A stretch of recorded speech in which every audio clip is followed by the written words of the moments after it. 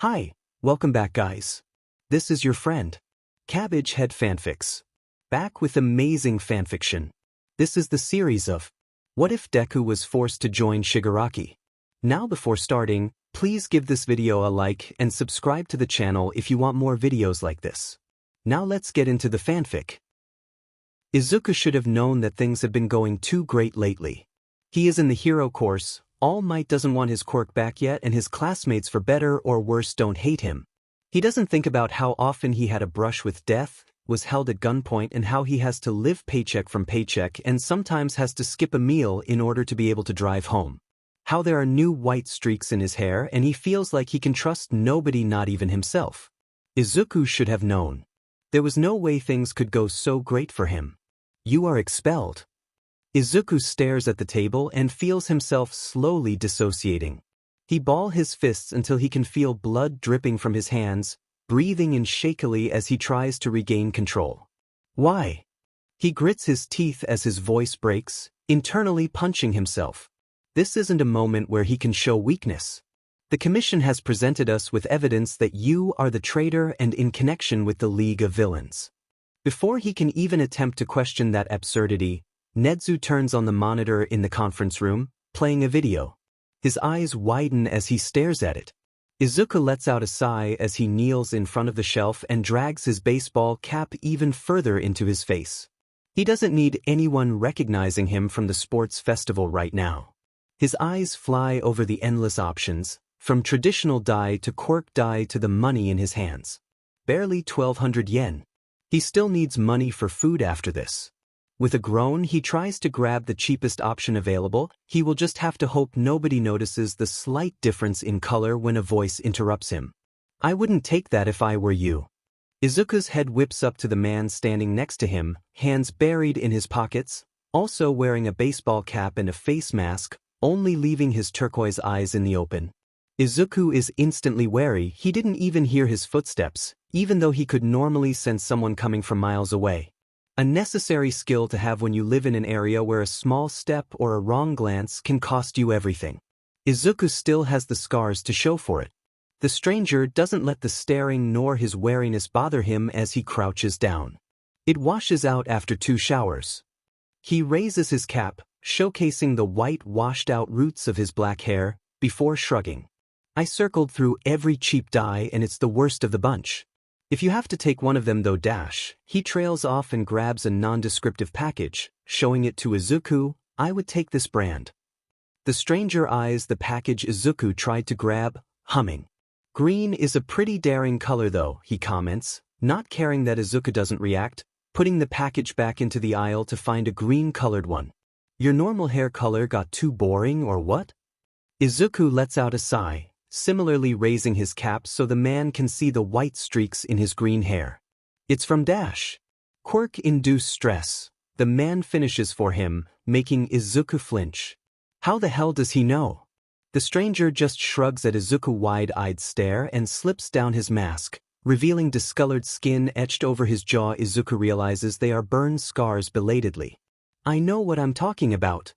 He hands Izuku the hair dye. Izuku, noticing that he tried to match it to his natural hair color as close as possible, with a raised eyebrow, and Izuku takes it with a quiet, thanks, not wanting to anger him. The man nods before taking another package from the same brand and standing up. We'll see each other around, kid, the stranger says, raising a hand, his back to Izuku, before going away. That's where the video stops. Back then he hadn't known that the stranger would later attack the UA training camp. Izuku almost didn't recognize Dabi at the attack, scars grown to his ears and under his eyes. There's a click and the next video evidence gets played before Izuku can even react or defend himself. Izuku is crouching in front of the instant ramen shelf when he hears bickering down the hall. He glances over, only to do a double take when he sees Dabi and Toga loading stuff into a shopping cart, bantering all while in the same aisle as him. Almost like he has an eighth sense, the man looks up from his paper slip, locking eyes with Izuku. Dabi's eyes widen with recognition and Izuku winces. Why here right now? Can't he have a normal shopping trip? Izuku closes his eyes and decides to ignore the situation, looking away to concentrate on the ramen flavors again. Are you seriously ignoring us right now? Dabi shouts, scandalized. What should I do instead? Izuku answers, rubbing his temple, not even turning to the man, hoping he, along with Toga, will disappear when he ignores them long enough. I don't know, fight us or at least report us? He questions, aghast. Izuku gives him a deadpan look. I haven't seen you guys do anything right now, and it's not in my jurisdiction to punish you or pursue you for your past crimes. What the F dash? Aren't you a hero? Izuku lets out a sigh. If I wouldn't live by this rule, I wouldn't get from one place to another without having to fight every 5 seconds. Not even thinking about the paperwork involved with reporting someone, he says, getting a headache. Also, I value my life and my time, he murmurs, picking a random flavor he hasn't tried before standing up. What the hell is wrong with Dash? Can't you guys summon Kurogyri to pick you up so I don't have to deal with you guys? Izuku interrupts, pinching the bridge of his nose, glancing at the clock. 12:21 a.m. He will have his shift soon. What is he? Our taxi? Dabi says, unbelieving, and Toga snickers, packing away her smartphone, before throwing her hands around Dabi's neck. Calm down, Dabi, she giggles, not even getting bothered by Dabi's attempts to shove her off. Don't be so stiff. Toga gives Izuku a mischievous smile, showing off her canines. We don't want to scare off Izuchan now, don't we? A shudder runs over Izuku's spine, but before he can retort, a familiar purple, swirling portal appears. Toga gives him a wink before waving at Izuku, dragging Dabi and the shopping cart into the portal, it closing with the words of, "It was nice meeting you again, Izuku-chan." For a second Izuku grows scared that there is more, but the monitor remains black, having been turned off after the last video. He blinks at the monitor. That's all? This is their evidence? Are you serious right now? Izuku says, disbelieving, starting to get angry as he stares at Netsu and Aizawa, who both remain stoic, their expressions not revealing a single thing. Yes. And you are believing them? He questions further, fuming, gaze whipping to Aizawa. It's what the commission determined, the man drones out. I thought you would be the first good teacher I ever had, but I guess I was wrong. He hisses at Aizawa, before his gaze moves on to Netsu, not noticing how the dark-haired man flinches at the harsh words. And I expected better from you, Netsu. At least you should know what a snake the commission is. He storms out, slamming the door behind him, gaze dark. I'll show you how bad I am. He zips the bag close with a sigh, before settling on his bed, starting at the cracked ceiling. He is glad that he constructed the lie of living with his grandparents for UA and placed down a different address. That way they won't find him when they go looking for him. But still, there is no way the commission doesn't have a hunch on where he lives, considering they dug up all those tapes despite them being from the corner store of the Red District. Izuku clicks his tongue. He can't believe he has to leave this place behind. While it was a sheet-hole, it became his home over the years, the only place that he could call his own and felt safe in. He throws the duffel bag over his shoulder with a sigh. He has to stock up his first aid kit before searching for a place to stay low. Izuku brushes his hair back before putting on the cap, hiding his unruly curls under them. Then he goes to the store, heading over to the aisle with band-aids and other first aid supplies. He hums as he looks over the different things. If he remembers right, he is missing some burn cream and pain relief gel. He kneels down and grabs the cheapest option, when he hears footsteps. He stays still, pretending to look at the relief gel for a second as he looks at the person in the corner of his eye, only to almost let out a groan. However, something must have given his disdain away because the man turns to him, his face morphing in disbelief as he recognizes Izuku. We really have to stop meeting like this, Izuku comments as he stands up, pain relief gel temporarily forgotten. Dabi narrows his eyes at him, before sighing and turning away, eyes flying over the aisle. I agree, he simply says, grabbing some of the more expensive and effective burn creams. Before Izuku can say something in response, a loud explosion rips through the air, shaking the building and almost tearing Dabi and Izuku from their feet. With a speed Izuku didn't know he possessed without one for all, he grips the shelf before it can fall and coughs start to shake his body, his nose prickling from the dust. But before Izuku can even attempt to understand where the sudden attack is coming from, the shelf suddenly shifts under his grip and starts toppling over. Izuku is only saved when Dabi comes to his help, stemming up the shelf with the right side of his shoulder and both his hands, his teeth clenched while Izuku quickly moves away. The villain lets the shelf fall with a loud thump, breathing heavily while gripping his right shoulder, whilst Izuku is still trying to grasp that he almost got crushed to death by a supermarket shelf. He turns to thank the villain he still has manners after all, when he sees a piece of debris heading straight down on the man. Izuku is off without thinking, filling the air with the smell of ozone and tackling the man out of the way, the concrete slab landing where Dabi had just been standing, crumbling the floor. I guess this makes us already even, Dabi murmurs, and there is a hint of amusement in his voice, despite the situation they are in. Izuku quickly rushes off the dark-haired man in order to climb the fallen shelf and hide behind one of the few shelves which still remain standing before trying to see where his enemy is. There is a big hole where the entrance of the store used to be, a man wearing a combat suit strolling in, his eyes flying over the aisles, and Izuku quickly ducks away when his gaze heads in his direction. There was a simple golden X stitched into the suit near his shoulder. Izuku lets out a low curse. You have any idea why one of the commission assassins is here? Dabi asks, voice close to Izuku's ear and almost giving him a heart attack. He only glares at the man out of the corner of his eye, not bothering to answer him as he goes through his options. Hey, don't ignore Dash, the man hisses, his voice raising when there is a loud slam and the shelf they are hiding behind snaps in half, revealing them both to the agent. They share a wide-eyed gaze before jumping into different directions, a sword slamming down where they were, cracking the flooring into 1,000 pieces. A sword? A bit old school, aren't ya? Dabi mocks, left hand raised with blue flames dancing on his fingertips. The agent doesn't bother to answer, ignoring the man as his gaze whips to Izuku, gripping his sword as he raises it above his head, heading straight for Izuku. Dabi sputters out a series of curses, launching fire at the man while Izuku tries to dodge out of the sword's arc, landing in a crouch next to Dabi, a shallow cut on his arm. Before the man can open his mouth, they hear police sirens ringing out. Izuku yanks on Dabi's right arm. Time to dip, he decides, running straight for the exit, Dabi following him only a second later, another curse on his lips. But before Izuku can even attempt to head into an alleyway and preferably up the roof, a sleek black car crashes into him, another man with a battle suit stepping out.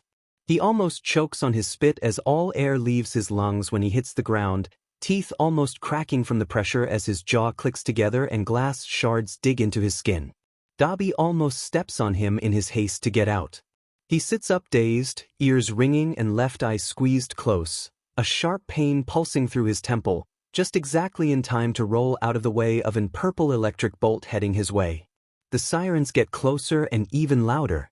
Dabi drags Izuku up by his armpits, Izuku's duffel bag already slung around his shoulder, voice growling. Come on, we have to get out of here. He ducks as another bolt heads for them, dragging Izuku with him behind the car, hissing as one his staples opens up. For FS sake, I should have let the shelf fall on you, Dabi grumbles as the blood drips from his cheek onto his hand, letting the duffel bag almost fall on Izuku. Izuku gives Dabi a withering glare, pushing the man's steadying arm away before picking up his duffel.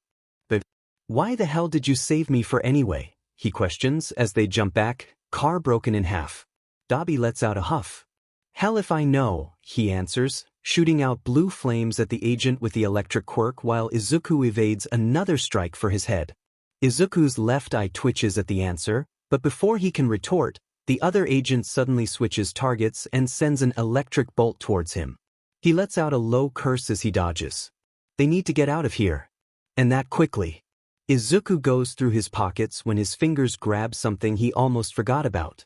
He hides his smile, pretending to wipe away blood from his mouth. Any ideas? Dabi inquires as he jumps back from the blade, them now standing back to back. Hold your breath and close your eyes, Izuku whispers. What dash? Just trust me, Izuku hisses before gripping the object in his pocket and throwing it down. Quickly smoke spreads around them and he can hear the agents getting into a coughing fit. Izuku uses the chance to grab one of Dabi's wrists and head into the direction he had scoped out beforehand.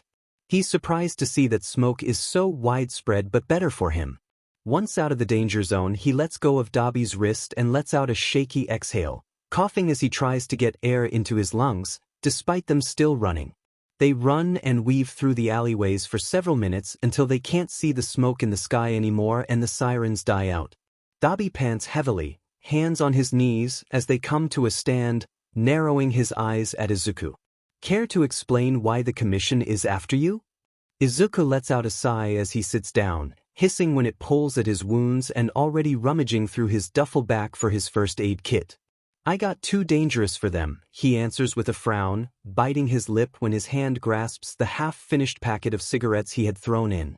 After a few minutes of hesitating, he takes one cigarette out and puts it in his mouth, head half buried in his bag to see if he also had thrown in a lighter, while he sets the first aid kit aside. Izuku clicks his tongue when he finds nothing, turning to Dabi, who is taking care of his wounds, inspecting his cheek in a glass shard, before deciding to bandage his own wounds. Got fire? He asks, voice muffled through the cigarette, as he starts to clean his wounds off with a bottle of water. Dabi raises an eyebrow before a blue flame appears on his index finger. Izuku quickly leans forward and lights the cigarette on before the man thinks better of it. Since when do heroes' students smoke? The man questions. They do not. Which is why I stopped before going to you. Izuku answers before taking a drag of the cigarette and then putting it in his mouth to bandage the cut he was treating, before moving on to look at his head through his phone camera. Well, and also because he was afraid All Might would smell the smoke and nicotine on him and would go and demand to talk to his mother. Thankfully, Izuku was never a frequent smoker and would just occasionally smoke, mostly when the voices in his head got too loud and the stress was eating at him. A big part why almost nobody at middle school found out was probably associated with the fact that they thought the smell was from Katsuki's bullying. Dabi lets out an understanding hum, before a frown appears on his face, eyeing the duffel bag next to Izuku. Did you get kicked out from home? Something like that, Izuku huffs out, grimacing as he tries to remove the tiny glass fragments from his forehead wound. If not from home then? Dabi trails off and realization dawns on his face. You got kicked out from UA? Is that why the commission is really after you? Izuku half-heartedly glares at the man, still prodding at his wound. I already answered that question. You answered sheet, Dabi grumbles but surprisingly doesn't push more.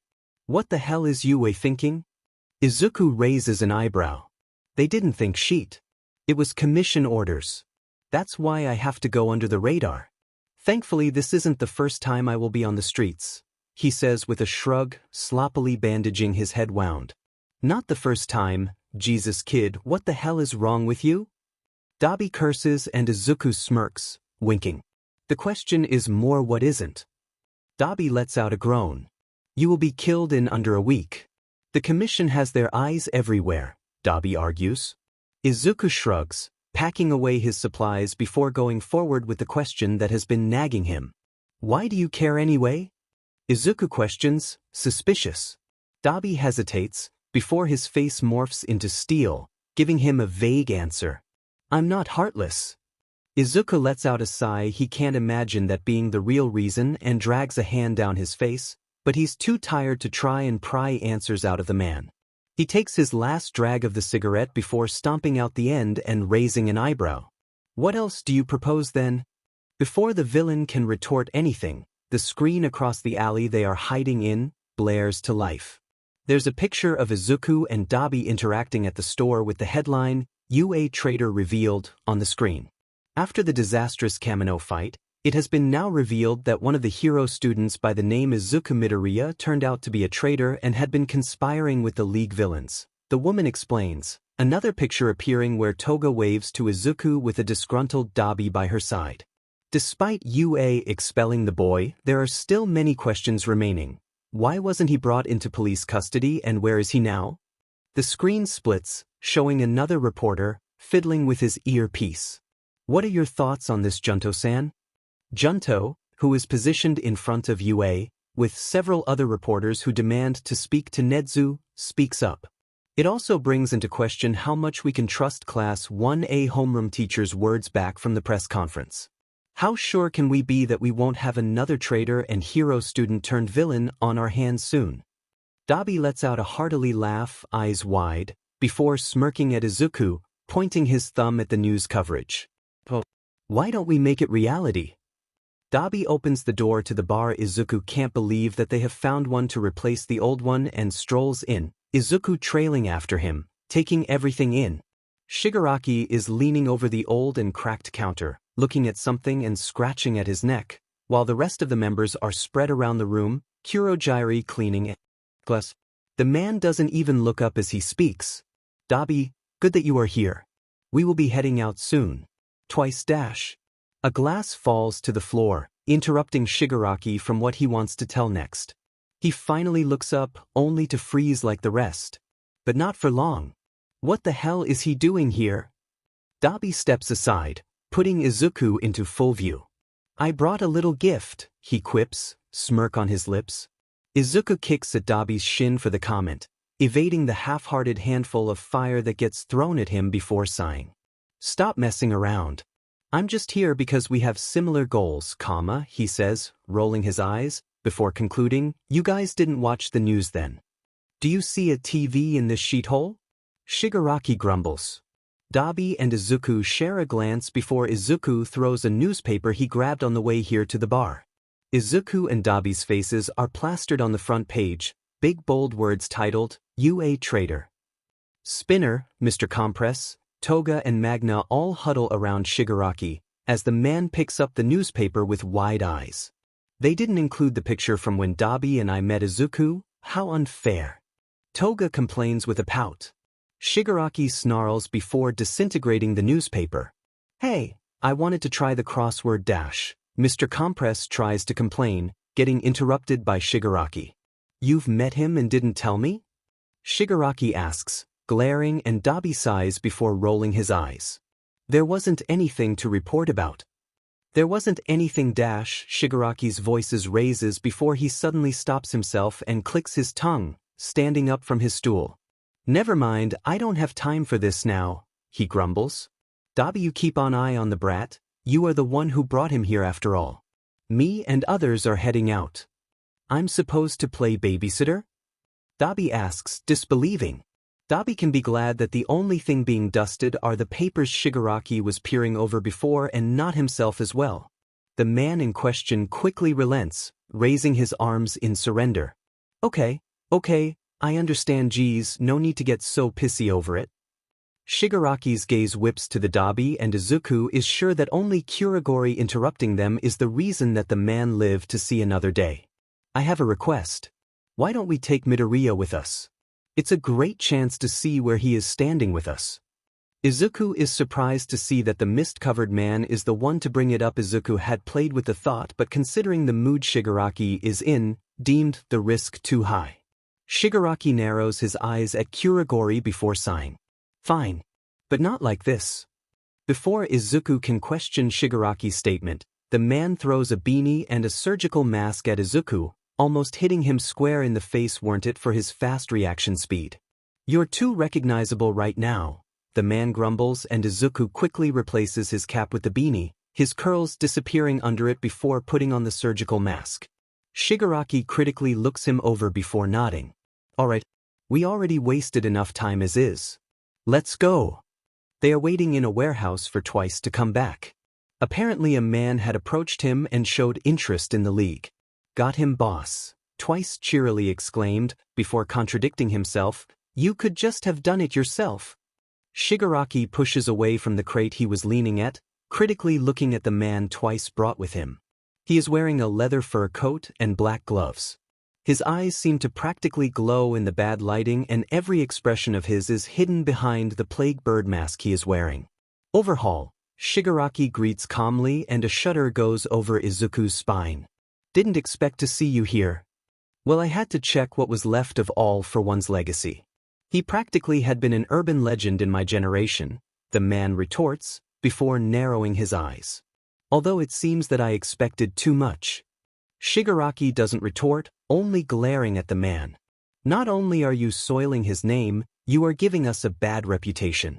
You had people like Moonfish, Muscular and Stain on your side, but still you lost them to pawns of this diseased society. Overhaul continues. It's clear that you have no plan. And that I can't stand. Twice, Shigaraki says, voice dark. Next time you bring someone, check if they are really genuine. But I have one, Overhaul continues, ignoring Shigaraki. If you join me and lend me your financial strength, I will show you how the next leader really looks like. Magna growls, but before she can storm at Overhaul or provoke him, Izuku holds her back with his right arm.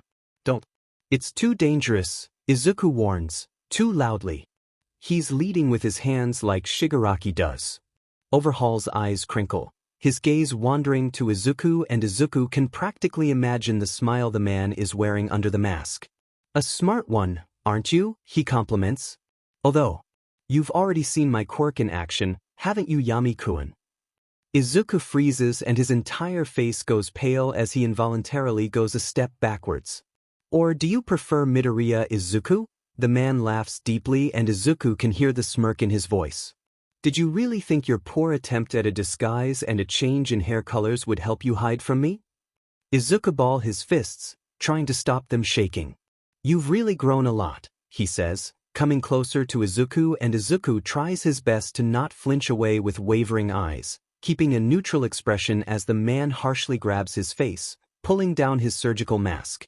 I'm interested where you managed to obtain that quirks of yours. I think you would make a perfect test subject. Faster than Izuku can react in his panicked state, Overhaul grips his left wrist, bringing it up above his head, the fabric shifting down and revealing the intricate tattoo underneath. After all, despite how we picked you up from the streets, helped you and made you part of our family, you ended up betraying us, making me lose years of research. Izuku slaps away his hand, taking a step back, letting his fury override the fear he is feeling. What else should I have done after all you've did? Izuku hisses. First you wanted to experiment on a child and then, Izuku chokes on his words, and then you've put boss into a coma.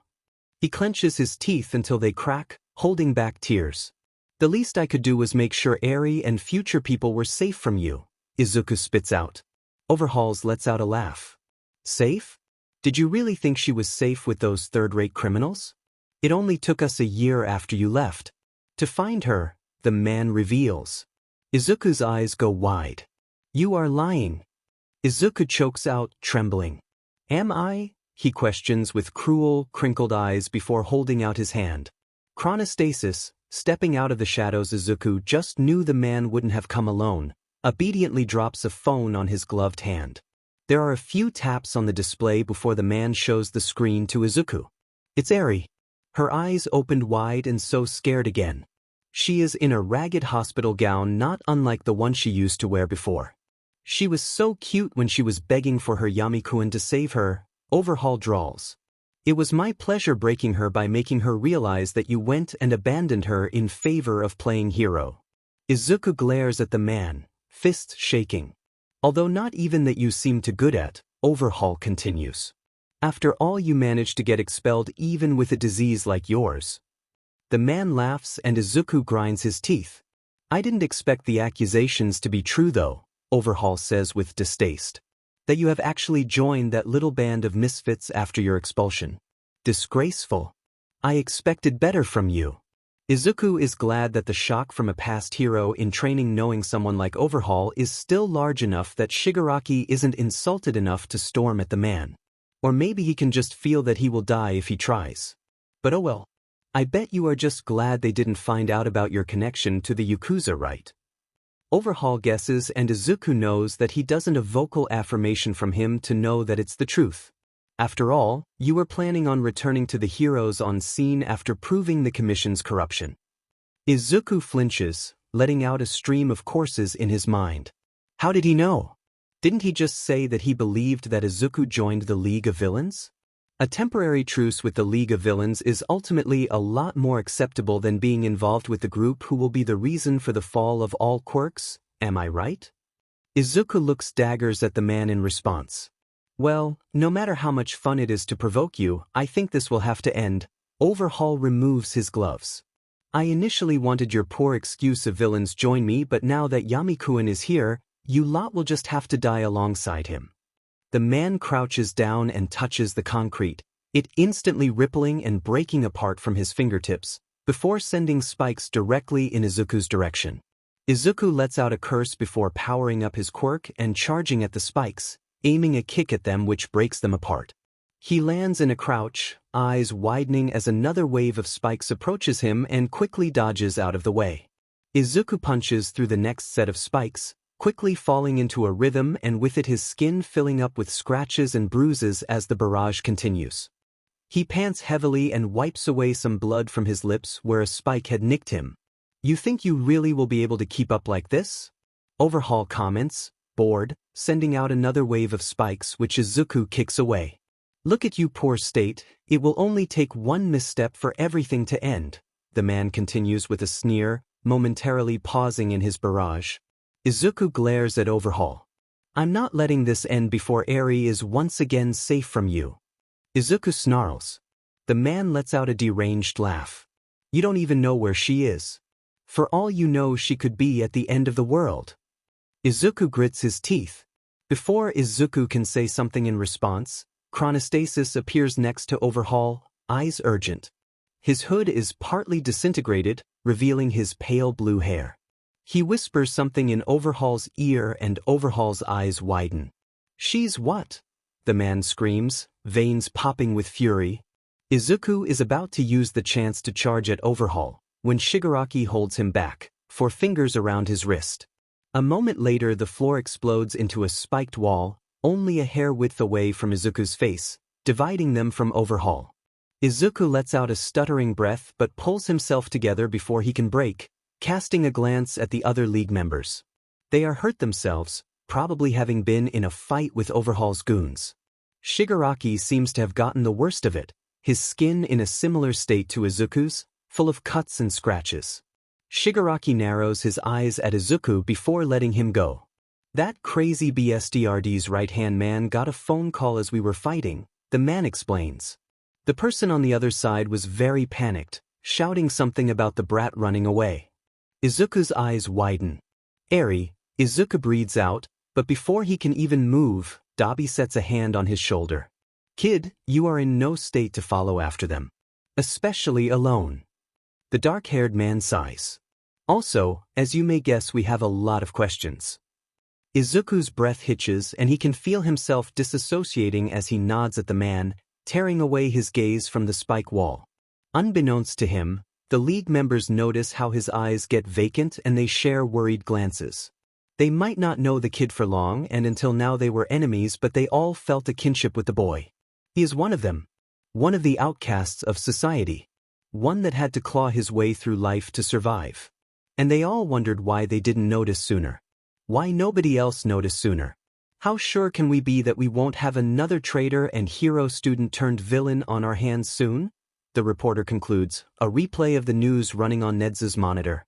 We'll definitely have to schedule a press conference soon, Shoyuta sighs as Nedzu turns down the volume. Nedzu hums, but before he can answer the door to his office smashes open, All Might storming in, eyes frantic. Nedzu, we have a problem, he huffs out of breath. Midoriya, his mother she's dash, his breath hitches, when his eyes catches the still frame displayed on of Nedzu's monitor. What have you done? All Might asks, disbelieving and in horror, staring at the news. What have you done? Now Yagi. I understand that Midoriya is very important to you, but it was a necessary sacrifice to make sure the commission lets their guard down, Nedzu replies. However, instead of exploding how Shoyuta expected the man to do, All Might goes deathly silent. Are you stupid? The man asks calmly. Yagi, now you are crossing dash. I said, are you stupid? All Might repeats, silent fury shimmering in his eyes. Can't you see that you turned him into someone with nothing to lose? Nedzu rolls his. I'm sure the boy is too engrossed with the fact that he was expelled to do something stupid. All Might lets out a hysterical laugh. You know nothing about Izuku, do you? The man says after calming down, smirk playing around his lips. The shy, anxious, hero-loving kid? That's all a mask. And now that you ripped it from him, you are going to see the monster beneath it, All Might states. And I'm doing nothing to stop it. It's after all their wounds got bandaged and it's already dark outside that Izuku slowly starts to get back to himself, cotton starting to fade away. He is sitting on the couch, Shigaraki playing some old game put on mute. The clicks of the controller are calming to listen to. Shigaraki glances at Izuku when he shifts, pausing his game. Kurogiri saved you some food, it's in the kitchen. Izuku nods quietly, staring at the paused screen. There is some silence before Shigaraki speaks up. What? There is hesitance in his voice. What you told me back then. Was it the truth? Was it really what you were thinking? Shigaraki asks quietly. So what makes us different, Midoriya? Shigaraki asks, and there is a desperate edge to it, like some part of him wants help, that makes Izuku stop for a moment to think. I think I understand what you mean, Izuku starts, deciding to not comment on the stain part. He really doesn't want to talk about the man, not noticing how Shigaraki startles and the grip gets slightly looser. The world has always been an unfair place for people who are deemed less, for people society doesn't find any use in. For people like you and me, is what Izuku doesn't say out loud. Heroes get put on an unreaching pedestal while people with destructive or dangerous quirks get pushed into the villain position. And even when people see it happen, they do nothing to stop it. May it be bullying and unfair treatment. People have become complacent. They have become faceless bystanders, thinking that things aren't their issue or problem as long as a hero is around. But in the end they condemn people to die because they were too noble to help them themselves, Izuku continues. In the end you have no other choice but to become what yourself once feared and detested. Izuku stares at the ceiling, solemn. Yes. Shigaraki lets out a quiet, sad chuckle. I guess you knew what you talked about, he murmurs, before sighing and saving his game, setting his controller aside. I'm going to bed, do me a favor and do not wake up Kurogiri by watching TV too loud or something. Izuku nods, waiting until the man is out of the room before going outside, glad when finds an abandoned lighter by the door. He quickly lights a cigarette before leaning on the brick wall. Izuku stares up at the sky as he takes a drag of the cigarette, mind wandering back to when Katsuki first discovered him smoking. Izuku sighs as he leans back his head against the cold concrete, taking a drag of the cigarette and closing his eyes when he feels the familiar burn in his lungs. He doesn't open his eyes when he hears leaves crunching. Nobody knows about this spot and he has already seen some squirrels in the forest before. That is until he hears a gasp and small pops, sweet caramel scent mixing in with the nicotine smell. His eyes snap open and he almost chokes on his cigarette when he sees Katsuki standing at the end of the exit, eyes wide. What the F dash, Deku? The blonde curses, stomping over to Izuku and slapping the cigarette out of his hand, Izuku too frozen in shock to react. You arrive late to school, dyed your hair and got an undercut, suddenly have piercings and now you are even smoking? He questions, eyes burning. Do you really think you can be a hero like that? What the hell are you doing, you dumb nerd? Izuku stares at the still smoking cigarette on the ground instead of answering. Katsuki notices his gaze and violently stomps on the cigarette, before growling. You know what, never mind. I don't even know why I care anymore, he spits out, turning around. It was a shock, hearing these words from Katsuki. He had been at a serious low point, seeing his new family crumble around him and going into madness just after a year of being with them. It's these words that kicked Izuku in the butt and made him pick himself up again, finding a place to stay instead of squatting in abandoned warehouses and starting night shifts at a store in order to provide for himself. He really had been miserable back then. You may have shaped up these past months again, but you still have no place playing hero, he sneers. You should start rethinking your choices if you are not serious about it. It was no wonder that Katsuki told him so on the day of the sludge event. It was only then that Izuku realized that the boy was right. Instead of starting to train and sharpening his senses, he had been praying for a miracle to happen, like he would suddenly manifest a quirk. Although he got his wish in the end. Still he can be glad that the boss had shown him some self-defense in the year he had been with them, or else he wouldn't have survived being on the streets. The 1 month before he was found by him had not been a comparison to what he had to endure after. Izuku suspects that it was because he had been in the Shai Hasaikai territory the first time around.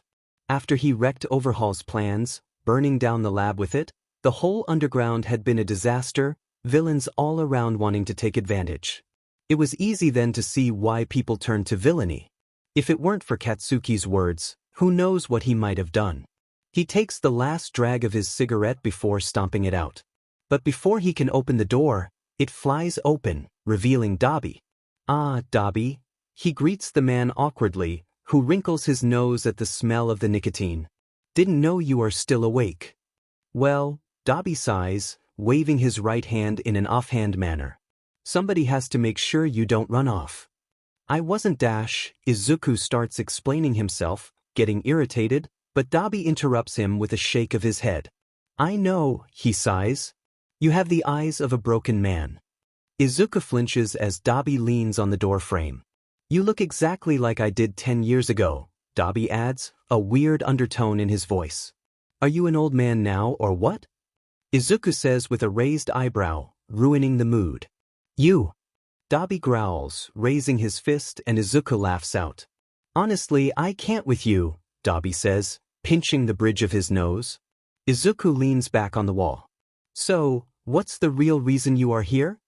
Izuku questions, crossing his arms, looking at the night sky. "If you knew I wouldn't go off on my own, what did you come out here for?" "Teach," Dabi clicks his tongue. "Right to the point, huh?" He lets out a sigh, burying his hands in his pockets. "Were you really part of the Yakuza?" he asks quietly. His wife? Still in denial? Izuku answers, tone a bit bitter. "Not really," Dabi comments. "There had to be a reason why you were so experienced with being on the streets. Nobody survives on them without going down the wrong path." "Speaking from experience, huh?" Izuku chuckles. "I guess you're right. The only who don't are the ones who get missed," Izuku murmurs. Dabi next to him stiffens. "Yes," he only whispers in response. There is still no word of the location of UA's traitor. However, Nedzu, the principal of UA, announced that he will be holding a press conference tomorrow. The TV blares. The screen goes black with a click of a button, the remote thrown against the wall in frustration. "Why are you fuckers still watching this?" Katsuki questions, fuming. "Do you guys really think the nerd could be a traitor?" His classmates look at him with hesitant faces, some don't even meet his eyes as his fury gaze whips over them. The only who meets his gaze unfrozen is Todoroki. "Bakubro dash," Kirishima placates, trying to calm down the ashen-haired boy by putting a hand on his shoulder, but Katsuki slaps it away, eyes narrowing. "He risked his life for so many people in this room and still you guys can believe dash." Katsuki chokes on his words, clenching his fists. "Believe that he would betray us?" "Bakugo," Ida calls out solemnly. "Can you guys really say with a 100% certainty that he is a villain, huh?" Katsuki questions and his classmates lower their gazes. But before Katsuki can continue, the door opens, Aizawa strolling in, eyes narrowed. "What is going on here?" "Like you have any right to know." Katsuki sneers, crossing his arms. "Bakugo," the man warns. "Don't pretend to be better, you a-hole." Katsuki spits out. "You didn't even fight for him." "Bakugo, that's Inu dash. Nobody of you did." Katsuki screams, glaring at his class and his teacher he thought he could trust for once. "No, you just dropped him into the dirt because clearly we don't matter a sheet to you." "Enough." Aizawa thunders. "Bakugo." Detention. But Katsuki only rolls his eyes, scoffing as he buries his head into his pockets. Yes, make sure to give me house arrest," Katsuki says with scorn on his face, already heading upstairs. "Like it will fix any of the mistakes you did." They are nervous. It's understandable, Izuku thinks. After all, it's not every day you find out that a former hero student used to be part of the Yakuza. Izuku himself is sometimes still in disbelief, only the slowly fading tattoo on his arm reminding him of that particular past. It's also the first time bandages don't obscure it, laying it bare for the league members to see. When he was still in UA, he had worn compression sleeves and bandages as a safety measurement, too afraid of someone recognizing the tattoo or declaring him as a delinquent. He was glad Recovery Girl didn't say anything either. He is sure she's seen glimpses of it. It was a colorful sleeve with a traditional dragon draping over his arm, and it had been a very long and painful process getting it tattooed, especially since it involved quirk tattoo dye which grows with the skin so the motive wouldn't stretch or rip due to building muscles or growth. Izuku himself doesn't really understand it entirely. He is just glad for it since he did gain a lot of muscles due to his training with All Might. He can see Dabi's gaze wandering to it and suppresses his reflex to cover it up. They know about it anyway, and he always liked the tattoo despite the implications behind it. The man nudges him and Izuku lets out a sigh, wringing his hands. It's time to start. When I was 13, my mother died. It was the perfect excuse for the landlord to finally kick me out. He always disliked us staying there. Izuku starts explaining, eyes downcast. I stayed a month on the streets before I got lucky, at least I thought so at the time. The old boss of the Shai Hasaikai picked me up, gave me a new change of clothes and food. Out of the corner of his eyes, Izuku notices Shigaraki stiffening at that. He asked me what I was doing on the streets, and after I explained what happened, he offered to let me stay at their mansion if I was willing to join them. He carries on, mind flying back to when he met the old man, the lowest point of his life. Izuku stares at the dried blood and dirt under his fingernails, gripping his hand until it turns deathly pale, only stopping when he starts to lose the feeling in his fingers. He harshly lets his head fall back onto the cold concrete wall, biting his lips when he feels tears pool into his eyes. He's so pathetic. It's not like it was his first time fighting back against people 1,000 times stronger than him, biting and scratching whatever he can find like a feral cat. But it was his first time seeing so much blood, red everywhere on the walls and floor and coating his fingers, and he presses a hand against his mouth, the sob tearing out of him. He can still smell it in his nose, the old, sweetly copper. He turns to his side and starts retching, but the only thing that comes out is white foam. It takes everything in him to not start hysterically laughing, too afraid of someone hearing him and finishing the job of the man he escaped. He firmly presses his eyes shut, clenching his fists until he can feel something wet dripping down to the floor. It's a miracle that he hears the crunch of gravel and dirt in his state. His eyes snap open and he scrambles to get up, to find some way to escape, but the strength in his legs leave him at the last second and he falls to the floor, squeezing his eyes shut as he expects the dull pain, but it never comes. Careful there, a slightly hoarse, deep voice lectures, and Izuku hesitantly opens his eyes as he is placed firmly on his feet, an old man smiling at him. He's wearing a black, blue and gray kimono, his hands firm but gentle as he lets Izuku go. How about we clean you up first, all right? The man asks, eyes crinkling. He blinks, trying to shake the memory away. At that point, I was willing to do anything. I never hungered in my life, so the month felt like hell, he continues, gulping. I accepted. He took me to get my hair cut and dyed and then let me roam free at their mansion. He is glad. Nobody is interrupting him. He doesn't know if he can start over if they were to stop now. The members were scary, but they were nice to me. For once in my life I didn't feel like dirt beneath someone's shoes. He can't help how his voice sounds fond. I stayed with them an entire year. They even held a congratulations ceremony for me, and that's how I got the tattoo. I finally became an official member. He mindlessly brushes over his tattoo, laughter of the tattoo artist at his squirming and whining ghosting in the back of his mind. But it was not even a few days later when Boss fell into a coma. He forces himself to continue. I quickly found out that Overhaul was responsible for it and what he was planning to do with Eri. He can see some of them perking up at that, having heard of Eri when Overhaul confronted Izuku. I swore I would do everything to avenge the boss, so I deleted every file of his research and burned the lab down. He ends and Dabi whistles, clearly impressed by his first arsonist attempt. Izuku rolls his eyes in response, but the twitching of his lips betray him. It's Shigaraki who speaks up first. Well, the solution is clear here. He drawls lazily, leaning back on his C and waving his hand dismissively. We just have to kill the BSJD and pick up the brat from him. Izuku can't help it. He starts wheezing and with it the atmosphere clears up, the league members sharing relieved gazes. No problem here from me, Dabi says. I always wanted to set some Yakuza on fire. Yeah, they deserve it. Twice chirps, For the first time not contradicting himself, Izuku doesn't know if he should be scared or happy. Shigaraki smirks, determined, and leans forward, gaze sparkling. Then let's plan how to get rid of those NPCs. It's strange seeing the mansion again.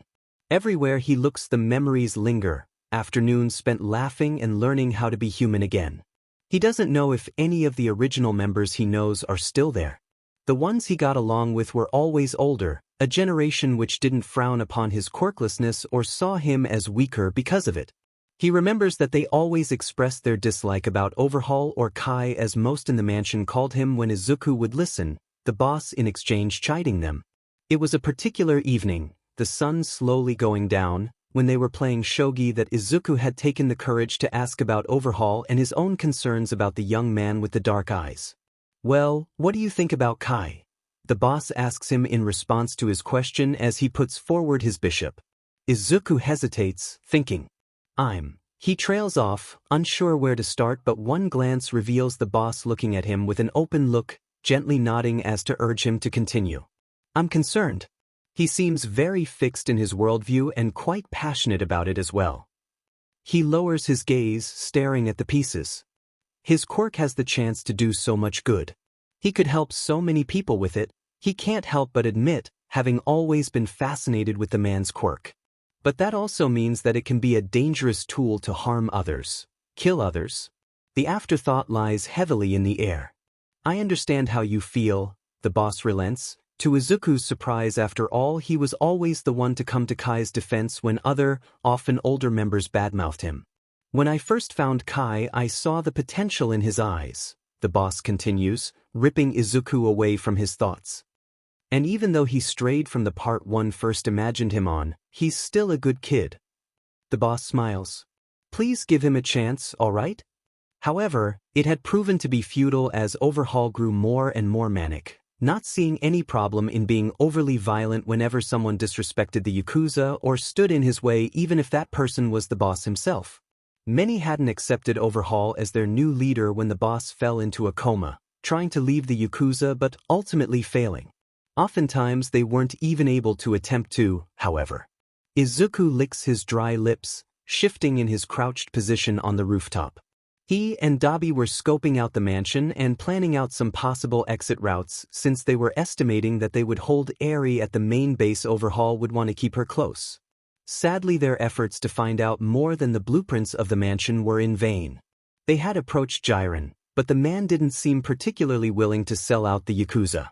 "Well, if it isn't the famous Yamikuin," Jiren says with a slimy smile. "You certainly have made yourself a lot of enemies." His gaze trails past Izuku's shoulder to where Shigaraki is standing, eyes narrowed. "Although it seems like you have gained an ally at least." Izuku ignores his provocation. "What can you give us about the Shai Hasaikai?" "I'm sorry, can't do," he responds, taking a drag of his cigarette. "You'll have to understand that I'm not exactly keen on getting Overhaul's ire at this time." Before Izuku can answer, Jiren continues. "The only things I can give you are things which are publicly available and known by the police. Blueprints, quirk registries." Izuku shares a gaze with Shigaraki and nods, throwing cash at the man who in return hands him a flash drive after carefully counting the money. Izuku didn't think that it would be of much help at first. He got to know most of the newer members before he left, entries filled to the brim with analysis about their quirks, and he still remembers the mansion by heart, every little corner and niche. But then he looks at the blueprint and it's different from his internal map. And he knows exactly where they are holding Eri. So now it's up to them to confirm some details and, if they are lucky, to find out something new. The sun had already gone down an hour ago, but despite this he and Dabi stayed in their places, limbs aching and throbbing. After Izuku deems it safe enough, he nods at Dabi and nimbly scales down the building, arms straining and stiff by the time he has solid ground under his feet again. His footsteps are near silent as he slips through the alleyways, a labyrinth he knows well. It doesn't take long until he arrives, the bell signaling his entry, the clerk not even looking up from his phone as he welcomes him in. Izuku quickly shuffles through the aisles and gets what he needs, being careful of the cameras. He unceremoniously drops his things onto the counter, the clerk not even flinching, and he scans the products with his eyes downcast. Izuku gives the man the money and shoves the products into a paper bag, sighing as he heads for the door. There is something in the air that makes him uneasy that he can't put a finger on. It's when the door closes shut behind him, the cold wind pushing into his face, that he hears the breathless whisper, proving him right. Yami-kun? He whips around, knife already drawn only to freeze. He curses under his breath, taking the man by his wrist and dragging him into a secluded alleyway. Before Izuku can reprimand the man, he gives him a small smile, making Izuku hesitate. How have you been, Yami? I haven't heard from you in a while, the man inquires. My granddaughter is finally in UA as well, you might have met her. Yes, I did, Hagakure-sen, Izuku sighs, pinching the bridge of his nose. You know exactly why I haven't contacted you. Why can you stay so calm? What if someone sees you? But the old man only snickers in response. Hagakure Yuya. The man is one of the oldest members of the Shai Hasaikai and has a very faint presence. He could blend into the shadows and go unnoticed for days unless he made himself known.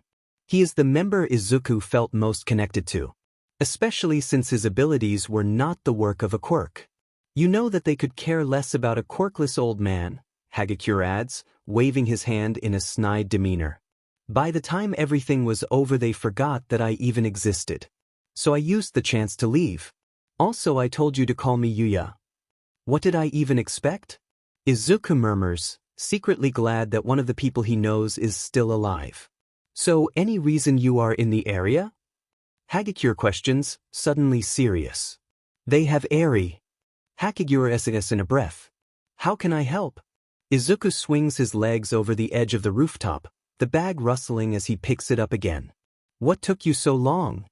Dabi complains, voice quiet, as he turns his head around, still in the position Izuku left him in 20 minutes ago. Izuku smirks at the man. I cracked the jackpot. The line beeps continuously as he tries to call it for the second time today, lips already bitten raw. He's about to give up and accept that the man must not want to speak to him, or even worse, changed his number without telling him, when the line clicks, signaling someone picked up. Night, Toshinori greets, a bit breathless and eyes widened. All might, Mirai answers, voice sounding almost forced. Toshinori starts, before trailing off, not sure where and how to start. They hadn't talked in 6 years, and Toshinori had felt too awkward after their fight to approach the man again. Mirai sighs and Toshinori lets out an awkward chuckle. Do you need something? He prompts, and Toshinori can practically imagine the raised eyebrow on the man's face. Toshinori breathes in and steels himself. I need your help with finding Midoriya. I don't have time to help search for a villain, the man scoffs, papers rustling. He isn't a villain. Toshinori tries to keep his voice civil. You know exactly how the commission does things. Do I? The mockery is clear in his voice. Yes, you do. Toshinori pinches the bridge of his nose. I understand you wanted me to choose Mirio back then, but You don't understand anything, Mirai interrupts, voice icy. I handpicked the perfect successor for you, but you went ahead and picked that lousy, useless, good-for-nothing It's time you stop throwing your childish tantrums, Mirai. All Might snaps. It doesn't matter what you did, because I picked Izuku as my successor and you have to accept that. He grips the edge of the table, the wood cracking under the pressure of his grip. The last embers of his quirk must have reacted to his anger. It isn't your concern what I do with my own quirk, and you have no right to decide anything for me, Toshinori hisses before the man can get a word in. I'm my own person. So until you understand that, don't even dare to contact me anymore. With Hagakure's help, no, he won't call the man Yuya. It just feels too weird to be so informal with the man, considering he is over triple his age. It doesn't take long to formulate a plan and find out more necessary information. The man has no difficulties with slipping in and out of the estate, confirming escape routes and Izuku's theory of where Eri is held. It almost physically hurts that he can't risk passing a message along to Eri. It would be too suspicious if the man lingered too long around, and Izuku wouldn't be surprised if Overhaul regularly searches Eri's room. There's also the fact that the man set up cameras pointing at Eri's room. He would only need to rewind the footage to find the traitor and ruin their plans. Nevertheless, It doesn't take long for Hakigure to come back with more information, eyes tense and steeled. And you are sure this is true? Izuku asks, eyebrows knitted together. Hakigure nods. The atmosphere was very uneasy and the members seemed to be pretty on edge, Hagakure explains. There are also rumors that a hero accidentally met Eri during her escape attempt and that they now have knowledge of her. It doesn't seem far off that Overhaul plans on switching bases, especially now that the police started moving. A hero, huh? Izuku repeats quietly, an uneasy feeling bubbling up in his chest. We'll have to be careful. Should I try to dig for more information? Hagakure inquires, but Izuku shakes his head. No, it's too dangerous, Izuku denies. I'll tell the others the new info. I'll notify you of the plan later. Hakigure nods before leaving. 2 hours later, Izuku is surrounded by the League, floor plans and strategies scattered over the bar counter, much to Kurojire's distraught, as he explains what he found out. Everyone understood the plan? Izuku asks, having explained his proposed plan in detail, circles and arrows drawn over the base floor plan. The League nods and Izuku decides to go over the positions again, just to make sure. Okay, let's revise. Spinner, Magna and Hakigure, you are on Team Camera, Izuku says. Twice, Compress and Shigaraki are on Team Chaos and Toga and Dabi are with me on Team Eri. After looking everyone in the eyes and seeing their determination, Izuku lets himself smirk. Then we'll attack this Thursday. There's static before the comm blares to life. Brat. Shigaraki's scratchy voice comes out distorted through the earpiece. We have a problem. Izuku frowns, tapping his earpiece. How come? The heroes are here.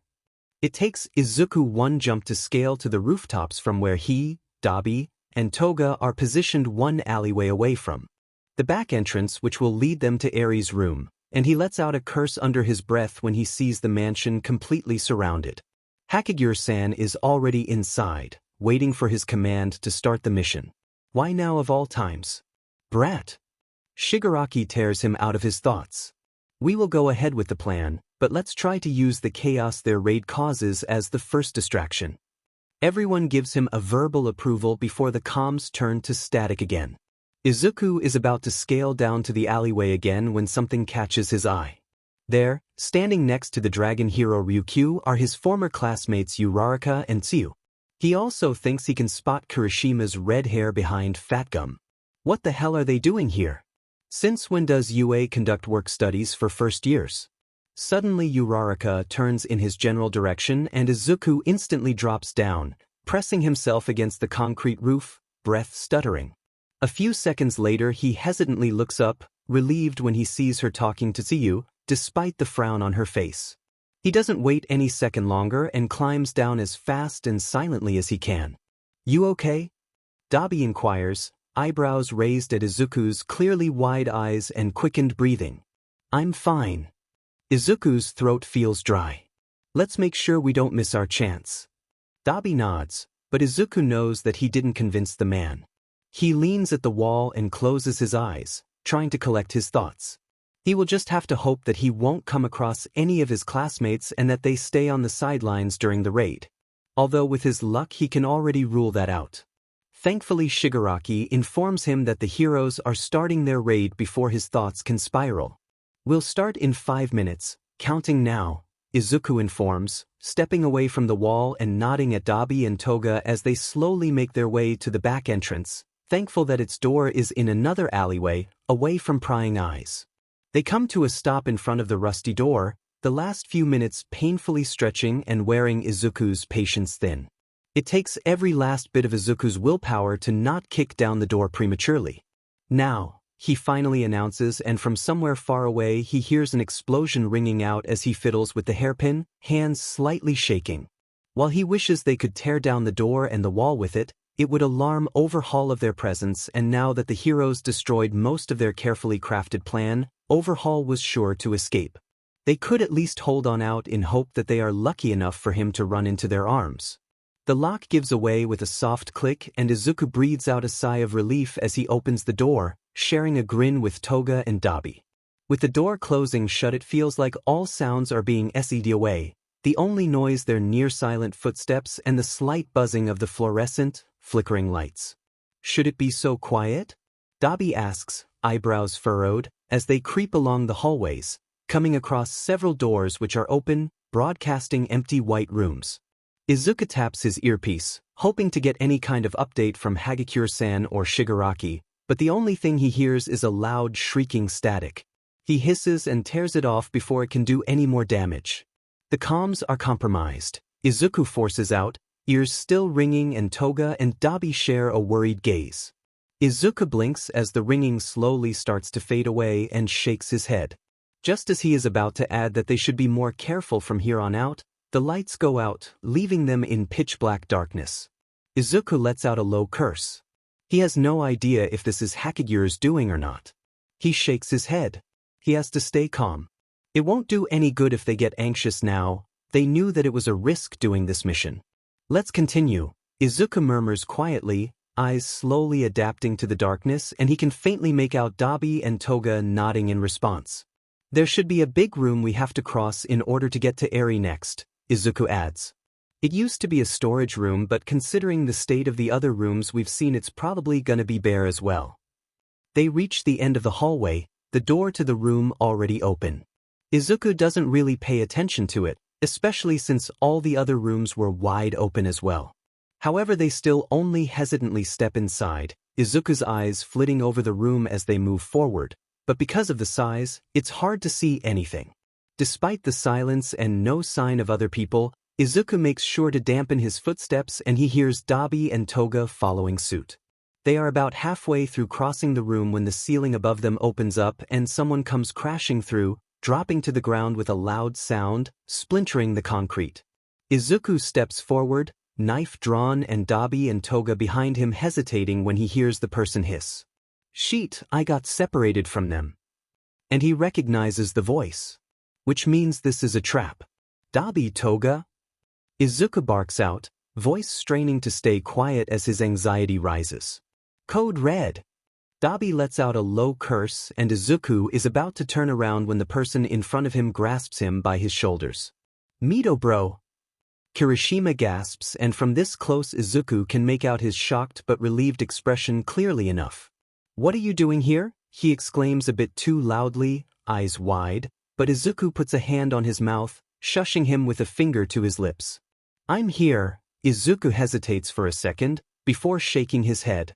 "I'm here to save Eri." Kirishima's eyes widen even more and he nods with grim understanding. His gaze heads from Midoriya to Dabi and Toga standing close behind. "You," he starts, looking as conflicted as Izuku feels. "You teamed up with some interesting characters." Izuku grimaces.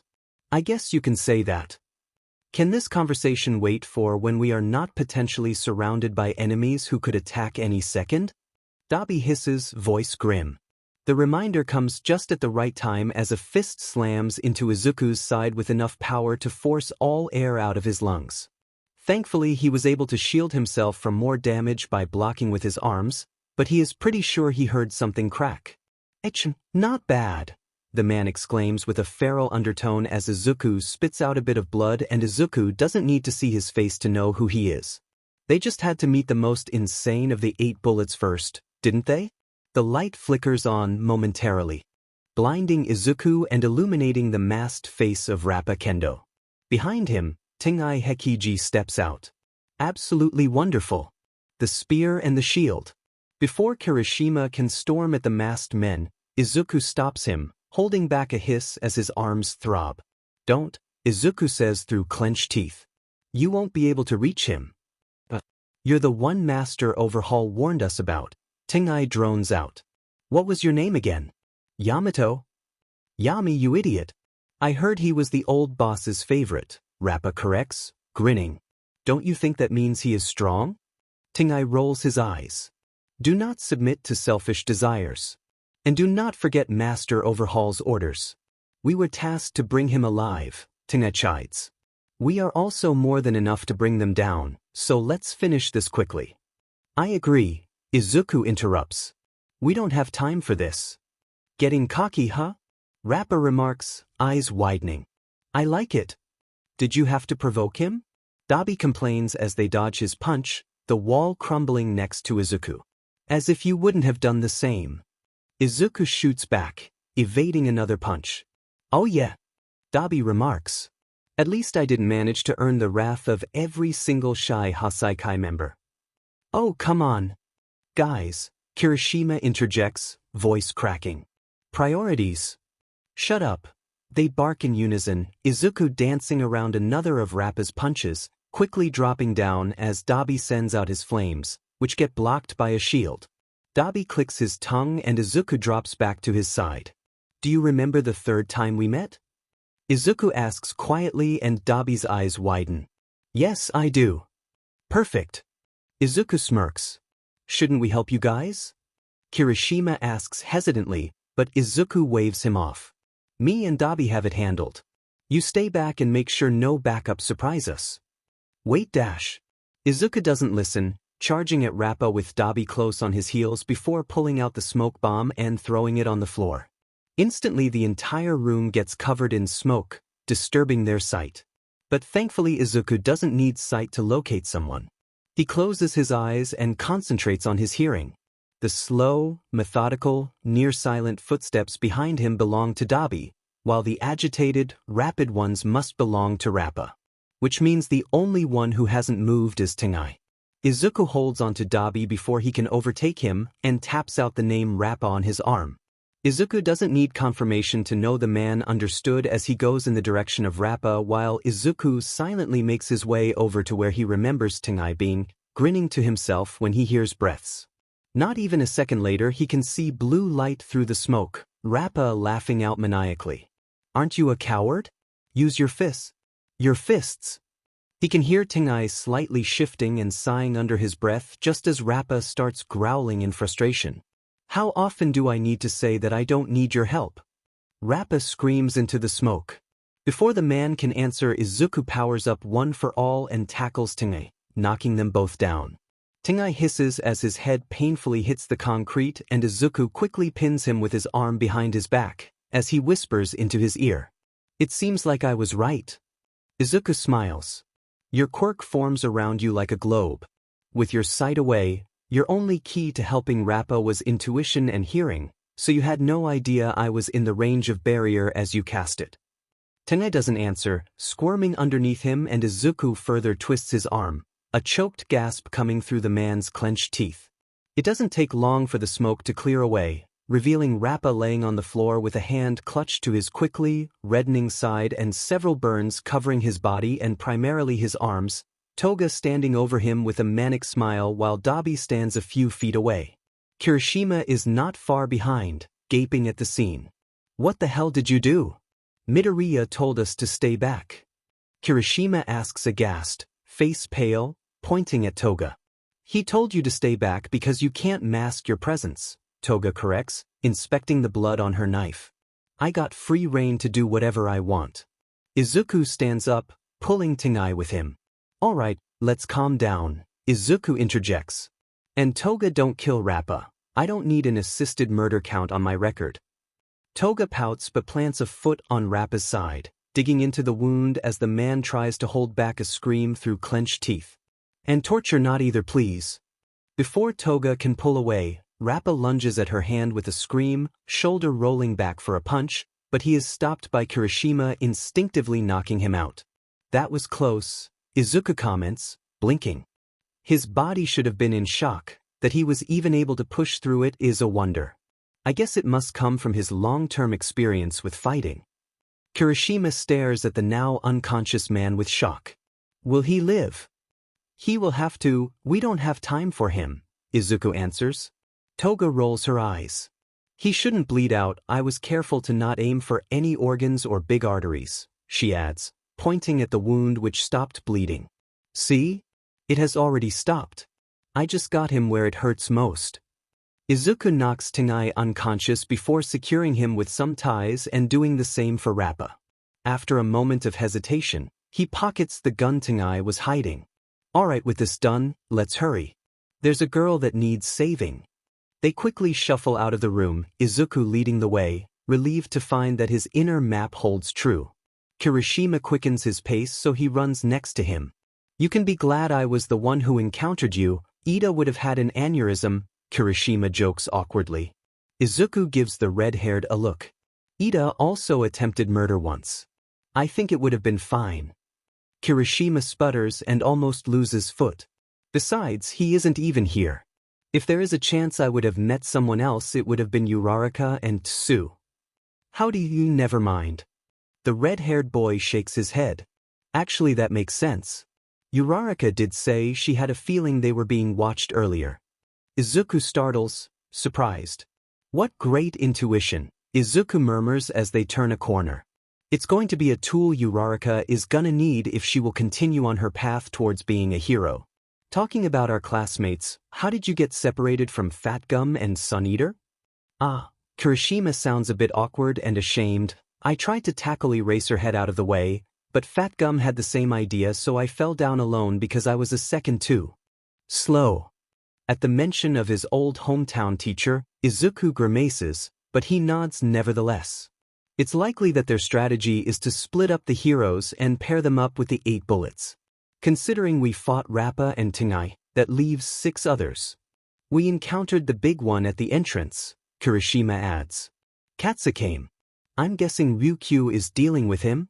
At Kirishima's nod, he continues, that leaves confession, larceny, crystallize, food, and sloshed.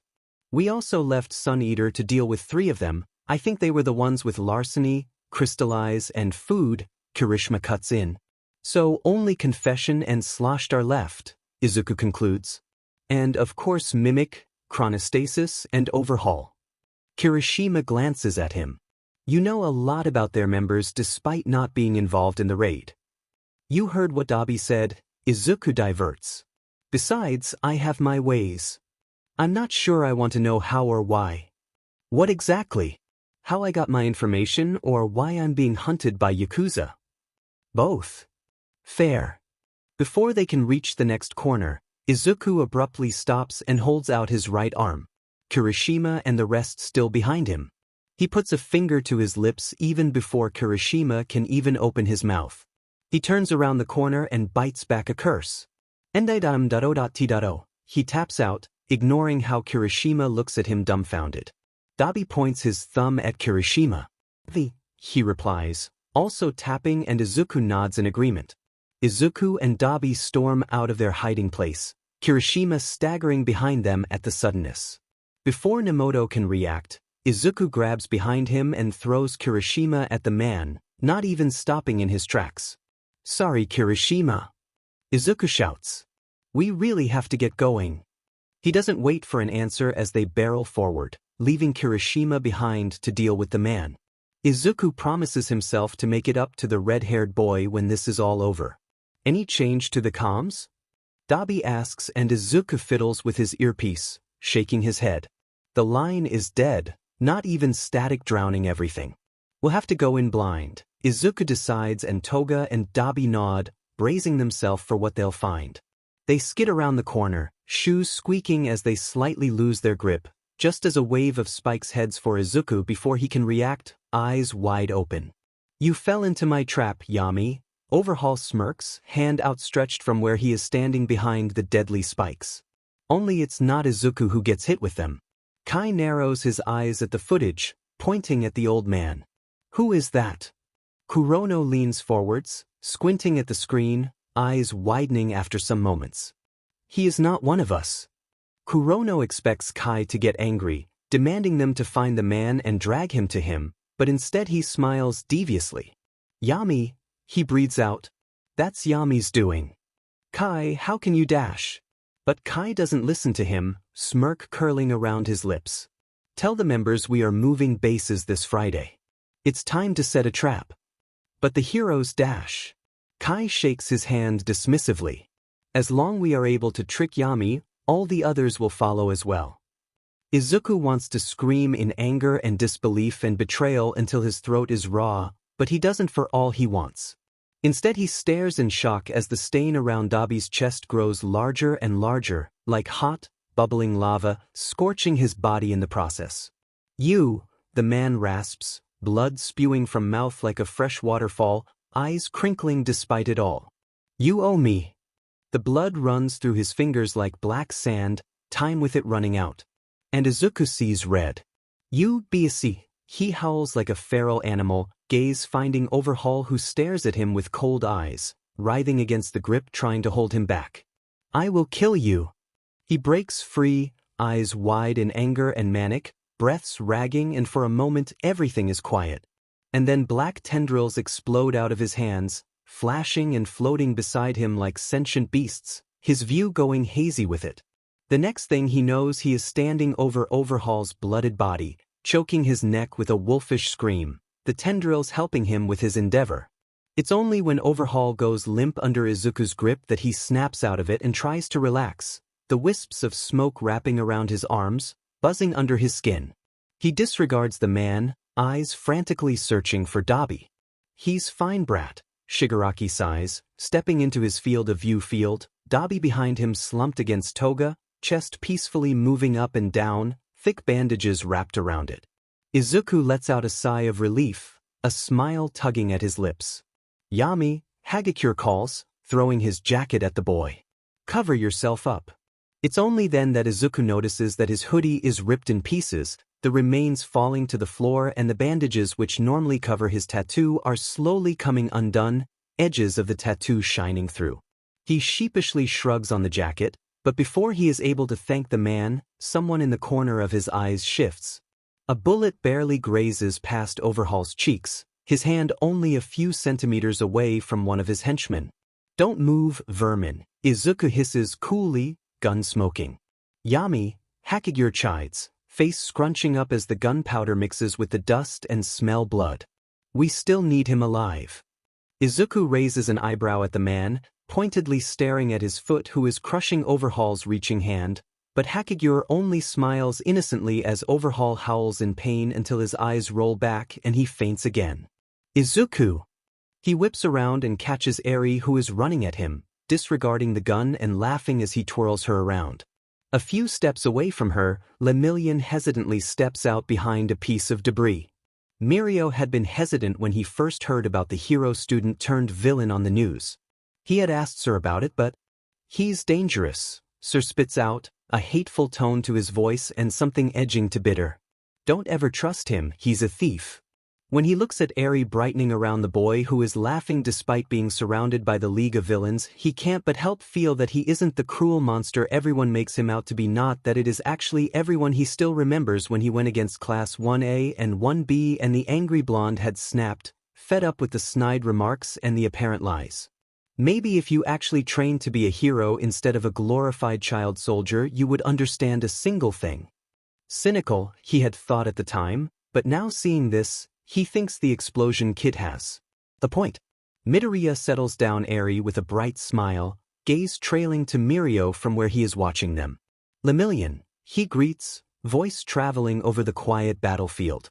While I know you are a good hero, we'll have to lend him for a second. The old man behind him throws Overhaul's body over his shoulder like a sack of potatoes. Wait, he calls out, but before he can even attempt to move, there's smoke prickling in his eyes and the feel of static, and the League and Midoriya and the old man are away. It's uncomfortably quiet, the only sounds being the peeping of the heart monitor and Izuku sighs as he leans back, arms crossed over his chest but still alert for when Overhaul, who is gagged to the chair opposite to him, will wake up. When Hokage-san first proposed forcing the man to reverse the boss to his former state, Izuku had been hesitant, but with time it revealed they weren't any other options if they didn't want to wait years. They couldn't force Eri to use her quirk on the man, too big the trauma and fear it will take years for her to properly grow comfortable using it, and besides her they didn't know anyone with a rewind quirk. Did I ever tell you the story about a little girl around your age who came to us? Hokage interrupts the silence. Izuku raises his eyebrow at the man, slightly shaking his head, gaze rested on the display. No? Well, she was an orphan in the foster system and trying to get more independent to hopefully adopt her younger brother as soon as she aged out, Hokage tells. So boss gave her work. She was one of our best members, efficient but still gentle. There is a fond but sad smile on the man's lips. Did she manage to help her brother? Hokage shakes his head. Sadly not. By the time she was able to, they got separated and he was moved to another foster home. Hakagure sighs. They weren't willing to tell her where he went. Something in Izuku clenches at that. The boss loved her like his own daughter, Hakagure continues. When he heard that she died and you were left alone. He doesn't need to continue for Izuku to catch on. Izuku's eyes widen. My mother. Izuku trails off. Yes, you wouldn't have believed how different she was back then. Hakagure chuckles. They called her Inko, the Iron Fist back then. Izuku snorts, smiling sadly. Somehow it doesn't seem too hard to imagine his mother in the Yakuza. He was very relieved when he managed to find you after hearing rumors about a middle schooler in our districts, Hakagure adds. At first he just wanted to help you get on your feet, but he told me that you reminded him so much of your mother back when we first accepted her. Scared and anxious, but determined. Izuku bites his lips, trying to hold back the tears as he stares at the boss. He looks like he is calmly sleeping. And well, you blossomed, Hakagure says quietly, also looking at the boss. You were the closest to a grandson he could get. I'm sure you remember how rocky his relationship had been with his daughter. Izuku nods. The boss had told him one day how Eri had landed in their care. You know, he wanted you to take over his position when he retires, Hakagure reveals, and Izuku gapes. I can't dash, Izuku chokes out. Why me? Hakagure smiles solemnly. He needed someone who could be stern but just.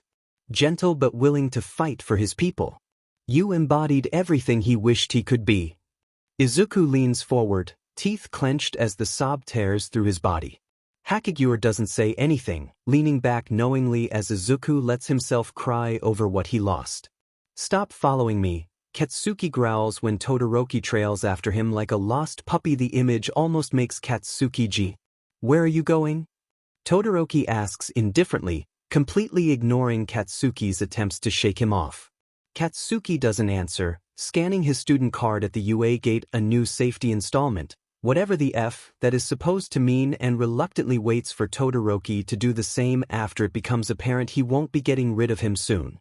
It's only several minutes later, when they can't see the UA walls anymore and Katsuki is sure that there aren't any spies or cameras that can hear them, that he answers Todoroki's question. I'm gonna make sure the nerd doesn't do anything stupid. Katsuki sighs, running a hand through his hair. Todoroki slightly behind him snorts and Katsuki twirls around, teeth clenched. Yes, I know, he grits out. It's so funny. Me, Bakugo Katsuki, caring about someone. Todoroki hides his smile behind his hand. No. I think it's more amusing that you think you can stop Midoriya from doing anything stupid.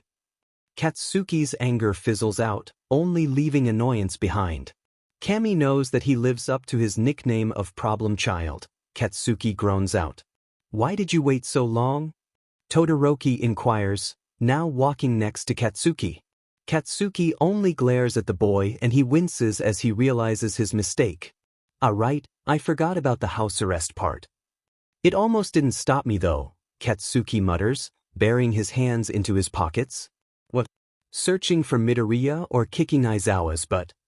Todoroki asks nonchalantly, almost making Katsuki lose footing when he comprehends his words. He stares at the boy with wide eyes, who only stares back unblinking before bursting out laughing. I didn't know you can make jokes icy hot, he wheezes. Thankfully that's something my father didn't manage to beat out of me, Todoroki deadpants. Before Katsuki can question that answer, both of their pockets vibrate. With a low groan he gets out his phone, brows furrowing as he reads the message. Shitty hair wants to know where we are. Uraraka too, Todoroki adds. We also have another problem. The boy turns his phone so Katsuki can see the display. Are you effing kidding me? Katsuki gapes. Why the hell is the nerd fighting Yakuza? Thankfully it doesn't take much longer for Overhaul to slowly wake up. Hagakure stands up from his seat and nods at Izuku, picking up some LTX gloves. To be truthful, Izuku didn't know how they would be able to convince Overhaul to restore the boss to his former health. However, when he raised his concerns, don't worry about it. Hagakure smiles benignly. I have been told that I can be very persuasive. Hagakure slightly kneels in front of Overhaul, expression hardened and frosty. "Listen here, you little sheet," he starts, tone indifferent despite the word choice, the sound of plastic echoing in the room as he pulls on his gloves. "Either you restore the boss or I will have to take different measurements." Overhaul only narrows his eyes at him.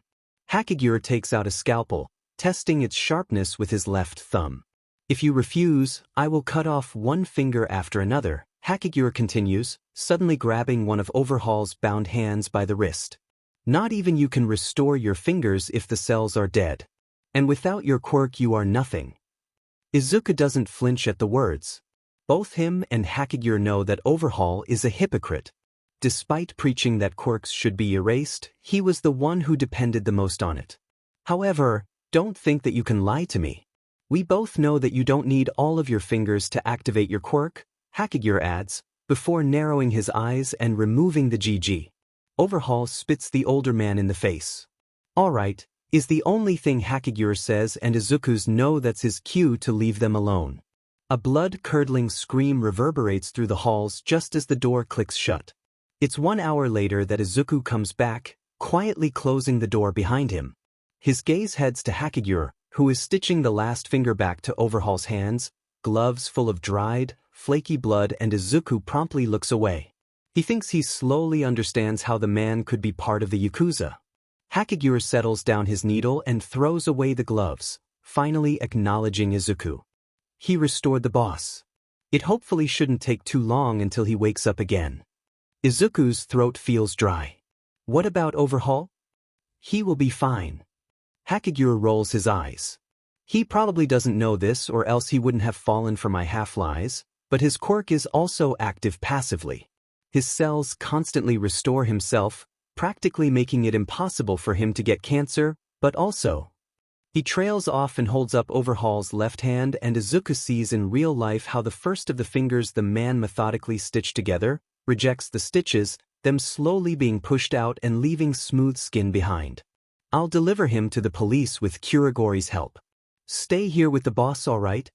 Izuku nods, and not even seconds later a portal opens, filling the room with static until Hakigure steps through with Overhaul thrown over his shoulder. Izuku occupies himself by staring at the heart monitor, watching the colorful lines go up and down. It's been a while since he was this alone. Ever since his expulsion he was always surrounded by the League or Hagakure, so he got used to the constant buzzing and noise. Not being around them now feels weird. He never thought that would grow to like them so much, considering they were the ones who attacked his past school and classmates. Will he be able to abandon them when the time comes? A groan tears him out of his thoughts, and he jumps up as the heart monitor starts to peep frantically. With 2 steps he is at the boss's bedside and helps him up to sit as starts coughing. The man looks at him with bleary eyes, reaching for him with his right and which Izuku instantly grasps. "Inko," the boss rasps out. Izuku doesn't answer, giving the man a glass of water. If Hagakure didn't tell him about Inko, he doesn't know how he would have reacted, hearing his dead mother's name out of the man he almost grew to love like a grandfather. The man grasps the water like a lifeline, greedily drowning the entire glass with big gulps, eyes fluttering close. It's only afterwards that he seems to regain a bit more awareness, sitting up without needing Izuku to support him, eyes flying over the room and stopping at Izuku sitting beside him. "Yami," he whispers. "Kahidash." But Izuku just shakes his head, the man stopping in his tracks as Izuku smiles sadly. "I haven't been Yami for a long while, boss." The boss's eyes widen, blinking. "How long?" He trails off, eyes shaking. Izuku doesn't have the heart to tell him. About the grueling month after his sudden illness and the year of struggle until this point, how he had to leave them, their family, behind. "Too long," he replies instead. The man seems to understand. "Eri?" he inquires, frown deepened. Izuku closes his eyes, breath stuttering. "She is safe now." The unspoken words of how they failed her hang heavily in the air. "Izuku." It's noticeable that the man is carefully choosing his words, breathing in deeply as he takes his hands, grip strong despite the way his are thin. "It's not your fault. And it will never be. I was the one who hoped Kai would not stray from the path I imagined him to be on, and took the risk to trust him." Izuku gulps, unconsciously trying to draw back, but the man doesn't let him, hands locked. It was never your responsibility to protect Eri, me, or our family from him in case something went wrong, and I'm sorry that you still had to shoulder it, he continues. It was never my intention to burden you with that, despite the fact that I wished you would someday be the one to replace me. Izuku this in a breath at the words. It feels different hearing it directly from the man. You don't seem too surprised, the boss states, bittersweet smile. I'm guessing Hakigure told you about everything. Izuku only nods, muted. The man sighs, leaning back. I would have liked to tell you myself, he murmurs, eyebrows knitted together. You couldn't have known, Izuku placates. The man doesn't seem convinced, but he sighs and smiles at him. I'm guessing you have a lot of questions. Izuku hesitates, gnawing at his lips. Back then? He starts, how did you find me? Before shaking his head. Is everything Hakigure explained to me why you told me to go by Yami and dye my hair? Because of the connection people would make with Midoriya? Yes. The man sighs. While Midoriya wasn't your mother's maiden name, it wouldn't take much to find out where she went after she left the Yakuza. It was too unsafe. Izuku nods in understanding. Also, your mother left many enemies. The only reason they didn't target you before was because they were still afraid of her, but now that she was dead, he trails off, shaking his head. Many people wouldn't mind stepping so low as to hurt a child just to get revenge on a dead woman. They might have even called it a fair game since you joined the Yakuza.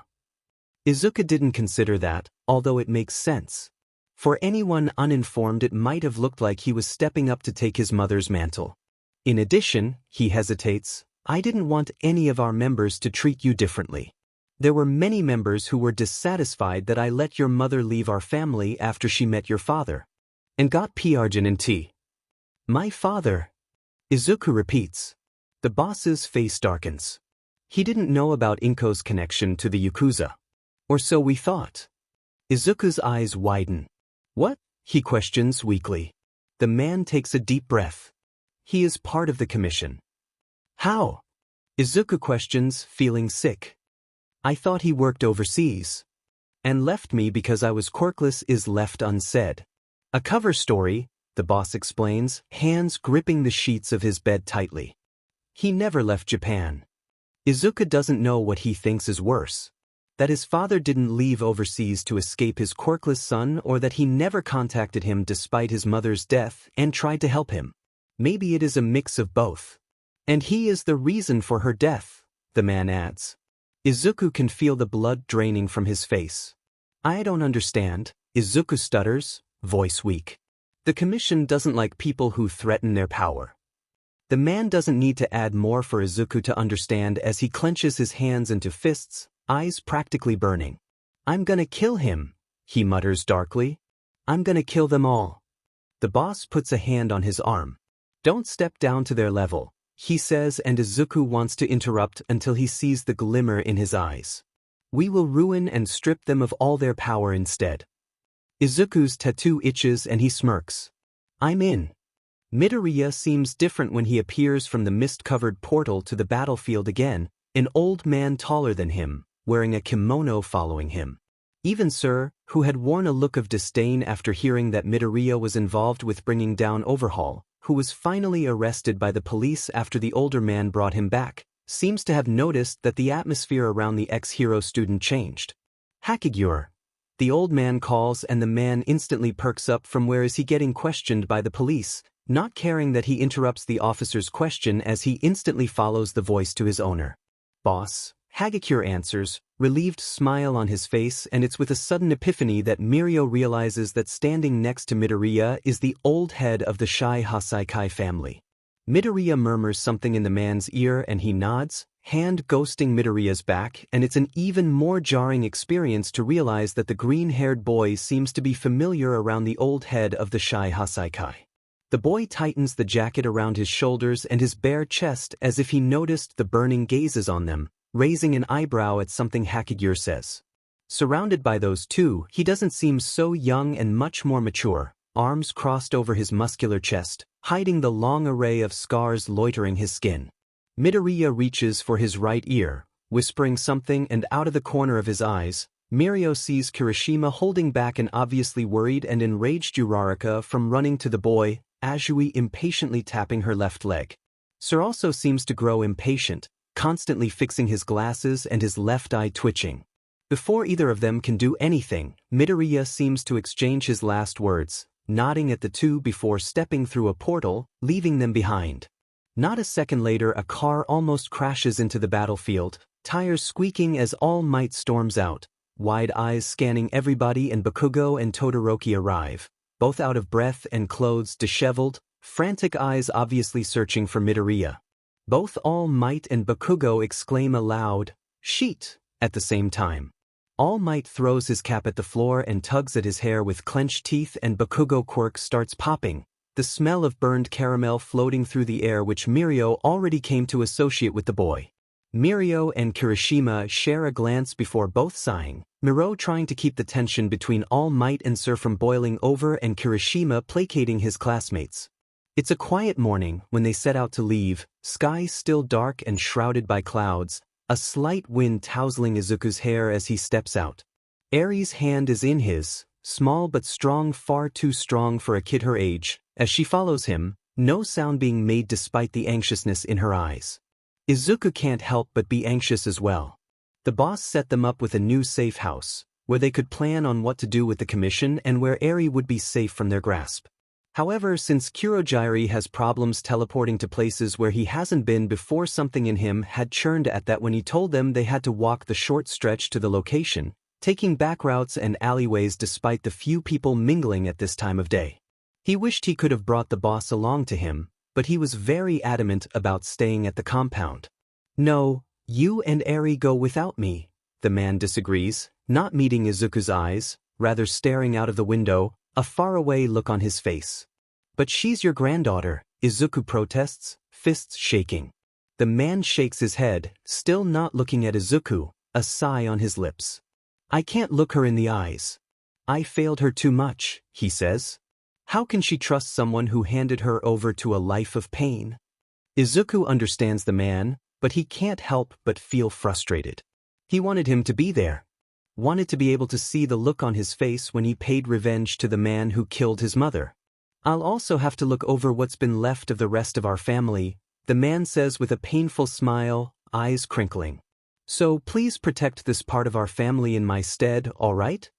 He lets out a sigh, giving Eri a small smile when she looks up at him with a questioning gaze. She relaxes at that, and Izuku suppresses another sigh. Eri really is way too mature for her age. He hates that she learned how to read people based on the slightest change of movement, hates how much she seems like him in those moments. Nobody is in the mood to talk, the atmosphere too somber, and in front Izuku can see Dabi wincing with every step, hands clearly shaking. He can't help how his throat goes dry at that whenever he sees the man. He recalls what happened, the scene replaying in his head over and over again, tainting his view in blood. He shakes his head to disperse the memory, biting his lip. He really thought they lost Dabi back then. Had prepared to scream and mourn and cry. To blame himself for not being strong enough. To shoulder another death, another responsibility he didn't manage to uphold. But somehow none of that happened. Dabi was alive. Maybe not perfectly healthy, but he was. Alive. And even Eri was here with him, saved although he had let her down. And all the others survived too, against all the odds. It's a strange feeling knowing that he succeeded without having to sacrifice or lose a thing for once. It doesn't alleviate the guilt still scorching through his veins, but it helps dampen it. Seeing the visible reminder that they are all alive during their walk is also like a cooling balm. Izuku is about to inform their group that they will be crossing a residential area soon and to watch out when Dabi lets out a slight gasp and Izuku hears an audible pop. Instantly a series of curses leaves the man's lips as he presses a hand to his chest, other fist clenching. He holds up a hand before anyone can come near, eyes squeezed close. "It's fine," he forces out through his teeth. "It can wait until we are there." Before Izuku can disagree, there's suddenly a loud, crashing sound nearby and they all halt their breaths as they hear footsteps drawing near. Izuku instantly covers Eri, who shivers behind him, her tiny hands buried in his hoodie. On top of the roof, Peering down at them is a familiar woman with multicolored hair, wearing a smirk. A little bird told me that you are searching for me. What the F is she doing here? Dabi hisses, hands still clutched to his deeply reddening chest, obviously and understandably agitated. So, do you remember our conversation on how I'm too dangerous for the commission? Izuku asks, grimacing, the others in their group staring at them in confusion. I might have stirred the hornet's nest. Dabi gives him an unbelieving stare. You call that stirred? He bemoans, patience running thin but not thin enough to resist making a jab at Izuku. Seems more to me like you tried to hit a home run. I preferred it when you still thought you were dying. You little dash. A bullet breezes past them, embedding itself into the brick wall behind Dabi and Izuku, interrupting their banter and reminding them that they have an audience. A very impatient audience. Nagant raises an eyebrow at the pair, arms still transformed into the rifle and smoking, and Izuku's throat goes dry at the sight. He will admit that this wasn't his best decision so far. Before the situation can escalate, Shigaraki steps into Izuku's surprise. Can we move this whole thing dash, he gestures at the situation, clearly irritated, to somewhere else where we don't alert the entire neighborhood of our presence? Izuku winces, eyes wandering to the embedded bullet behind him. In case some of you forgot, he in particular glares at Izuku and Dabi. We consist of a child, who the HPSC probably wants to turn into a child soldier, another child soldier which they threw away and made a traitor out of. Nobody besides Izuku notices how Nagant stiffens at that, and several people who are seen as terrorists and enemies of the state. We are a F-quest just waiting to get snatched up and cleared by staying here. They are practically sitting ducks if the heroes or commission agents decide to show up, since their escape routes are limited. Sure, they had Kurogiri, but that didn't mean anything. Kamino had shown that someone like Snipe could easily knock him out. Nagant nods at Shigaraki, and after a moment of hesitation they continue their path to the safe house, Nagant sticking to the rooftops. Izuku can feel that the others are as unsure as he is about this, steps hesitant and slow. On one hand, they need to get Eri to a safe place and make sure Dabi doesn't bleed out before the sun starts rising and someone can report them, but on the other hand Izuku isn't sure if he trusts Nagant enough so that the next bullet doesn't end up in his head. If he had known that things would end up like this, he would have been a bit more careful. He lets out a resigned sigh and quickens his pace. Decision made. They have a better chance of getting rid of Nagant than a mob of heroes and commission agents if it came down to it. The others share glances before deciding to follow suit, trusting Izuku's judgment for now. It doesn't take long then that they arrive, sun barely starting to rise at the horizon and setting the landscape in soft, warm lights. Izuku gets up to the door, Eri still following him like a shadow, and scans the key card boss gave him for entry. After a few seconds, the door gives away with a soft click. He beckons everyone in and closes the door behind him, letting everyone marvel at the traditional interior despite the warehouse look out front. As soon as he turns to Nagant, the woman speaks up. I'll keep it short, she says with a firm voice, throwing a USB stick at him which he scrambles to catch. Everything you want is on there. She glances at Eri and something in her gaze changes. I'm sure you know about my circumstances. So pay them hell from me. With these words she is out of the room, disappearing just like she appeared, leaving apprehension and confusion behind. I'm not the only one that found that weird, right? Spinner asks in a small voice, Dabi only commenting with a groan from where he threw himself on the sofa, bleeding all over it. Izuku doesn't say anything, thumb tracing the USB, lost in thought. He can't deny that he also thought Nagant would do something more dramatic. However, Izuku had seen it. The way her gaze was almost empty and worn down, how her body was tense. She was tired. Tired of playing more games and dancing at the commission's feet by involving herself more than necessary. In the end, she just wants peace like all of them. And she decided that leaving it to Izuku would be for the best this time. He rubs the bridge of the noise, sighing. Another responsibility on his already tipping scale. Izuku. Eri's quiet voice tears him out of his thoughts, and with shame he realizes that he barely paid attention to her and how she must have felt when Nagant appeared. It takes everything in him to not curse right here and there. Izuku bends down to her eye level and grasps her hands softly, trailing over the new scars covering her skin. I'm so sorry, Eri, he apologizes. I should have been here for you. It's okay, Nissen, she answers, bittersweet smile. Izuku ruffles her hair with a sad smile, thankful for being called her bigger brother despite the circumstances that brought them together. With a resigned sigh, Izuku stands up and sets to make sure Dabi doesn't die on them. Eri watches on with piqued curiosity as Izuku removes the popped stitches from the man's chest before methodically sewing the wound close, not twitching an eye at. Dabi holding back a scream through his teeth. Izuku always found it interesting how the girl wasn't afraid of needles and blood, despite her history with them. Instead, she had a sort of morbid curiosity to her, never flinching away from seeing wounds of all calibers. She would probably be a good medic if she ever decides to pursue that path. Izuku let Eri put a band-aid over the wound as he cleaned up and stored the first aid kit. Izuku throws away his one-way gloves before going back to Eri's side, silently snickering when he sees that she put a unicorn band-aid on the man's cheek, who settled on the couch properly and had his eyes shut. All right, leave him alone, he needs some rest, Izuku slightly scolds with a small smile, as she adds another band-aid on his nose. I'll need to go look at some things. Do you want to stay with me? The answer was instant. I'll stay with you.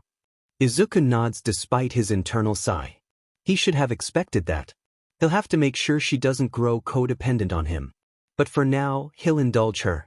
He owes her after all. He takes her hand and is about to lead her to a room the boss reserved for him when he is stopped by a voice. Brat.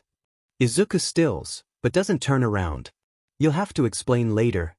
Shigaraki sighs. Izuku nods in lieu of an answer and disappears into the hallway, Eri trailing behind him. It's with a tired mind that Izuku comes back to the common room, Eri settled in his bed, sleeping soundly and hopefully undisturbed for a bit longer.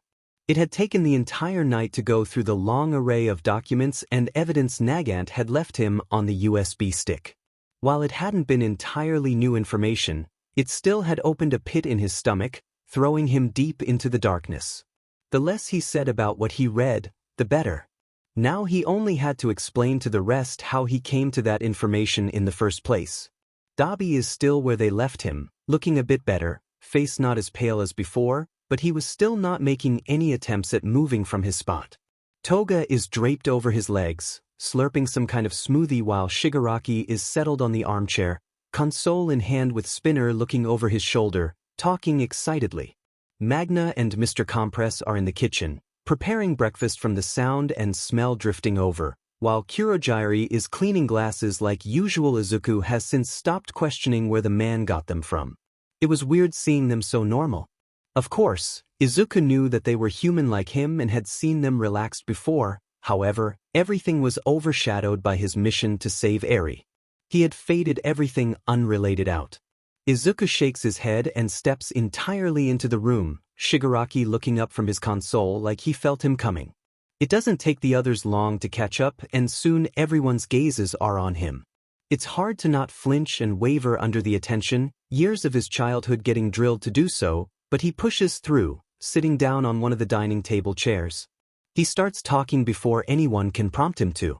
Overhaul was right before. He starts, still not able to look anyone in the eyes, instead staring at a spot on the table.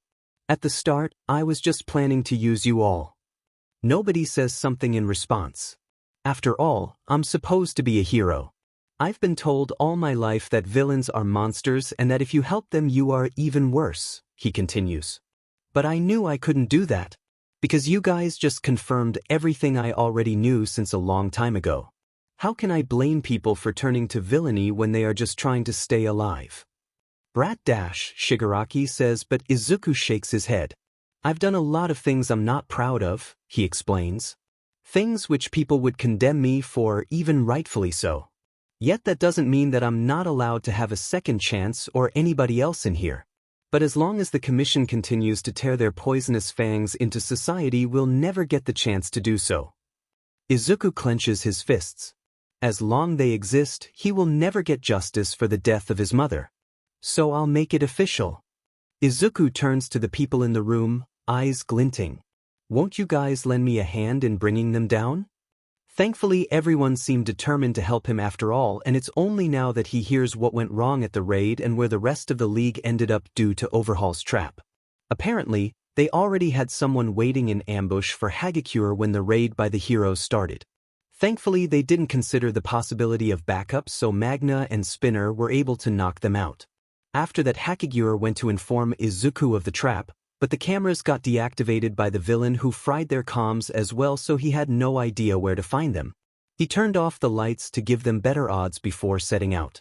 He bumped into Shigaraki and the rest first, who were still causing chaos to keep the shy Hasaikai and the heroes' attention on them, and Shigaraki and Hagakure separated from the group to continue searching for them. However, when they arrived, Dabi was already down and Izuku was in a mad frenzy, throwing Overhaul around like a rag doll. So they helped Toga bandage Dabi up and waited for him to calm down before addressing him first. Okay, so now that we have that sorted out, Dabi interrupts. Aren't we forgetting something important? Everybody looks at him with confused gazes. Are you delirious? Shigaraki asks him, eyebrow raised, and Dabi flips him off, groan on his lips. No, he denies. I mean the question on how the Izuku managed to get the attention of a FING ex-hero commission assassin. It's the first time Izuku heard the man addressing him by his name. Also, since when are they on a first-name basis? Izuku? He questions, and Dabi gives him a withering glare. I almost died for you. I get to call you by your first name, Dabi states. Also, stop avoiding the topic. Izuku holds up his hands, laughing. You got me, Izuku admits, getting thoughtful. Well, it all started with me confronting Hawks. Hawks? Just who I wanted to meet. Izuku exclaims joyfully. He slings an arm around his shoulder, Hawks having to bend over awkwardly as Izuku forces him down so they are on eye level. Did you know that there are some rumors going around about your employer? Izuku asks, Hawks stiffening under him as Izuku hums. You should know, being their favorite pet and toy. Don't you, Kigo? Hawks pales, but he quickly hides with an easygoing smile. Who's Kigo? He questions, but Izuku doesn't let him switch the topic. You know, it really wasn't easy to confirm the theory when I first heard it, Izuku continues. For both our benefits, I'm going to leave out some details on how I got to my information. Oh yeah, Hawks says, nervous, his hands spasming at his sides. But you know the hard black-on-white facts never lie, Izuku drawls, eyes drilling into Hawks. Like file 6103. Kid, Hawks tries to interrupt, it dawning on him what Izuku is trying to do. Or file 0205. Izuku ignores his attempt to frantically warn him and beg him in sluggish sign. Who would have thought that the Hero Commission is the real villain in this story? Child trafficking, human experimentation, plotted murder, Izuku details. What would the general public think if they found out? I think you are mistaken, Hawks forces out through his teeth, his hands still not stopping in his attempt to bring him to stop, to not do this mistake. I can assure you I'm not, Izuku disagrees. Why don't we go ask Lady Nagant? Hawks makes an abort gesture, but Izuku barrels on. Or Stain, he whispers into Hawks' calm piece. Izuku lets go of Hawks, holding up his hands with an innocent smile. I'm joking, of course, Izuku lies, bright smile. After all, the commission would never use Stain to get rid of heroes who are bothersome. Right? Hawks brings out weakly, not even trying to stop Izuku as he vanishes into the night. Are you suicidal? Dabi questions, aghast, and Izuku whistles innocently. What prompted you to look into the commission in the first place? Mr. Compress asks, interested. Well, he hesitates, warily glancing at Shigaraki and Spinner. I researched Stain and his ideology didn't add up. As expected, Spinner instantly questions why, Shigaraki wearing an expression of disgust at the mention of the hero killer. Well, he claimed that he was trying to purge fake heroes from society. And don't get me wrong, that was most likely true, however only to some extent, Izuku placates. Many of his victims turned out to be innocent. But how? Spinner asks, eyebrows knitted together. They were framed by the commission, Izuku answers. It's not hard for them to fabricate scandals or illegal affairs. However, they made sure to do it discreetly, so only the underground and Stain, in addition, would be aware of it. Izuku shrugs. Of course, the man didn't know he was being manipulated. He would have never accepted it otherwise. Spinner nods, shaken but thoughtful. Izuku kind of feels bad for the man. It was clear that he idolized Stain and wanted to believe in the values he stood for. To find out that most of his victims didn't deserve their fate must be a huge shock.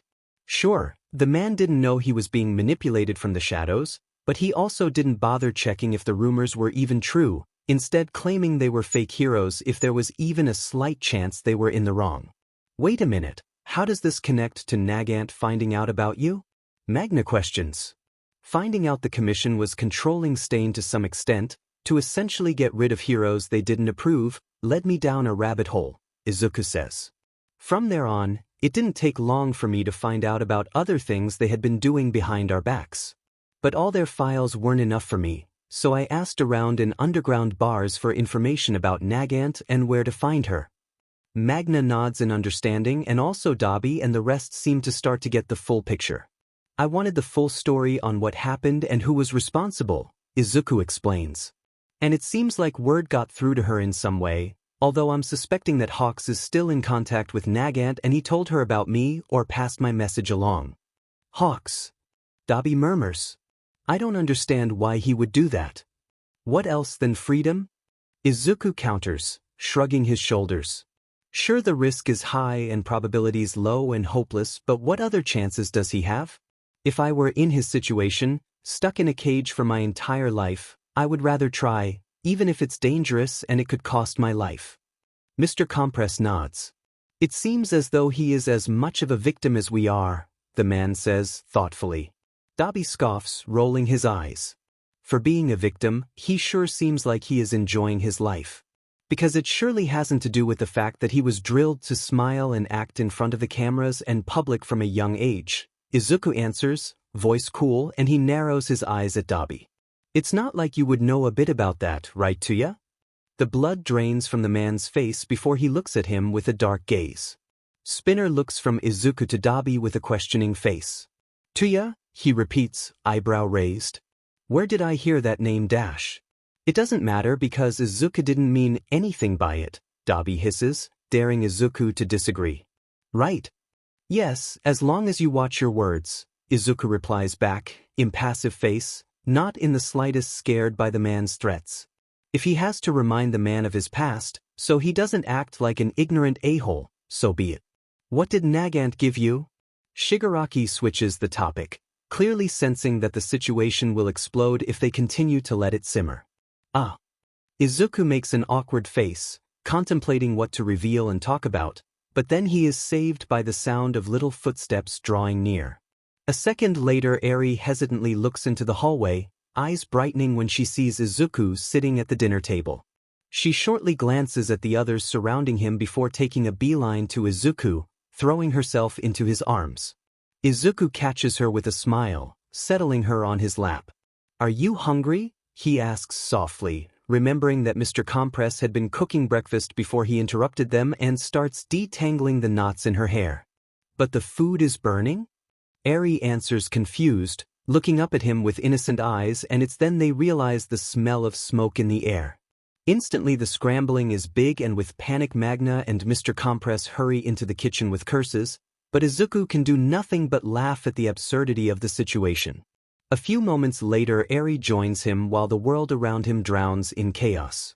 It's already dark, the sun long since gone down at the horizon, when Izuku hears something rustle behind him and footsteps drawing near.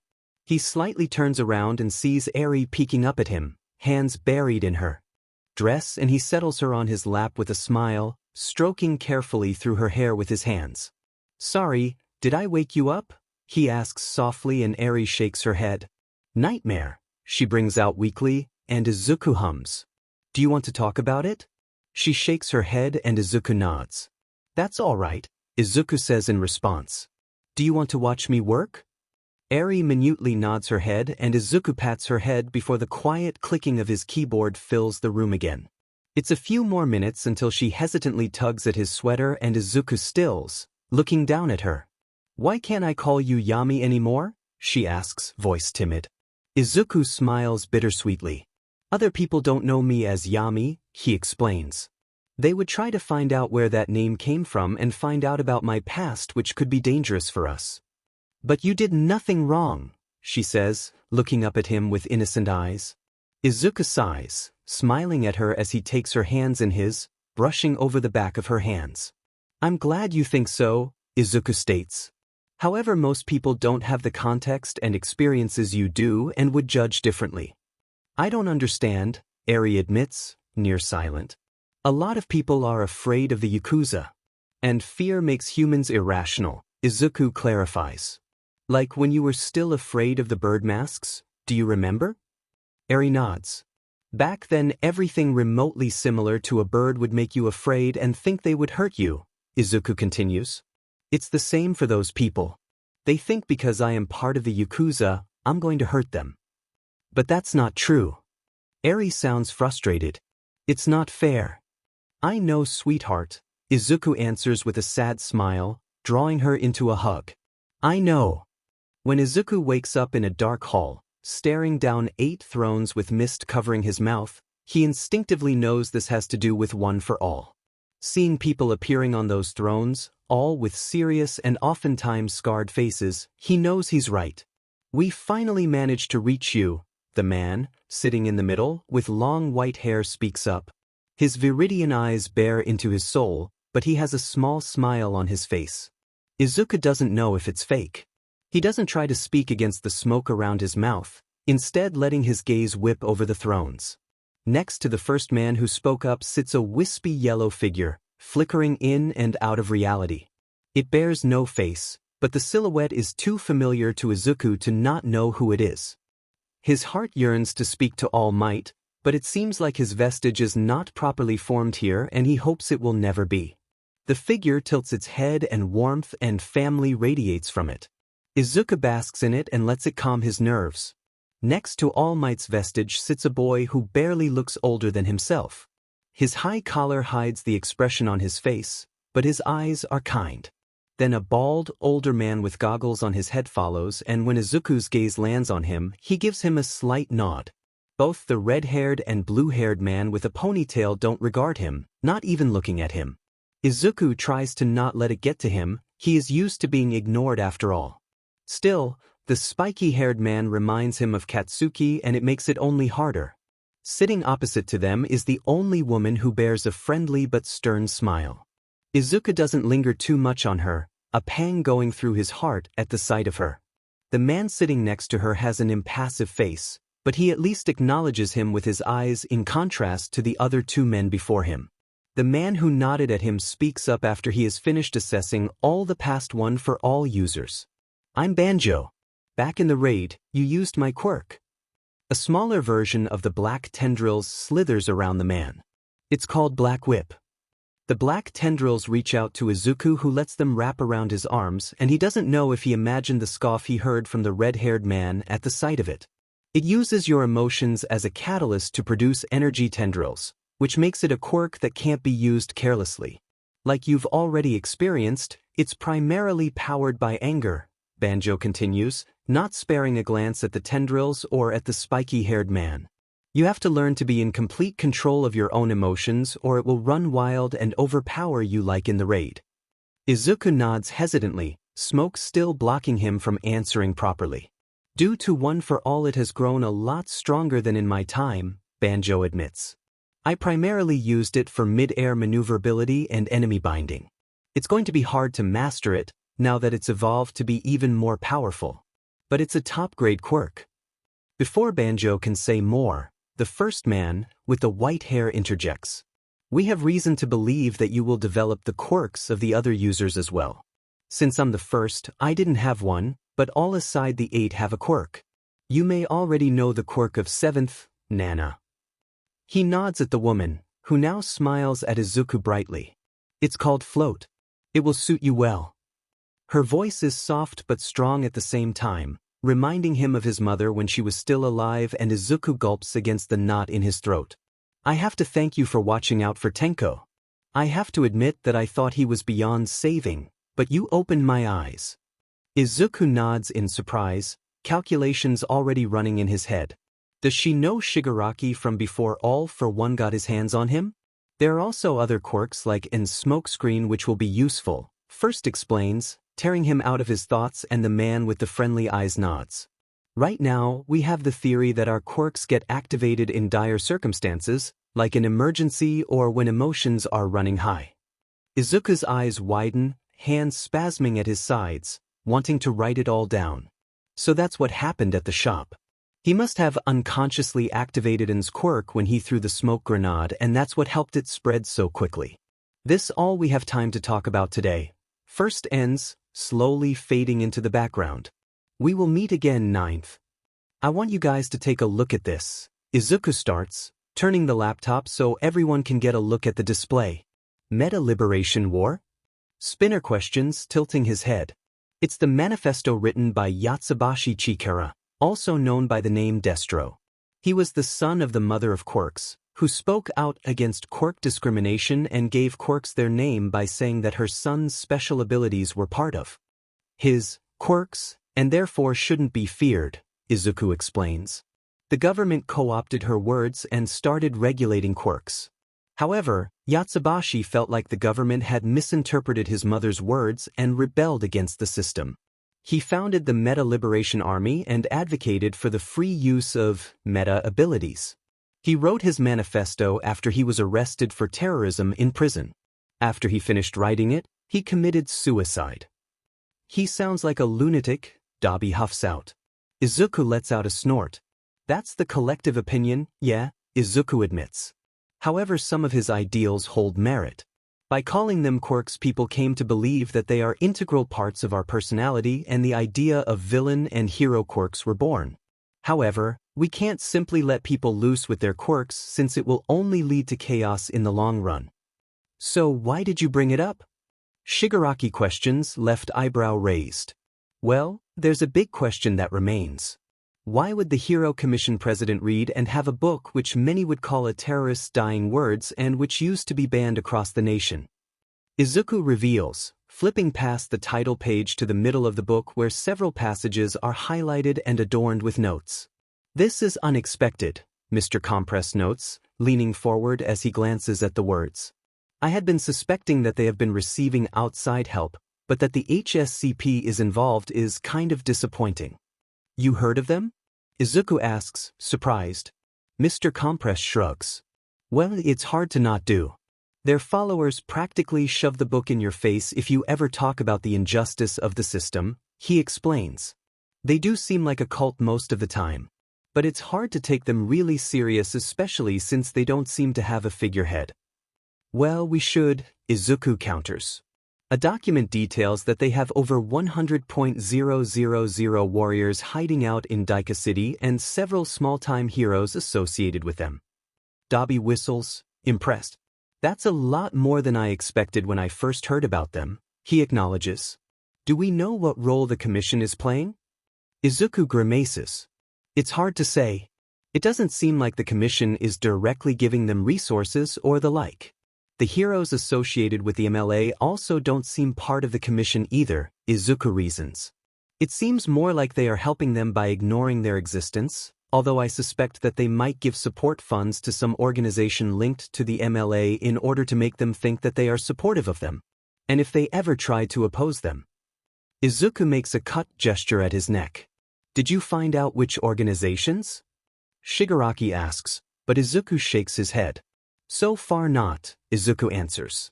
I'm still tracking the money streams from the commission through different encrypted servers. The program is running at the moment. How even? Dabi murmurs and Izuku grins. I planted a virus back when I broke through their firewalls.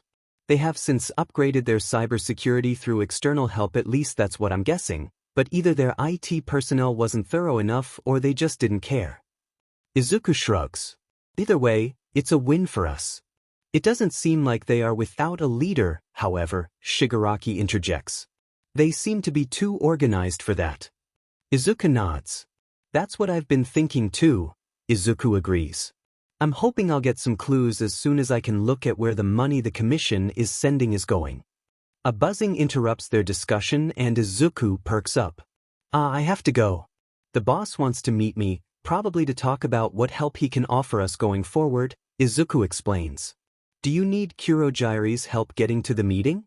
Shigaraki asks and Kurogiri turns to them from where he is cleaning the dishes. Izuku shakes his head. We aren't meeting at the mansion, too many eyes are on it at the moment, Izuku clarifies. He said he will meet me at the park nearby. Shigaraki nods. Alright, be careful. Izuku's eyes widen, surprised before he smiles softly. Of course. It doesn't take more than 5 minutes to arrive at the meeting point and Izuku quickly finds the bench the man described in his text, hidden from view because of the bushes surrounding it. He settles down and relaxes, closing his eyes. The slight breeze is pleasant on his skin and he shrugs off his jacket before he leans back.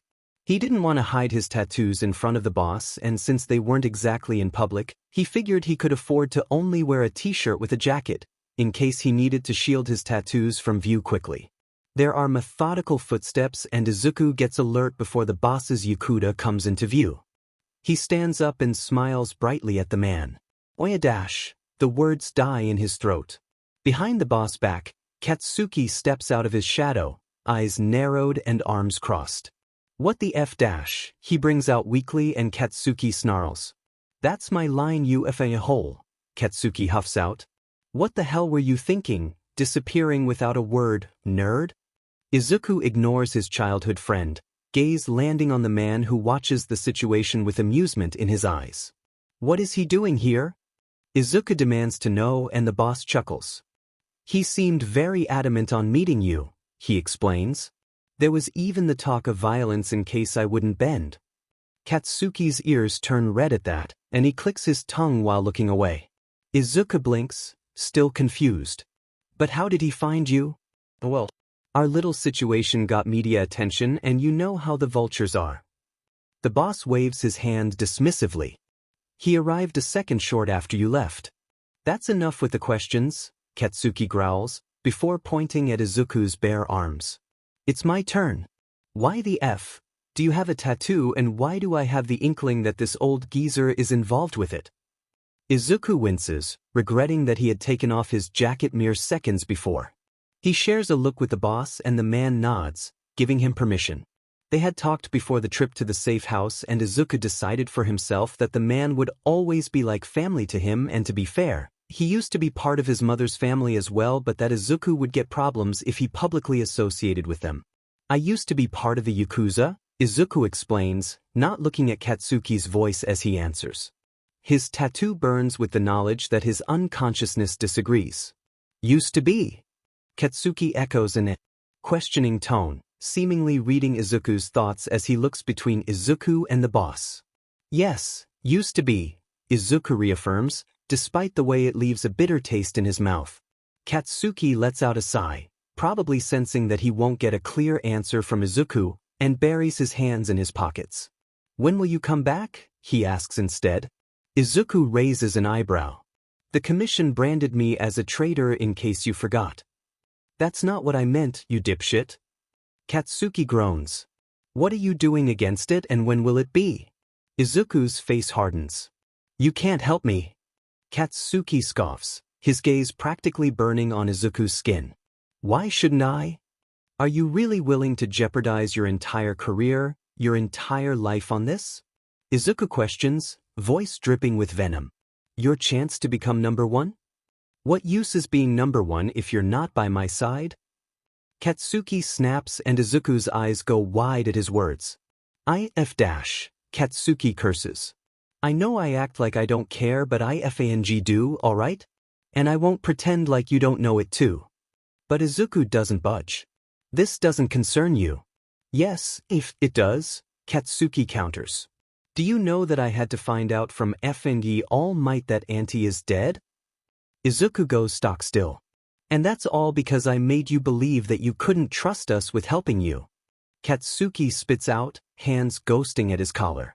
So, Kami-sama, you can't resent me for thinking you need help but don't want to accept it. All Might knows, is the only thing Izuku can bring out. Sure, Izuku had known that once he was expelled, It would jeopardize his plan and he would get found out. But somehow he never involved All Might in those calculations. He always thought he would tell the man himself if he managed to get the courage for it. And now the man knew he boldly lied into his face. Izuku doesn't even want to know what he thinks. Yes, he found out the day the rat and that useless hobo for nothing threw you out. Katsuki huffs out, throwing Izuku for a loop. How did the man find out? He had been trying to find you ever since. All Might has. Katsuki sighs, face softening. Yes, he confirms. Did you forget that the man thinks of you like a son? Izuku blinks, still stunned, and with a jerky, he realizes that the boss had to see that whole interaction. Labun dash. Izuku starts but the man waves his hand dismissively. It's fine, I kind of expected something like this to happen. Then why didn't you stop him? Izuku thinks and the boss smiles at him like he can read his thoughts. I know what you think, but it's important that you let out your feelings, the man states and Izuku shudders. That's honestly so creepy, Katsuki mutters under his breath, and Izuku for once has to agree with Katsuki. Auntie would have never let you near that guy, Katsuki adds in a complaining tone, obviously annoyed, and Izuku snorts. Mom also used to be part of Yakuza. It was bound to happen, Izuku reveals, relishing in how Katsuki gapes at that. You are pulling my leg, Katsuki accuses, still in disbelief. Well, don't you think she could have been a good Yakuza? Izuku asks, curious. While Izuku had been confused at first, he quickly realized that he wasn't even as surprised as he first thought. While his mother's moments of anger were rare and few in between, they were always memorable. Never directed at him, no, but the way her eyes turned cold and the atmosphere seemed to drop whenever she got mad. Blood drains from Katsuki's face. Actually yes, she could have been. See? Izuku smirks and Katsuki groans. But how about you tell me more about your plans as well? Katsuki tries again and Izuku shoots him a look. Katsuki rolls his eyes. I know it might be dangerous, he admits seriously. But isn't there anything I can do that will neither endanger me nor you? Izuku opens his mouth, but before he can say a word Katsuki interrupts him. And don't say that I should leave you alone. I already know that. Katsuki sighs. Actually, Izuku begins, there is something you can confirm for me. Why does it have to be icy hot? Katsuki grumbles quietly, shrugging off his jacket and slipping out of his shoes. Did you meet Midoriya? When you talk about the devil. Katsuki turns to Todoroki standing at the foot of the stairs, eyes curious. Katsuki sighs, getting into his indoor slippers. Do you have to announce it to the entire school? He hisses, holding still to hear if someone heard them, the news from the common room echoing. And now on to the general news. Japan's economy is rising. Tokyo reports the highest number of tourists in dash. Katsuki relaxes when he hears no steps coming near before scoffing. Did you forget you were there when I talked to the old geezer? He didn't seem like the most trustful person, Todoroki says. I had my doubts. He's fine, Katsuki answers, sensing the indirect question. Still doesn't want any help, however. Todoroki chuckles. That was to be expected of Midoriya. Although in the end, I managed to force my help on him. Katsuki smirks and Todoroki raises an eyebrow. You are way too smug about this, the dual-haired boy comments. So what about it? What can we do? Heh. Katsuki narrows his eyes. Who said that you would be involved? Todoroki sighs, pinching the bridge of the nose. If you didn't want my help, you wouldn't even have mentioned it in the first place, he observes. So what do you want from me? Vicious BS, Katsuki thinks, before clicking his tongue. It's about your old man, Katsuki acknowledges. But we shouldn't be talking about this here. Todoroki frowns but nods nevertheless, and soon they are up in Katsuki's room, Todoroki sitting on his desk chair while Katsuki settles on his bed. So what's this about my old man? Todoroki questions and Katsuki crosses his arms, leaning back. Did the commission call up Endeavor in the last few days for a mission? Todoroki hums, lost in thought. We don't really talk much, but he stopped bombarding me by phone with texts around 3 days ago, saying that he is on an important mission for an unpredictable time, Todoroki answers, shrugging. I didn't question it at the time because I was just glad to be free of his spam texts for a while. Katsuki lets out a low curse. Why is that of importance? Todoroki asks, concerned after Katsuki's response. They are not gonna. Todoroki trails off, horror dawning on his face. Yes they are, Katsuki confirms. They are putting together an annihilation team in order to silence the nerd. And that demon old man will jump at the chance of getting rid of All Might's legacy student, Todoroki hisses. F. F indeed. Katsuki sighs. And who knows how many other high-ranking heroes they will assemble? We're F-ed, Todoroki realizes, knuckles deathly white. You mean the nerd is F-ed? Katsuki knows he sounds bitter. Because he won't let us help him. Todoroki's gaze burns. And I should believe you are just gonna let this slide? You know if it won't, and you also know what my question is gonna be, right? Katsuki replies. You should know that the answer is always gonna be yes. Todoroki's gaze cools. There's no way I'm gonna let Midoriya go through this alone. Then we are on the same page, Katsuki states, smirking. Izuku shudders, pausing in his typing. It feels like something is not going according to plan. Dabi raises an eyebrow at Izuku. When do plans ever go to plan? The man comments and Izuku laughs. I guess you're right. But if you are worried, it's probably the Bakugo boy you sent out to confirm the information, Dabi ponders. You really don't think he's gonna stay put, do you? It was worth a try. Izuku sighs, leaning back. It will also keep him busy. As long as he doesn't find out about Daika City, it's fine. Please don't jinx us, Dabi deadpants and Izuku chuckles. He isn't really worried about the team the commission is putting together.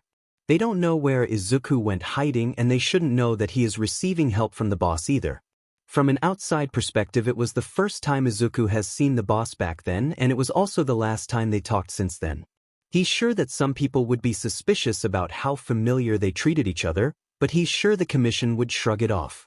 He also thinks that Kirishima will unconsciously keep quiet about the whole Yami thing. The boy has a good intuition. He probably will only tell the police that he was an enemy of the Shai Hasaikai. The only real problem is that they know about Eri, but Izuku is confident that they won't find the safe house even if they come to the conclusion that he is receiving help from the boss. It wasn't registered under any of their aliases, instead being dated as a warehouse for a nondescriptive construction business. Izuku at first thought the business was a front, but after some research, it has proven to be a legitimate business, despite their hidden connections to the Yakuza. All in all, Izuku thinks it's very unlikely that the commission will be able to find their location. So they can go ahead and waste their time trying to find them while they secretly smack them from the back. That's very interesting, too, Izuku remarks with a hum. Dabi, tell me, do you know Detnerat? Dabi frowns, putting away the papers he has been staring at. Well, they are one of the biggest support manufacturing companies. Last I've heard, there were some rumors that they are trying to branch out into hero support as well, Dabi answers, raising an eyebrow. What about them? Are they involved with Daika City? Involved?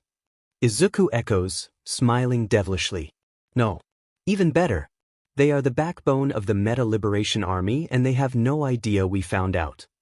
Izuku finishes connecting the laptop to the projector, clapping to get everyone's attention. Alright.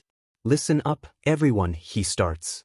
I managed to confirm the identity of the Meta Liberation Army and their leader. He clicks the button, starting the presentation. The commission sends money to the following organizations: Deternat, Feel Good, Inc., The Hearts and Mind Party, and Shueisha Publishing, Izuku explains. There were, of course, others, but I was able to cross-reference the members with a list of agents of the commission and could cross them off the list. Those 4 are the only ones without any apparent connections to the commission besides the donations. Which means that they are most likely part of the Meta Liberation Army. That's strange. I expected them to plant a spy somewhere, Dabi comments. They must have determined that it would be too dangerous. From what I've heard, they have extreme loyalty to their cause, Mr. Compress reasons. While I'm sure they have capable agents who have years of undercover missions under their belt, even they would struggle to infiltrate them. If they have even an inkling that you aren't dedicated to their cause, they are sure to not let you leave alive. Izuku nods seriously. At first I also thought that it's unusual for them to leave them so uncontrolled. But the risks outweigh the benefits, Izuku explains. It also would be dangerous for them to have any more ties to the Meta Liberation Army in case it blows up in their face. While the donations are shady, they are more explainable than a commission agent in their ranks. How do they communicate without a direct link then? Spinner wonders.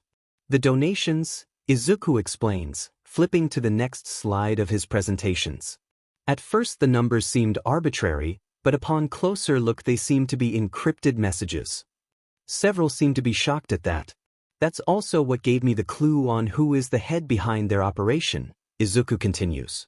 The only ones who received encrypted messages were Detnerat. All the others seemed to get a randomized amount of money. Detnerat, huh? Shigaraki hums. So who is the secret boss? A low-level NPC. Izuku shakes his head. It's their CEO, Yatsubashi Rikiya, Izuku clarifies. He quickly rose up in position and became the president at a young age, turning Detnerat into the successful business it is now. He skips to the next slide, showing a profile of the man. I dug into his past and found out something interesting, Izuku adds. He was adopted at age, however, there is nothing known about him prior to the adoption. To the system, he didn't exist before the age of 6. You mean the information was fabricated? Dabi questions and Izuku nods. It's very likely. However, there is someone with the surname Yatsubashi we already know, Izuku reminds. Dabi snips his fingers. The lunatic. Izuku's lips twitch, but he remains serious. The lunatic, he repeats. It seems like Destro had a son. Therefore the people who adopted Yatsubashi were likely followers of Destro and have been grooming him since childhood to take the mantle of his father. How did the police or the government not make the same connection as we did? Shigaraki questions. If Destro was labeled as a terrorist, they should have monitored anyone connected to him. That's what the fabrication of the information is for. By eradicating his past, they make sure there is no connection to Destro besides the shared surname, Izuku states. More so, it might be that his quirk isn't what it's out to be either. We should be careful about engaging with him.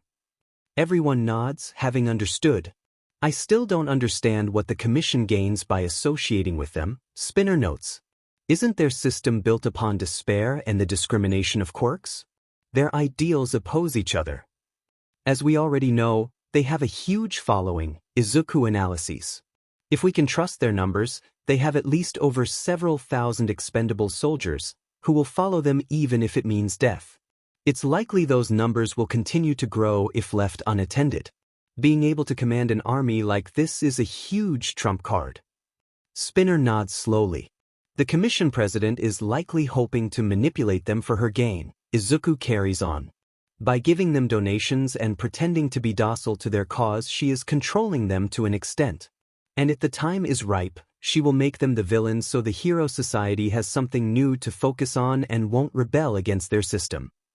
So they are just a sacrificial lamb, huh? Dabi points out. Won't we play into their cards if we dismantle the Meta Liberation Army? The commission will only profit if the ones to take out the Meta Liberation Army are heroes. Izuku disagrees. That way the citizens will continue believing in the system of heroes and villains. We shouldn't leave them be, Mr. Compress agrees. It will also give us a chance, Izuku adds. If we manage to defeat them and reveal their scheme, it will weaken the commission narrative.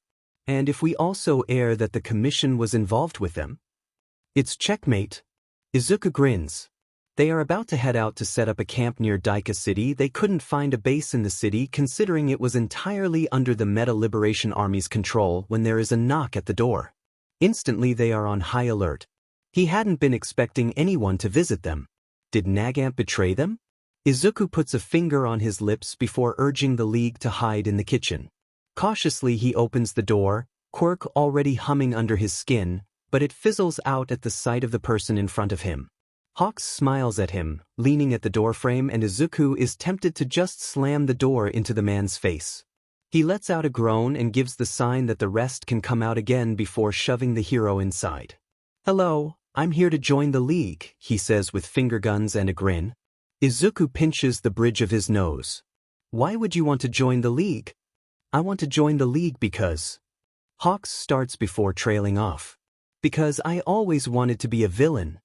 He lets out an awkward chuckle, trying to hide and failing how he glances at Izuku, who looks at him with a deadpan stare.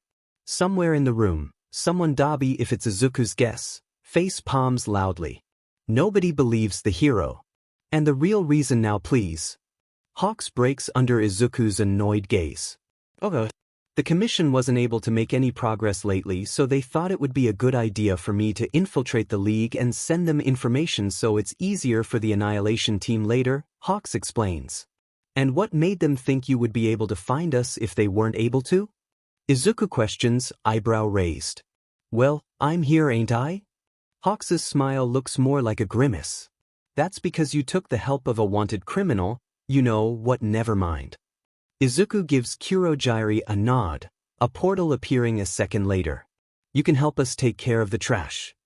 Hawks scrambles to follow Izuku through the portal. "The trash?" he repeats, face confused.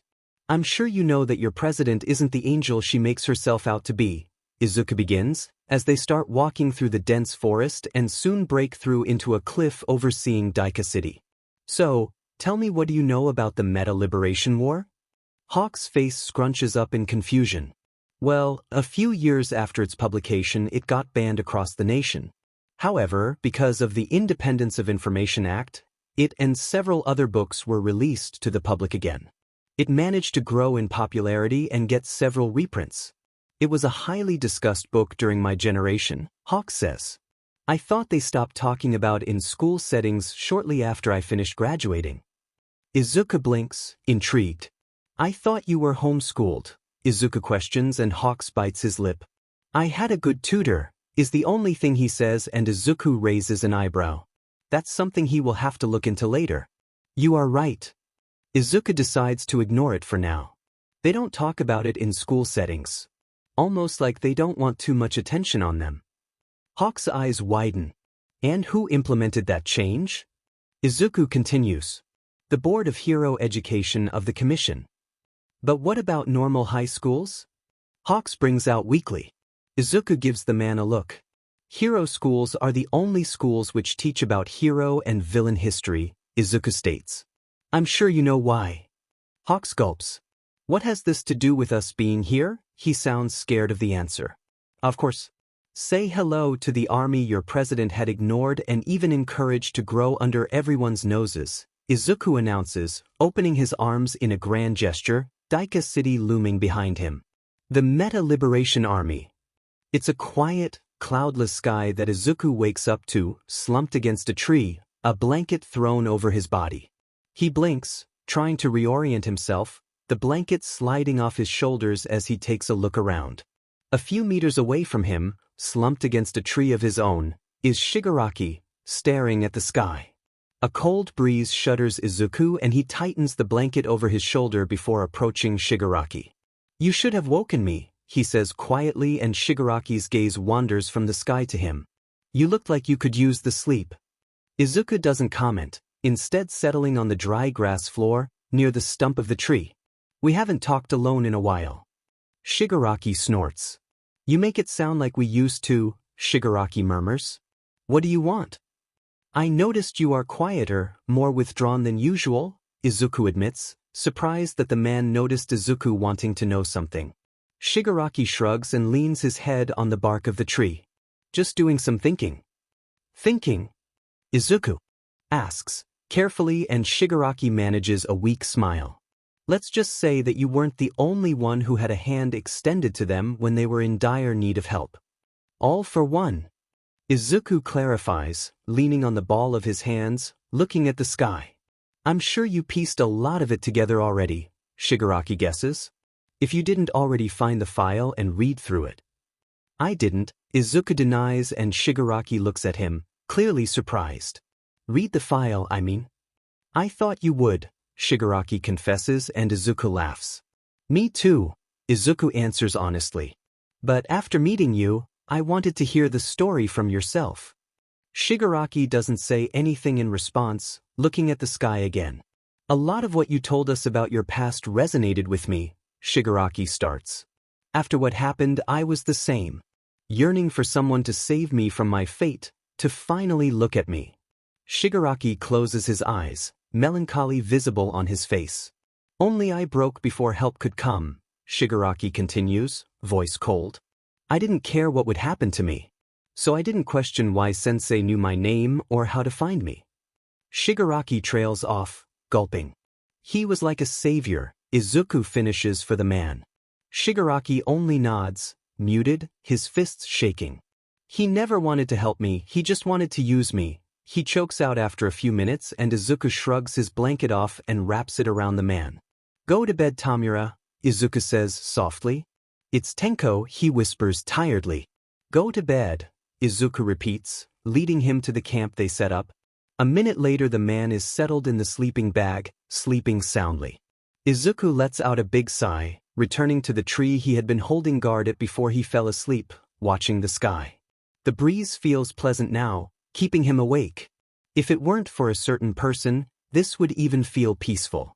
You know that I don't bite, right? Izuku remarks, eyes zeroing on Hawks, who is perched behind a group of trees, having listened to Shigaraki and Izuku's entire conversation.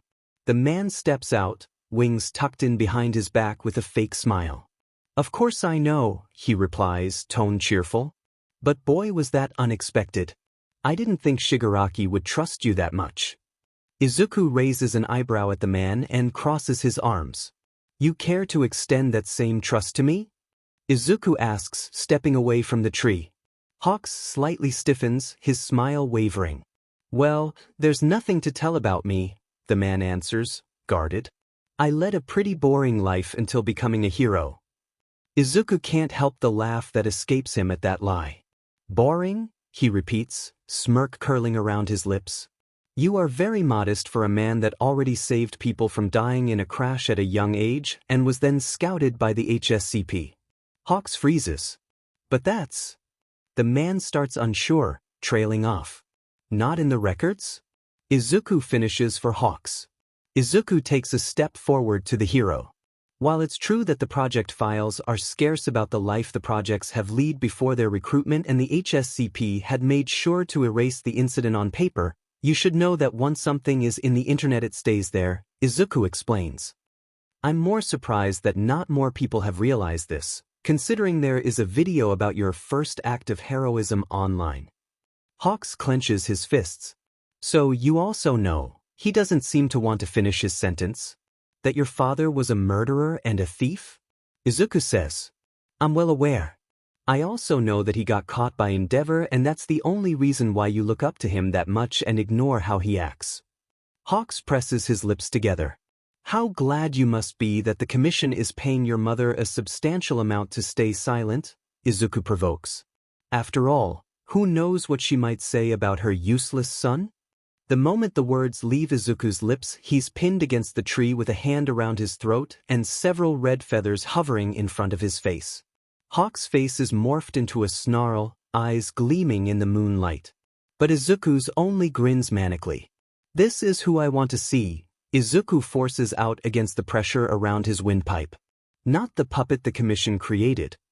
Hawks lets go of Izuku like he was burned, almost giving himself whiplash from how fast he moves away. You are crazy, he heaves out, face pale. Izuku brushes over his throat with an eye roll. Like you aren't, Izuku counters, voice still strained. After all, you strolled into a villain lair expecting us to believe you. Hawks smothers down his feathers as he raises his eyebrow, crossing his arms. Us, he echoes, voice still out of breath, but clearly trying to regain control of the situation. I didn't think you would count yourself as a villain. I prefer the term anti-hero, Izuku corrects, waving his hand dismissively. Besides, while the commission is still around, they will label me as a villain anyway. Hawks visibly sweats. Still around? He questions, voice rising an octave. It's nothing you have to worry about, Izuku answers, smiling innocently. Oh my God, you are planning on overthrowing the government? Hawks shrieks, a shaking finger pointing at the green-haired boy. Technically, the hero commission is independent from the government, Izuku comments. That isn't the point. Hawks groans, putting his face into his hands, a whine escaping his mouth. Why would you tell me this? Izuku's lips twitch. Daika blocks any communication to the outside, Izuku says. Even if you wanted to, you couldn't tell your superiors. But we aren't in Daika yet, Hawks answers with a frown. Well, they don't know that, do they? Izuku remarks with a smile. You are crazy, Hawks repeats with a gulp. That's the second time you told me this today. Izuku chuckles. I think it's time you realize that you are stuck with crazy me and the rest for an indefinite amount of time. Hawks pales before slowing inching away. I think I forgot to fish my feed, Hawks stammers out before trying to bolt, but Izuku activates his quirk and catches the man by the back of his collar. You are not getting out of this, Izuku informs, and Hawks slumps into himself. Now go to sleep, we have a lot to do tomorrow. Izuku lets go and hushes the man into one of the tents. Only then he goes back to the tree, staring at the sky until the sun rises up. The sky is clear and light blue when the rest emerge again, sleepy but still alert. Nobody comments on the large eye bags under Izuku's eyes, and he is glad for that. Do you have a minute? Izuku asks Shigaraki while the rest get ready. The man raises an eyebrow at Izuku but nods nevertheless. He leads him to the trees where they talked the evening before, settling on the bark of the tree. Did you hear from the doctor lately? Izuku inquires. Shigaraki frowns, probably not having expected the conversation to go into this direction. Yes, but I tend to ignore him. He keeps insisting that if I want more power to call him and then he will send me to a location. Izuku narrows his eyes. I don't trust him, Izuku admits. Can you get the location without getting sent there? Shigaraki grins, probably already suspecting that Izuku is planning something, and gives him a nod. I'll let you know when I have it. Izuku also grins in response. That's everything I ask for. They go back to the rest and suit up themselves, before setting out to Daika City. It was hard getting in undetected, having to dodge the guards and civilians who would be suspicious of them. They had discussed long on how they should approach the situation, whether they should show presence or do a surprise attack. In the end, they decided to infiltrate instead, leaving part of them back at camp for backup. They didn't want Daika to request reinforcements, and the fact that the civilians were part of their scheme made their army hard enough as it is. It's too quiet, Izuku remarks as they make their way to the big tower through several alleyways and deserted streets. The further they go into the town, the less people they see, buildings abandoned and shut down. It's almost like a ghost town, Dabi agrees with a frown. Where did all the people go? It's like they are putting up the facade of a city, Izuku ponders. In any case, it makes it harder for us to blend in since we stick out like a sore thumb. Let's be careful. Everybody nods and they creep further along, soon arriving at the looming tower. The automatic doors seem to be stuck, closing slightly and opening again, revealing the vacant reception area and obvious signs of struggle. They hesitantly go inside, Izuku's eyes trailing the cracked tiles as they head for the elevator. The light flickers as they enter the elevator room, hitting the button for the highest floor, and the speaker creaks as the melody plays. This feels like a horror movie, Dabi mutters. Shouldn't we have taken the stairs? I plan to, but it seems like nobody is here at the moment. I would rather not go up 20 floors by foot if I don't have to, Izuku explains, and Dabi relents with a nod. A moment later, the elevator dings and opens the doors, revealing a hallway leading to a single door. I'm sensing movements behind the door. It's the first time Hawk speaks up, having been silent during the whole infiltration. Voices. Izuku follows up, but Hawks shakes his head. They look at each other with a nod before bursting into the office, quirks ready, only to find it empty, the chair behind the desk slowly coming to stop. Dabi's handful of fire dies out, and Izuku also lets his quirk ease out, taking a look around. What happened that he would leave their headquarters alone but still let everyone patrol? Izuku murmurs thoughtfully, when he is interrupted in his thoughts by a loud gasp.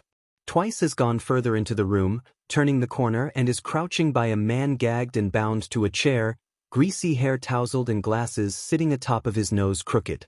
His nose is clearly broken and he is sporting a black eye.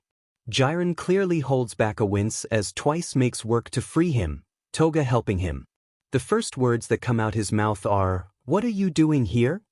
"Not to save you, that's for sure," Dabi grumbles and Jiren rolls his eyes. "That was clear." The man clicks his tongue. "They didn't send a ransom to you after all." Shigaraki blinks. "Why would they in the first place?" he asks, confused. Jiren just gestures to Twice clinging to him with a deadpan expression and the group winces. While Izuku had known that the man had an unhealthy attachment to Jiren because he was the one to introduce him to the League in the first place, he didn't think it was this extreme. "Why are you here then?" Izuku questions and Jiren raises an eyebrow. "I could ask you the same question. I thought you would leave the League behind after the raid for sure," the man reasons. "I was so sure, I even told him that." "He was asking for me?" Izuku realizes, shocked. "Not asking, trying to recruit you," Jiren corrects, rubbing his wrists and sighing. "How he came to the conclusion that you would join him is beyond me." "Well, I have a strong quirk, so of course, I will believe his quirkest bullshit," Izuku says sarcastically as he takes a look around. "Could have taken 2 seconds to look at my file and realize that I'm the worst candidate for his brainwashing." "Izuku." Izuku's head snaps to where Dabi is standing, near the main desk. "Take a look at this." The man points to a sleek laptop Izuku hadn't noticed when they first burst inside. Izuku steps behind the desk and opens it, surprised to find it unlocked and a live stream opened. Izuku's eyes widen as he reads the news subtitle and he lets out a low curse. Did they have to stab each other in the back now? The sound of waiters rushing and porcelain fills the room as the president clicks her nails against the wine glass. Rikia tries his hardest to act calm as sweat drips over his back and he gulps if he only could use his quirk and not have to worry about the consequences. "Let's get to business." The cold voice of the president tears Rikia out of his internal cursing and he wets his lips as he nods in agreement. "I heard you want to expand to hero support items. As you are well aware, you will need a license from us in order to sell them on the market," she continues, nail scratching against her glass. "Yes." He coughs as his voice comes out scratchy, internally relieved. "I believe Detnerat could ensure a large quantity of quality support items." The president hums as she looks out of the window they are seated at, overlooking the main building of the commission and the busy streets of Tokyo. "I see you've run into some problems while coming here." She switches the topic, referring to the abrasion on Rikia's cheek. Rikia's smile feels strained as he answers. "One of my employees tends to jump to conclusions." The president's gaze feels suppressing. "You have to keep your subordinates under control." "Ah." Rikia can't help the awkward sound that escapes him at that. "I can assure you that that incident was resolved swiftly." The woman's smile is as sharp as a dagger. "We both know I'm not talking about that single incident," she replies, gripping her wine glass which cracks under her strength. "I've ignored your actions since they benefited me in the past, but it's clear that you are stepping over a line." A moment later, commission agents storm the room, turning their weapons against Rikia. Rikia ignores the guns, not breaking the gaze with the president as he alerts his troops to start with a click of a button. "Is that so?" he muses with a smile, tilting his head. The restaurant explodes as he unleashes his meta ability. Izuku curses as they stumble through the portal out of the alleyway, people screaming and escaping as the streets are filled with fire, the rest of their group emerging a second later after them. No matter what direction he looks, chaos dominates the scene. Izuku gives Hawks a short nod as the man immediately takes off, saving people left and right from the flames and stray quirks. "No wonder they reported that Tokyo had a mass high of tourists this year," Izuku curses. "He made them infiltrate and wait until his signal to strike." "This still feels very sudden," Shigaraki points out as they dodge an energy blast, and Izuku nods. "The president must have forced his hand," Izuku concludes, about to help a woman and her child when Hawks gets to them before he can. "Can any of you pull up the live stream and see if they know where Yatsubashi is?" "Negative," Mr. Compress answers. "One of the quirks hit the news helicopter and they had to an emergency landing, so they lost contact." Izuku lets out a low curse when a loud explosion shakes the ground, almost tearing them off their feet. Izuku coughs as he breathes in dust and he covers his nose, eyes tearing up. He takes a quick look around and is relieved to find no one hurt.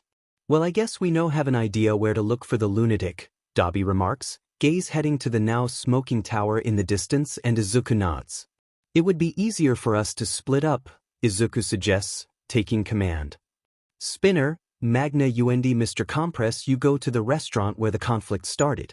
Twice and Toga, you both go to the government building, that should be one of their prime targets. And me, Hawks, Shigaraki and Dabi will be checking out the tower. Everybody nods and they take off.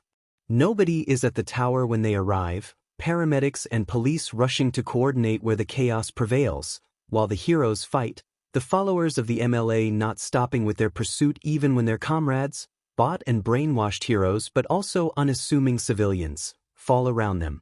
Izuku can see that Hawks is running himself ragged trying to rescue people caught in the crossfire, the others heroes fighting. Since the man had been sticking close to his side, his entire wingspan is missing, only a few meager feathers left in case of an emergency.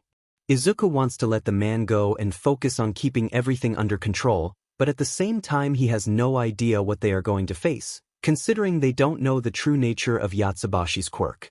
The decision gets ripped from him when Hawks suddenly collapses, falling from the sky. Izuku's muscles shrug as he catches the man, who breathes heavily, sweat lining his twitching brows. There is no way he can let him go with them in this state, but also no way he can let him continue helping. Stop, he insists, gripping the man by his shoulders where he leaned him against a wall. Do you want to die of quirk exhaustion? The man doesn't respond, eyes closed, but Izuku knows that Hawks doesn't need his eyesight to control his feathers. How many do you have left? Izuku tries instead, brows furrowed. With the way the man is cloaked in shivers and sweat, it can't be many. 4. He croaks out and Izuku lets out a curse. That's it, I'm asking Kurogyari to teleport you back to base. Izuku's voice is firm, but before he can dial the teleporter, Hawks grabs his arm, grip still strong despite his exhaustion. Who else will rescue the civilians? He brings out through clenched teeth, no doubt in a lot of pain due to his feathers getting destroyed through the quirks and fire. Izuku can't help being flabbergasted, the audacity of this man. I already watched my favorite hero break himself because of his hero complex. I'm not letting you do the same, Izuku hisses. While he understands the man, his own conscience screaming at him for leaving those people behind, there are other priorities. If they don't stop Yatsubashi, even more people will suffer. And above all, his highest priority is keeping the people around him alive. Hawks lets out a tired chuckle. I can't believe I'm getting scolded by the guy who broke his arms on the regular. Izuku's face flushes red. Well, if I manage to change, then you can too, Izuku huffs out, before rolling his eyes. If you have more energy you can come help us. Hawks nods, exhausted, and slumps against the wall, out cold. Izuku can't help the sigh of relief that comes over him at that point. I informed Kurogyari of the situation. Let's get this handled quickly. Shigaraki and Dabi nod in response and they set foot inside. Twice lets out a loud whoop as he and Himiko evade the anger of the mob. Trumpet is leading, their quirks boosted by him. Himiko can't help but snicker at the expression the man is wearing ever since they pulled of their impromptu idea of utilizing Mr. Compress quirk and twice clones to seal the government building away. The Mr. Compress clone is playing with several marbles between his fingers, batting them between Twice and Himiko, who smashed them into the air like a baseball with the base of her knife with a gleeful expression. The marbles pop and more stones and concrete rain from the sky, the cultists falling over themselves in order to escape with loud cries. Himiko shares a gleeful expression with Twice before twirling around and pouncing on the gaudy man, stepping over the fallen people and launching herself up the platform Trumpet is standing on. From there on, it doesn't take long to overwhelm the man. It's clear that he had no real battle experience and had been relying on other people to do his dirty work. Himiko licks her lips as she holds a knife to the neck of the kneeled-over Trumpet, flashing a smile at the few people who stood back up. Stay still unless you want him to die, she warns, voice low, but still someone takes a step forward, fury written on their face. She responds in kind, pressing the knife closer to the skin, nicking it, and drawing a fine line of blood. Trumpet, for his credit, doesn't even hiss, although she can feel him flinch and gulp against the knife. The follower stops in his tracks, frozen in shock, and slowly one after another they raise their hands in defeat. "All right," Himiko calls out, gaze heading to the police and the few heroes watching them with eagle eyes from the sidelines. "You guys can take over." Not a second later, the police swarm the place, handcuffing the mob, and Himiko kicks Trumpet down from the platform into the waiting arms of one of the policemen, who cautiously approached, hand on his gun, ready to draw and shoot. Before the heroes or the police can get any bad ideas, Himiko is relieved to find the portal appearing behind her just a second later, twice already by her side, and the Mr. Compress clone playing with marbles. "Freeze!" a policeman barks out. But Himiko lets herself fall into the portal before the hero reaching for them can catch up, winking as she holds up the marble containing the building. "Sorry, but we'll have to keep this for safekeeping." Izuku had only ever seen the Commission Tower in pictures before. Even before finding out what they did behind closed doors, what skeletons they had in their closet, he had felt like they were something off about the place, like it lacked sincerity. Seeing the reception area and lounge broken and empty only made it seem even more eerie. But also, with it abandoned like this, it made it only harder for Izuku to not use the chance and dig into files, finding every last bit of dirt he could use against them. Although that was for another time. Izuku heads for the elevator and presses the button call it down, but predictably nothing happens. He lets out a sigh. "Right, should have expected that with my luck." He groans. "The long way it is." He glances at Dabi and Shigaraki before powering up his quirk. "Try to keep up," is the only warning he gives them before he shoots off, only catching the start of Dabi's curse. He's at the top in seconds, not even out of breath, and stills in front of the door to what he assumes is the president's office. Or what is left of it. It's easy to see where Redestro and his followers have forced their way in and where the fight escalated to the roof. The wind and breeze carries the voices and sound all the way down to the office, letting Izuku listen in without even needing to put himself into harm's way. "I'm a bit disappointed. You left so quickly," the voice of a man drones, clicking his tongue. "We had a lot more things to discuss." Izuku doesn't know what expression the president is wearing, but her voice sounds angry, clearly not willing to humor the man who Izuku places as Yatsubashi. "You lost that right as soon as you thought it was acceptable to plan this ghastly scheme." "Scheme?" Yatsubashi laughs, loud and ugly. "This isn't something so primitive." Something above cracks and dust starts raining on Izuku, and Shigaraki and Dabi, who finally arrived, both out of breath and panting. "It's a revolution," he roars before the sounds of fighting fill the room. "Good that you both are here," Izuku addresses the two, glancing at the ceiling. "We have to get up without them noticing us." His gaze heads to the broken window behind the desk chair, getting an idea. "You two up for some climbing?" It's relatively easy for Shuichi and the rest to slip in undetected. The incident site is taped off when they arrive at the top, the investigating tape only loosely applied, like they didn't have enough time to be more thorough. It's no wonder, considering the police is trying to regain control of the situation outside. Shuichi ducks under the tape and something crunches under his shoe when he takes a step forward. He lightly lifts his shoe and sees glass shards digging in the sole of his shoes.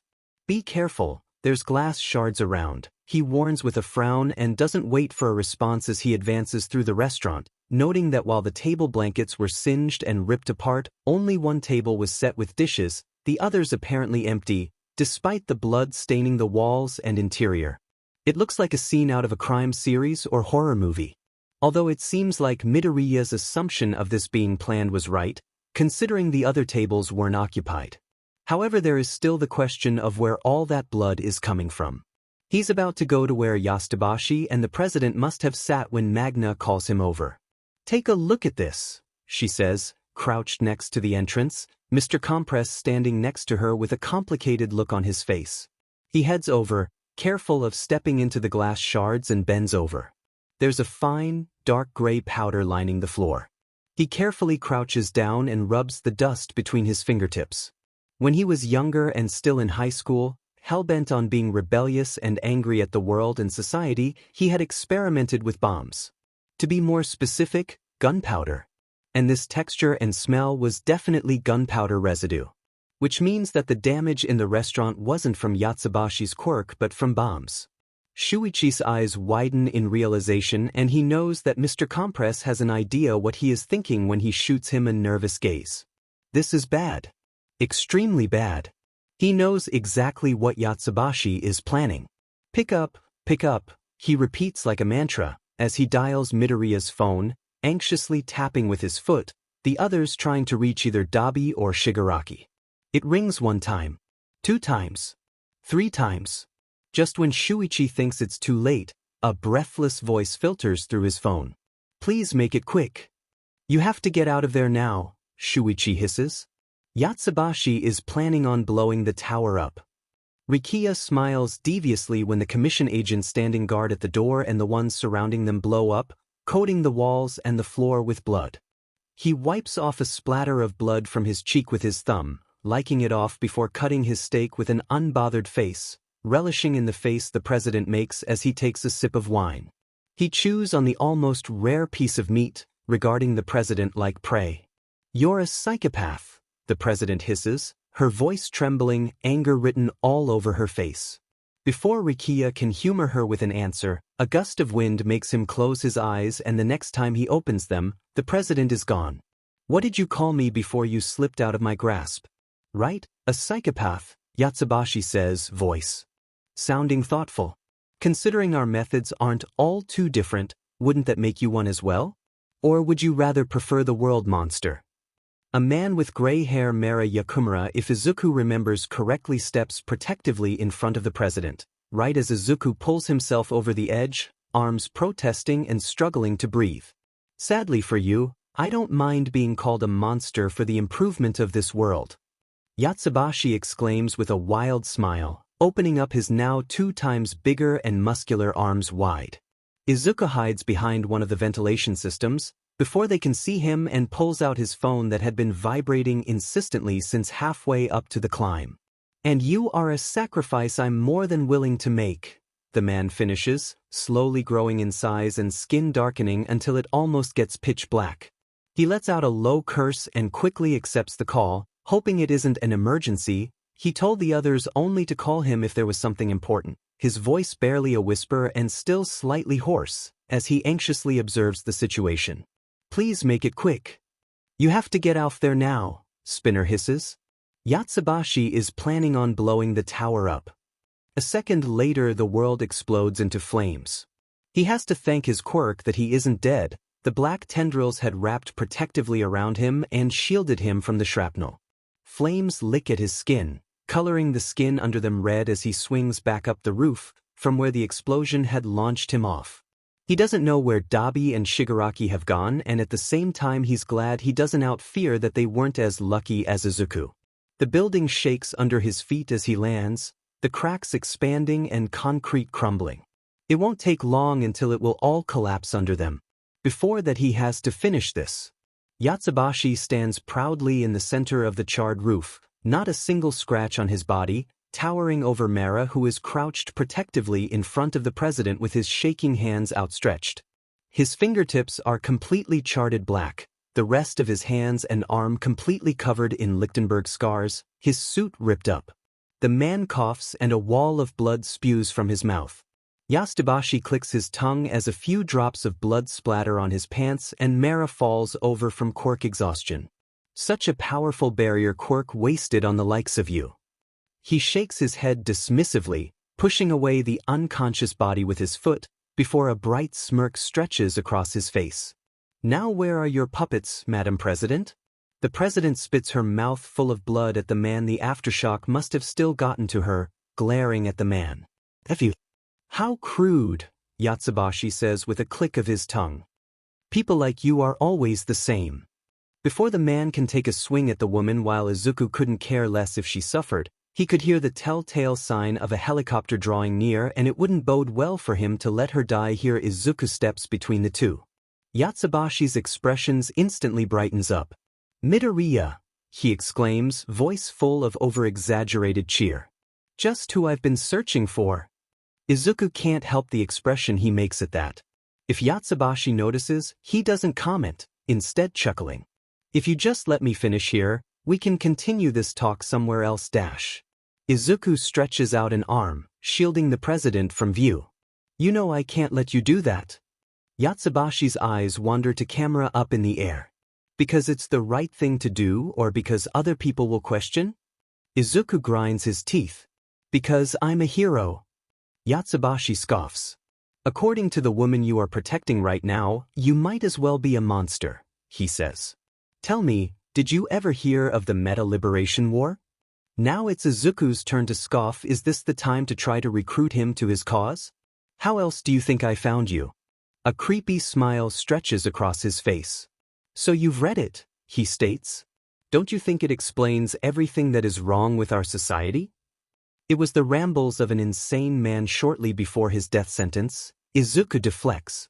It's not something we should base our trust in.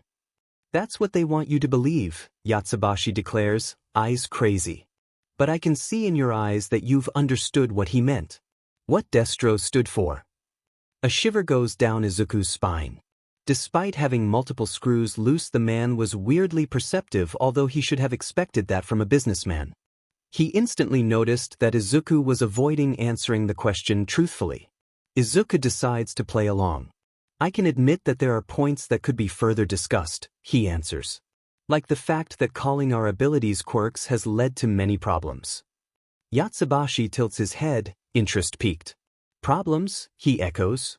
In particular quirk discrimination, Izuku answers, curious to see what the man's answer to this will be and whether he will take the bait. Especially to those with mutant and villainous quirks. But also to those without one at all. The whole classification of quirks into heroic and villainous is discriminating. It's also debatable whether the categories of emitter, transformer and mutant quirks are necessary. The man's expression complicates and Izuku knows he took the bait. Mutants and quirkless. He starts, voice carefully blank, but his face betrays him as it twitches. I'm not sure if I follow correctly. Well, it's simple really. Some people have the outlandish belief that those with strong emitter or in some cases transformer quirks stand on top of the food chain and those with mutant quirks or quirkless should bow to them. Izuku starts. Destro clearly states we should strive for equality. Izuku stares at the man, daring him to disagree. Yatsubashi looks like he is skiing on a sour lemon as his face twitches again. I understand your point, but He seems to struggle between wanting his quirkist beliefs to win and getting Izuku to join him. Isn't that a bit outdated? Outdated? Izuku's voice sounds flat even to his own ears and Yatsubashi stiffens. Yes, outdated, the man doubles down. We need to look at it from a current angle, considering how much has changed since the dawn of quirks. Izuku almost can't stop his mouth from falling open. He can't believe someone would misuse that argument so blatantly and believe they would get away with it. Izuku lets out a sigh and decides to stop there. Useless charade. If you bothered looking into me a bit more closely, rather than only seeing me for my quirk, you would have known that I was without that quirk well until my first year of high school. Izuku has trouble staying calm-headed. Nothing about my personality or worth changed just because I developed a quirk. It didn't make me suddenly more useful like your kind likes to believe. The only difference was that I now had another tool to help me become a hero. Izuku glares at the man. And it's that exact tool which will help me bring you down. Katsuki lets out a low curse as the connection finally tears off. He can't believe he is across the other side of the country while the nerd has thrown himself into chaos again. He should have known that it was suspicious that Izuku had practically thrown him at the Annihilation team. Now instead of being able to help him, he and Todoroki were in the middle of nowhere, lost and stuck in a forest where they had been stalking after the assassination squad for well over half a day. The only thing that Katsuki was relieved about was that because they were here, it meant that Izuku was safe for the time being. As safe as he was, fighting against some kind of cult leader. He is surprised his connection survived for so long. It was kind of ridiculous how many notifications Katsuki had set up to inform him of anything involving Izuku. So it was no wonder that he got the notification about the livestream in Tokyo. While the brittle connection meant that everything moved in pixels, The panicked voice of the reporter was enough to tell Katsuki that Izuku had ridden himself into sheet again. He can only hope that the nerd knew what he was doing. Todoroki glanced at him from where he was making sure they didn't lose the heroes. Any updates? Katsuki shakes his head with a huff. Connection broke, he explains before letting out a groan. We should have stayed home. Todoroki gives him a deadpan stare. We both know we would have regretted it if something actually happened to Midoriya on this trip, Todoroki drones out. At least this way we can gather information on them. Katsuki rolls his eyes. I'm not sure if it's necessary considering they didn't notice we followed them around pretty much the entire day. Katsuki sighs. No wonder the nerd let us handle this. Katsuki plops down on a rock when he notices that the heroes have stopped to discuss something. He knows he is being a brat right now, but it was frustrating not being able to help, once again. But even more frustrating was that clearly Izuku was depending on the League of all people to help him out but wasn't even considering Katsuki. He gets that he is hot-headed and his personality is flaming garbage like Kaminari had lovingly put it at best, but would it hurt him to extend a little bit of trust into Katsuki? Before Katsuki can't get lost even more in his thoughts, a loud roar disrupts the peace of the forest. The ground shakes under his feet, the sound of trees breaking and falling to the ground coming near. It takes all in Katsuki to not cower at the sight of the giant towering over the heroes, growling. Where is Lord? Katsuki is normally not one to back down from a fight, but even he knows that there is no way they can beat him. Todoroki must have realized this as well, because he grabs Katsuki's arm and tugs. This is the time to go. Katsuki doesn't even hesitate as they bail, the heroes quickly following suit. Izuku thinks he might have bitten off more than he can chew. As always, the details of the fights grow hazy, Izuku falling into a zone as they dance around each other. Something slowly becomes clear though. He is not doing any damage to Yatsubashi, and every kick and punch feels like attempting to bring down concrete with bare hands. Yatsubashi must have noticed too because his frown morphs into a wide grin. Not so tough now, aren't we? He mocks as Izuku sidesteps a punch. Izuku doesn't bother responding, glaring at the man instead. Don't you think this is starting to get boring? The man drones with a dangerous glint in his eyes, growing even bigger and darker. Why don't we make it more interesting? All of the sudden Izuku becomes distinctly more aware of the helicopters circling them on top. You psychopath! Izuku spits out. Yatsubashi laughs. Never thought I would hear you agree with the commission. He grins. I'm gonna pose to you the same question. Aren't we all part psychopath? You can't tell me you've never hurt a single soul. A bitter taste spreads out in his mouth, his body shuddering as it remembers the taste and smell of blood on cold, dirty concrete. But he doesn't let it show. I would never let innocent people get hurt, he answers, and Yatsubashi clicks his tongue. Such a practiced response. He sounds disappointed. The man raises his left arm, swatting at the helicopter above. The pressure of his swing almost makes the helicopter falter and Izuku jumps into action.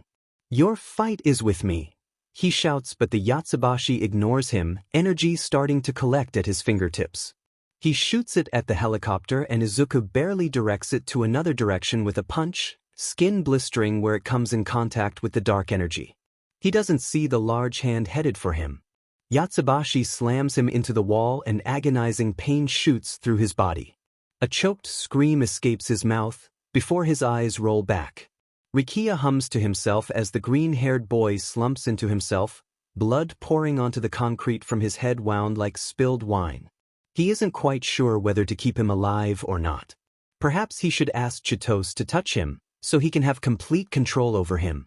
It might be fun to bend him to his will. He was especially curious about the fact that he was without a quirk for so long of his life.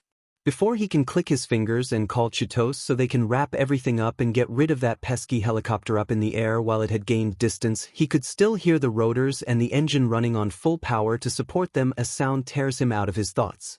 The buzzing of electricity and sparks fills the air, the smell of ozone following it. His eyes zero on the boy and dark wispy tentacles shoot out his body, supporting up his body like a puppet.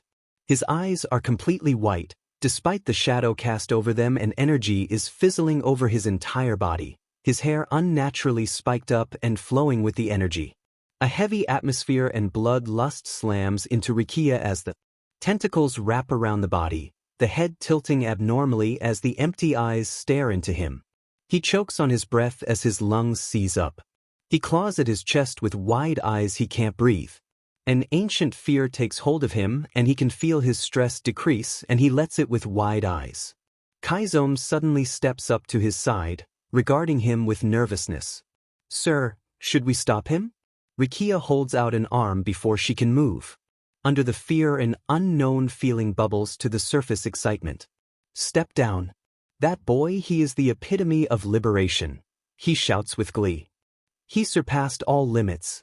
His quirk is acting out of his own will even without him being present. Such mastery of his quirk even despite only having it for a year. He shrinks down, his skin turning normal again, eyes crazy. "Tell everyone, Midoriya Izuku is our new leader," he announces, opening his mouth to order Kaizome to spread it around when a pipe knocks him out cold. "Fanji lunatic," Dabi mutters to himself. Izuku's head is full of static. He thinks he might have fallen unconscious during the fight, but he can't bring himself to care. He wishes he could swim in the endless void forever. A voice calls for him in the fair distance and he turns to it, blinking at the familiar emerald green eyes. But then a hand grabs him from the void and suddenly he comes to himself with a gasp. He sits up, clutching at his head with a hiss. Dabi stops in his track, trying to pull him up and regards him with concern. "I thought you would be unconscious longer." Izuku's head swivels around. "What happened to Yatsubashi?" Dabi points his thumb behind him with a grimace. "He started spouting bullshit, so I took him out." Izuku nods and stands up, heading into the direction of the start of the fight. Izuku reaches the body of Yatsubashi and the president at the same time as a man in a suit. He steps protectively in front of the woman, who has propped Mera into a stable lateral position. Izuku doesn't regard him, crouching down at Yatsubashi's body to check his pulse only partially relived to find him only unconscious. He is about to ask Dabi how he managed to defeat him when he looks up and meets the eyes of the agent across from him. And with shock Izuku realizes he is looking into eyes similar to his own. Before Izuku can reach the man, a new lit fury in his eyes, a gust of wind makes him close his eyes and all three vanish. He kicks at the ground with a scream. Before he can obsess over it, a call interrupts him.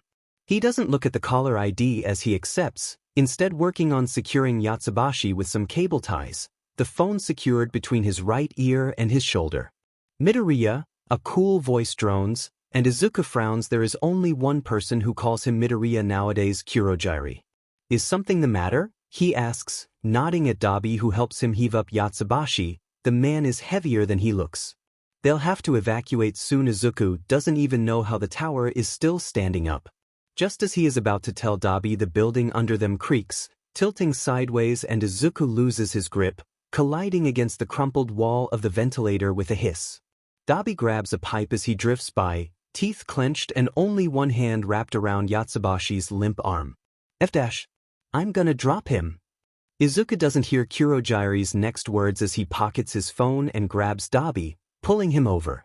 The man lands with a curse, thankfully not letting Yatsubashi drop to his sure death. As much as Izuku despises the man, it would be easier to return to high school without a criminal record. As soon as Izuku is sure that Dabi will hold on, he raises his phone to his ear again, catching the last bit of Kurogiri's sentence. "Doriya, are you there?" Sorry. We are gonna need a portal. The building is collapsing and we are still on the rooftop," Izuku answers, clicking his tongue as he realizes the vision in his left eye is swimming. Must be the concussion catching up to him. "What's the status over there?" Kurogiri lets out a sigh and instantly Izuku knows something is wrong. "That's why I was calling," the man replies, voice tired. "The warehouse was set on fire." Izuku's eyes widen and momentarily, he forgets about the situation they are in, mind blaring. "What happened?" he demands, frantically heart racing. "See for yourself," the man responds, a portal flicking to life a few meters away from them, Dabi sighing in relief. Izuku throws Yatsubashi over his shoulder and slides into the portal. Izuku almost drops Yatsubashi out of shock when he arrives, faltering as gravity takes hold of him. It takes him longer to regain foot than it normally should. He straightens and ignores the ache in his bones.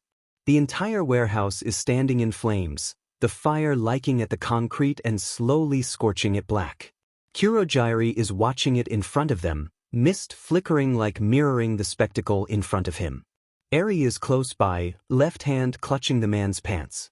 She's cowering in the cold, despite the blanket Kurogyari must have grabbed in a hurry when he noticed the smoke and fire.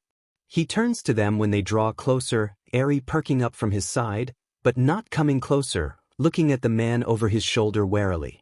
Izuku taps the body, depositing it on the ground. DLVY for the police, he says, and Kurogyari nods and opens up a portal, the body sinking in and disappearing. Only then Eri goes over to them, clinging to his side. He ruffles her hair, watching the smoke on the horizon. Do we know who did it? He asks, wrapping the blanket around Eri more tightly, Dabi going more closer to the fire, inspecting it. Kurogyari shakes his head mutely, and a second later another portal pops up, the rest tumbling through in various states of energy and excitement. It all dies when they see the warehouse. Toga stops in her tracks, laugh dying out, and Twice and Hawks stop bantering. Spinner, Magna, and Mr. Compress look at the warehouse solemnly, although Izuku can see a split second of relief at seeing Izuku not in pieces. And Shigaraki's eyes get cold. Oh, Hawks says weakly, interrupting the silence tiredly. So that's what they meant. Dabi turns on the man hanging from Twice's shoulders like a bloodhound. You know something, Birdbrain? His voice is dangerously low. Hawks sighs, tapping Twice in thanks as he stands on his own, slightly tumbling.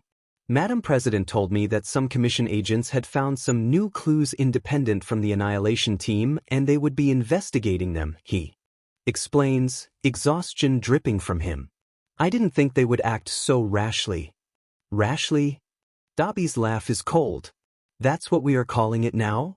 Hawks doesn't reply, not meeting Dabi's eyes. Someone could have been inside. Eri could have been inside. Dabi hisses. If it weren't for Kurogyari, we would be searching for her corpse right now. Hawks reels back, looking like he was hit in the face. So stop pretending like the commission isn't a massive sheet stain. Dabi barks out, eyes blazing. I know, Hawks snaps. I do know, okay? Dabi stops in his tracks, voice dying out at the expression Hawks is wearing. He looks completely vulnerable, like one more word will break him. Hawks gulps audibly. My last tutor. She was the only one who extended kindness to me. Who tried to stop them from training me so harshly, he tells them, wrapping his arms around himself and looking away. All the others didn't hold on. They weren't brave enough to stop what the commission was doing, but also weren't brave enough to continue watching. Izuku ball his fists. I should have known how it would have ended. Hawk's voice is bitter and he is glaring a hole into the ground. After I graduated, they told me to kill her. She was a safety risk. Someone who knew the ties to my old name. And an endangerment. Tears run down the man's cheeks, and it's evident to what he had to endure under the commission that they are deadly silent. But I couldn't, he chokes out. How could I kill the one woman who treated me more like a son than my own mother ever did? He bites his lips, looking up to stop his tears. It's scary how only slight puffiness indicates that he was crying in the first place. Of course, they wouldn't have that. Hawk's laugh is hysterical. Their masterpiece is supposed to be perfect. He would never refuse to follow orders. Just one more reason to get rid of that pest and get it done with. Izuku wants to scream and yell at what he is hearing. In my desperation, I struck a deal. I would carry her punishment and she would be spared if I handled it professionally. His tone is almost mocking, and it becomes clear soon after why. They took one feather one after another and let me watch as they burned every single one. He grasps his shirt, knuckles white. But I didn't break. It's heart-wrenching how proud he sounds. I didn't cry out or beg even once. I kept her safe. His hand falls away from his shirt. Naturally, they didn't keep their promise. Hawk's voice sounds monotone. But as long as I stayed on top of their orders and followed them without any complaint, they left her be. He squeezes his eyes shut. They didn't like it, but they didn't hurt her, Hawks continues, growing desperate. But if I resist, I will be responsible for her death. His remaining feathers stand up, showing his anger and fear. So Kami help me if I have to pretend to support them in public, he ends, clenching his fists. Before Izuku can move, the man turns away and walks away. No one makes any move until Dabi clicks his tongue and goes in the opposite direction of Hawks. Izuku lets out a low curse, letting out a rushed, "Please take care of Eri," before hurrying in the direction of Dabi. From experience, he can tell that Hawks will need to be alone for a bit. Thankfully, it doesn't take long until Izuku finds the man, hurrying through alleyways until he finds the construction site next to the river. For a moment he leans at the steel beam, catching his breath before he pushes off, ignoring the dizziness he feels. He finds Dabi sitting on a crate, looking at the dark, muddy water, and carefully draws closer. "You don't have to treat me like a scared, wild animal," Dabi grumbles, not turning around. Izuku doesn't respond, instead sitting down next to the man, also staring at the calm stream. "Why are you being so stubborn?" Izuku asks. "You gave me a chance too, didn't you?" "That was because you reminded me of myself," Dabi snaps. You know exactly why I saved you back then." "Yes," Izuku replies calmly. "So what makes me different from Hawks?" Dabi hesitates, balling his left hand. "The way he always smiled like everything was fine and dandy made me sick," he admits quietly. "I thought his hero persona was more important to him than accepting how rotten society really is, but..." He trails off, unclenching his hand.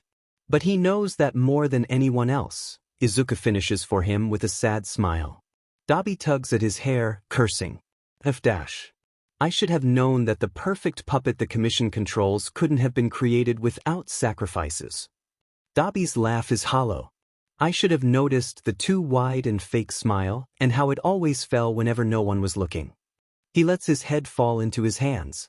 "But I didn't," Dabi says. "His hero image is drawn in blood and I spat all over it." "Then wipe it off and apologize," Izuku answers, picking up the analogy. Dabi half-heartedly glares at him out of the corner of his eyes. "I will just come across as insincere," he complains in an almost whiny voice, and Izuku can't help but be amused, but he sobers up quickly. "Are you saying that because you think he won't accept it or because you would think it's insincere?" Izuku questions.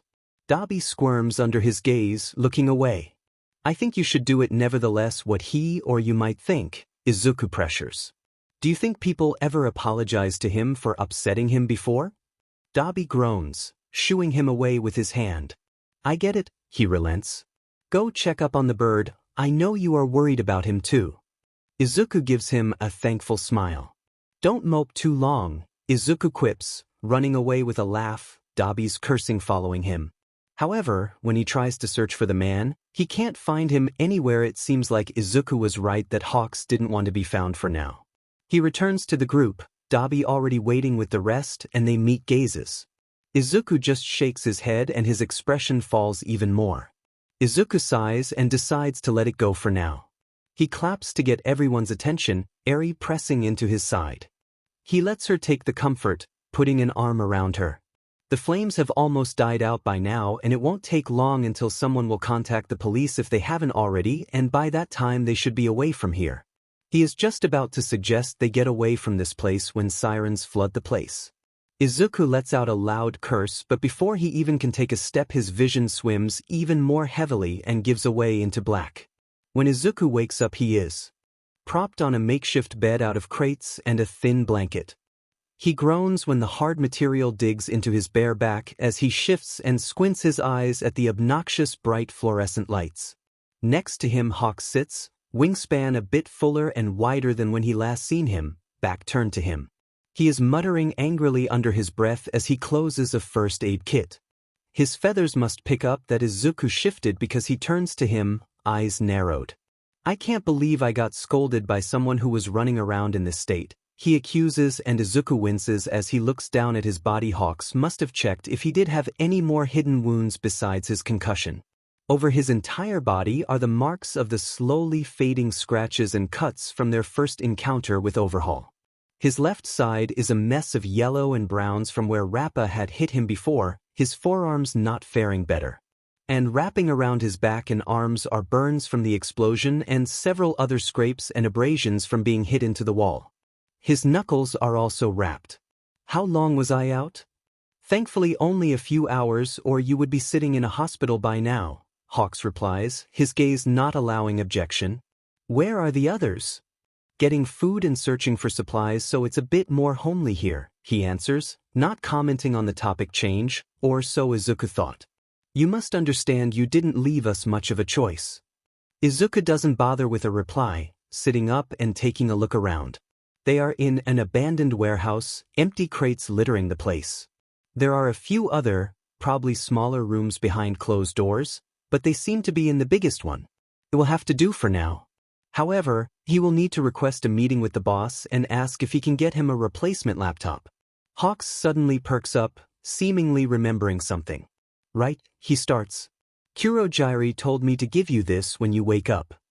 Izuku raises an eyebrow as he accepts the cotton bag and looks inside, his eyes widening at the content. At his confusion, Hawks starts explaining. Eri was in your room when the attack happened, so he was able to grab it before teleporting out. Izuku pulls out his laptop from the bag, relieved to find that it even works. I'll have to thank him properly later, Izuku murmurs, snapping the laptop shut. Hawk's feathers twitch and he gives him a slight smile. You'll have the chance soon.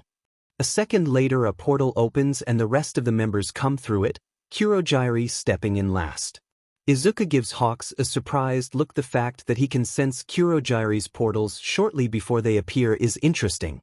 Is it an instinct born from his years of experience or because of his mutations and quirk? When Toga sees that Izuku is well and up, she runs to him, dropping her loot on Dabi, who groans under the additional weight. Izuku gives him a worried glance. His wound has been healing well, but he doesn't want a repeat of last time. The man notices his gaze and shakes his head with a fond smile, and Izuku lets out a breath of relief, focusing on Toga and also Eri, who follows the girl. Eri climbs onto his makeshift bed and Izuku lets her sit on his lap. Did you have fun? He asks, and she nods with a bright face, eyes relieved at seeing him up. He can only imagine how she felt after he fainted on her. Toga bares his teeth at him in a smile as she starts excitedly retelling where they went and what they did. Izuku nods along with a fond smile on his face. While Izuku had been primarily spending his time with Dabi and sometimes Shigaraki the last few missions, the girl still had grown on him. She was rarely quiet, rambling on and filling the silence with enough chatter for 2 or 3 people. She reminds him of Hatsum when she gets into her inventor mode, and he quietly thinks that they would get along. It was one of those rare nights when their dynamic shifted and Izuku finally grew to understand her better. It's 3 in the morning and Izuku is still working on his program. If he can just reroute the connection to his decrypted server. He lets the clicks on his keyboard dominate his mind, focusing on his code. The sofa dips next to him and he shortly glances at Toga, who settles her head on his shoulder before directing his gaze on the display. They spend the next 20 minutes like that, Toga just watching him work, not saying a word. It's only when he starts the program that he looks over to Toga and notices that her eyes are glazed over. He doesn't try to talk to her, instead resting his own head against her. It takes a while for her to get aware again, and he notices when she buries her head even deeper into his shoulders and the tears start falling. He brushes over her hair as she silently sobs. Sorry, she sniffs, it coming out slightly muffled, eyes still puffy and red and her face still buried into his hoodie. You have nothing to apologize for, Izuku answers, busying himself with checking on his program. It's the only thing he can do to repay for all her help in saving Eri. She hadn't complained about it once. I wish my parents thought so, she admits quietly, and Izuku almost doesn't understand her. Your quirk? Izuku guesses and Toga inhales a sharp breath. They told me I'm a monster. It's only a whisper, but it makes Izuku's blood boil. You are not a monster and your quirk is not a curse, Izuku says sternly. Can you repeat that for me? Her smile is wobbly as she repeats his words. I'm not a monster, she hesitates and Izuku gives her a nod. And my quirk is not a curse. Exactly, he agrees. And everybody who told you otherwise is wrong and projecting and can go die in a ditch. Okay, Toga? Toga lets out a weak giggle at that. It's Himiko from now on. Thank you, Izuku. And her smile is bright. After that, those nights occurred more often. Toga, no, Himiko didn't feel like she had to pretend in his presence and sought him out when she was feeling down. Izuku brushes over Eri's hair, detangling the knots in it, and lets himself relax. I may have made a mistake. You may have, Shoyuta repeats flatly. I may have, Nedzu states again, slurping from his tea as they take in the headline. Villain or secretly our savior? Why Yue was wrong about expelling Midoriya Izuku. Shoyuta pinches the bridge of his nose. The article had already been shared over 1 million times, referencing the fight with Redestro, and in addition to the rumor of All Might leaving Yue, the man actually had gone on an undefined break. Not that Shoyuta could blame the man, considering the relationship he had with Midoriya, and how his gut wrenched at him having to stay put and play the bad cop. They had been receiving a lot of bad publicity lately. So much that it was actually noticeable in the amounts of donations from their sponsors they got. It was clear that that number would continue to go down if they didn't step in. Shouldn't you already have a countermeasure figured out? Shoyuta asks, sighing. If there is one thing Nedzu is known for, it is for being all-knowing. Although they have seen how well that turned out, a bitter part of him thinks. Nedzu blinks at him, face blank, before setting down his teacup. No. What do you mean no? Quiet, Shoyuta, Nedzu warns, and instantly Shuta's jaw clicks shut. A shudder goes over Shuta's back at the dangerous glint in his eyes. I have to think. Nedzu only looks like that when he has seen a new interesting toy. Something he can analyze and pick apart and break. Break so he can mold it into something new. That gaze was once directed at Shoyuta in the past. Which means Midoriya has caught Nedzu's interest. It's clear that Nedzu corrects himself, underestimated the boy. His intense gaze is locked on Midoriya's photo on the display. I'll make sure that will never happen again. Izuku winces as he reads the angry message. He hadn't meant to involve Katsuki with Gigantomachia.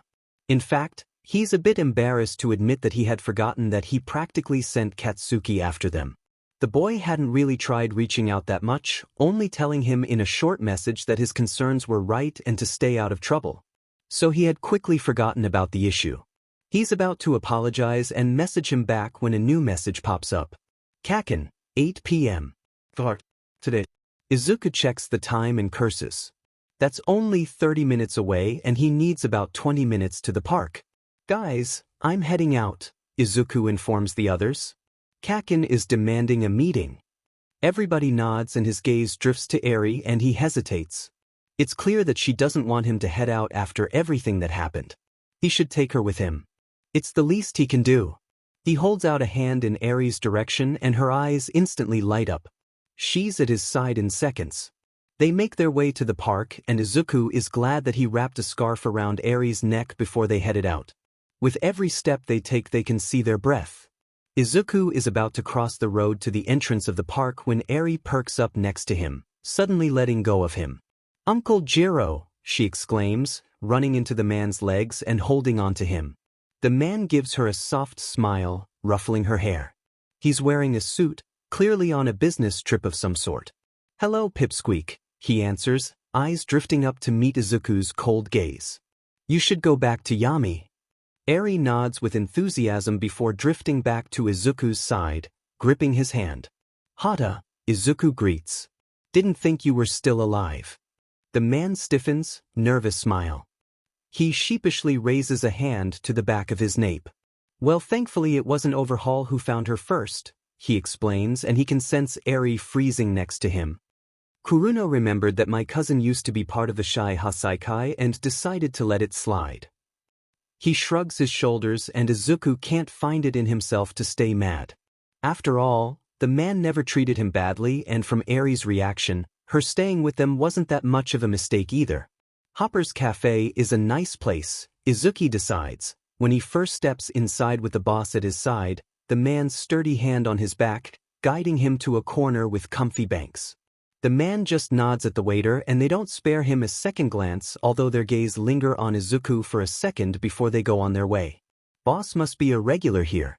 They get seated and it doesn't take long for a cat to arrive and paw at his leg, trying to get his attention. Izuku can't help but smile when the cat melts into his touch, bumping his hand with its head. A moment later it jumps up the seat and climbs into his lap. Before Izuku can get immersed into petting the cat, a waiter arrives, a stiff line in his shoulders. "Sir," he greets brightly, and it's clear that he holds Boss in high regard. "What can I do for you today?" "I would like my regular and item number 4, Boss answers, eyes crinkling, and the waiter nods eagerly. "And what for the gentleman?" he follows up, and Boss takes the lead. "He'll have the same as me," Boss says with a nod. The waiter writes it down before heading to the kitchen. "Did you already notice something?" Boss questions, curious. "There's no menu here," Izuku replies with slight hesitance. When they walked over to their seats, none of the empty tables had menus on them. "Right answer," Boss praises, ruffling his curls. "I'm about to show you something vital." The waiter returns with 2 coffees on a small plate, coffee creamer and sugar on the side, as well as 2 plain desserts on a tray. He sets it down before handing them the items, Izuku mumbling out a thanks. When he lifts the tray, a bunch of papers lie on the table, but he just nods at Boss and Izuku before heading on his way. Boss discreetly slides the documents to himself, handing a copy to Izuku. "Information is the most dangerous weapon in the world," the man suddenly lectures, browsing through the report. "Power might help you overwhelm the enemy, but knowledge lets you win the war." Izuku frowns, staring at the statistics and diagrams on the paper, brushing over the paper. "What about peace?" The man's expression darkens. "Peace can't be won that easily." Hata smiles at him apologetically when he realizes that Izuku relaxes. "I'm sorry I didn't inform you," he says. "But you never left us your contact information, and we both know if I had it, overhaul would have gotten to you much more quickly." Izuku winces. He must have seen the news then. "Yeah, well, I'm glad everything worked out in the end," he answers. "Business doing well?" Hata's expression brightens. "Yes, we are thinking about expanding and opening up another cat cafe around here actually," he explains. "I'm on my way to inspect some possible buildings now that we have enough money to do so." Izuku hums in response. The man looks at his clock and his eyes widen. "Sorry, we'll have to cut out reunion short," he apologizes. "The building is only open for a limited time for inspection." Izuku nods in understanding and sees the man off, watching until he turns a corner and disappears before crossing the street. "Are you angry at Uncle?" Eri's quiet voice interrupts the silence. Izuku sighs, smiling at Eri. "Not anymore," he replies. "Did you like staying with him and his brother?" Eri plays with the fabric of her scarf, clearly thinking about her response seriously. "I liked the sweets," she settles after a while, and Izuku can't help but laugh, ruffling her hair. "Well, that of course can't stand," he says, lips twitching. "We'll have to make candy apples when we get back from our outing today." Eri's eyes are bright as she repeats the words, "candy apples," to herself. It will be hard without a kitchen, but Izuku will make it work. He makes sure to message the league and tell them about the small change of plans and asks if they want something from the store and if they can get a gas stove from somewhere.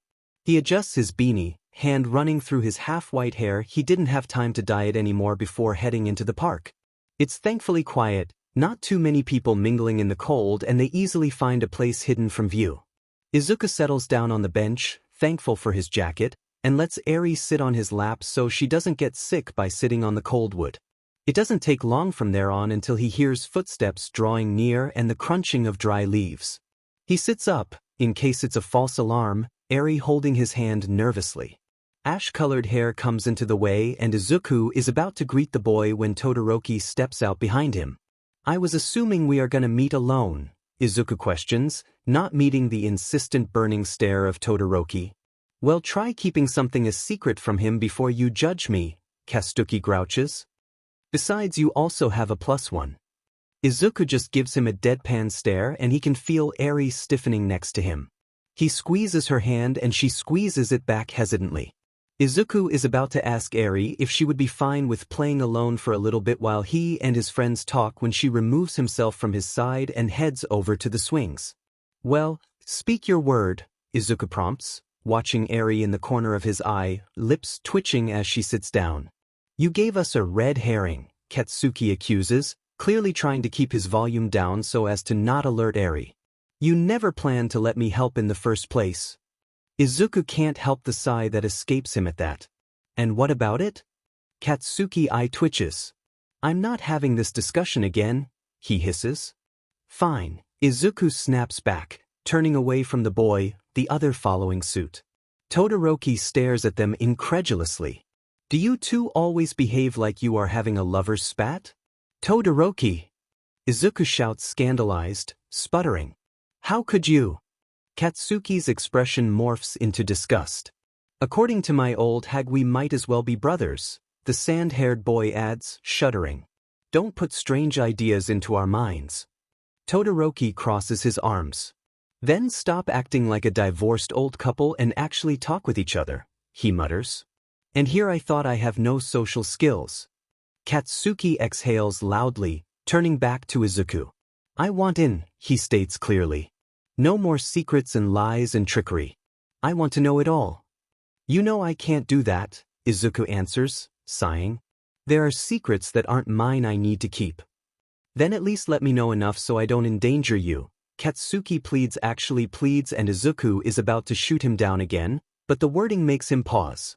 Letting Katsuki and now apparently Todoroki by extension out of the loop only puts them more at risk than them knowing as he thought before. At least with being in the loop, they know what to expect. And with the more and more extreme measurements the commission is willing to make, it's just a death sentence being connected to Izuku. Hell, he could have gotten them killed by leading them on a goose chase together with the Annihilation team. With an exhale, Izuku gives in. What do you want to know? And Katsuki brightens up, pumping his fist into his air like Izuku has never seen before.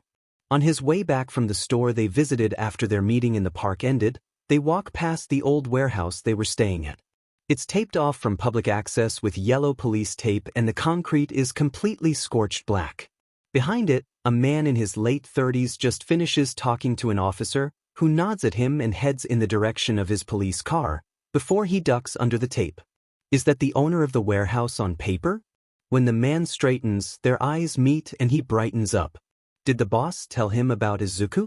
Now looking at him, he did look kind of familiar. Eri next to him stiffens and Izuku squeezes her hand. Don't worry, he knows about us, Izuku whispers and Eri hesitantly nods. You must be Izuku, the man greets and Izuku shakes his strong, calloused hands. He must be working at the construction company. Izuku nods and the man's gaze heads to Eri. I didn't know you have a sister, he remarks, giving Eri a bright smile. Izuku raises an eyebrow. If the man knows about him from boss, wouldn't he also know about Eri? It's been a recent development, he decides to reply, instead of questioning the man. The man nods along, a pleasant smile on his face. We also had been thinking about adopting now that Ochako is out of the nest. Wait, what? Ochako? He asks, eyes wide. The man laughs. Uraraka Ochako? Your classmate? He clarifies. Who else would have told us about you, son? Oh my god, is the only thing Izuku manages to bring out, and the man, apparently Uraraka, tilts his head at him, an innocent smile on his face. The Urarakas have connections to the Yakuza. He stammers. I actually know who you were leasing the warehouse for.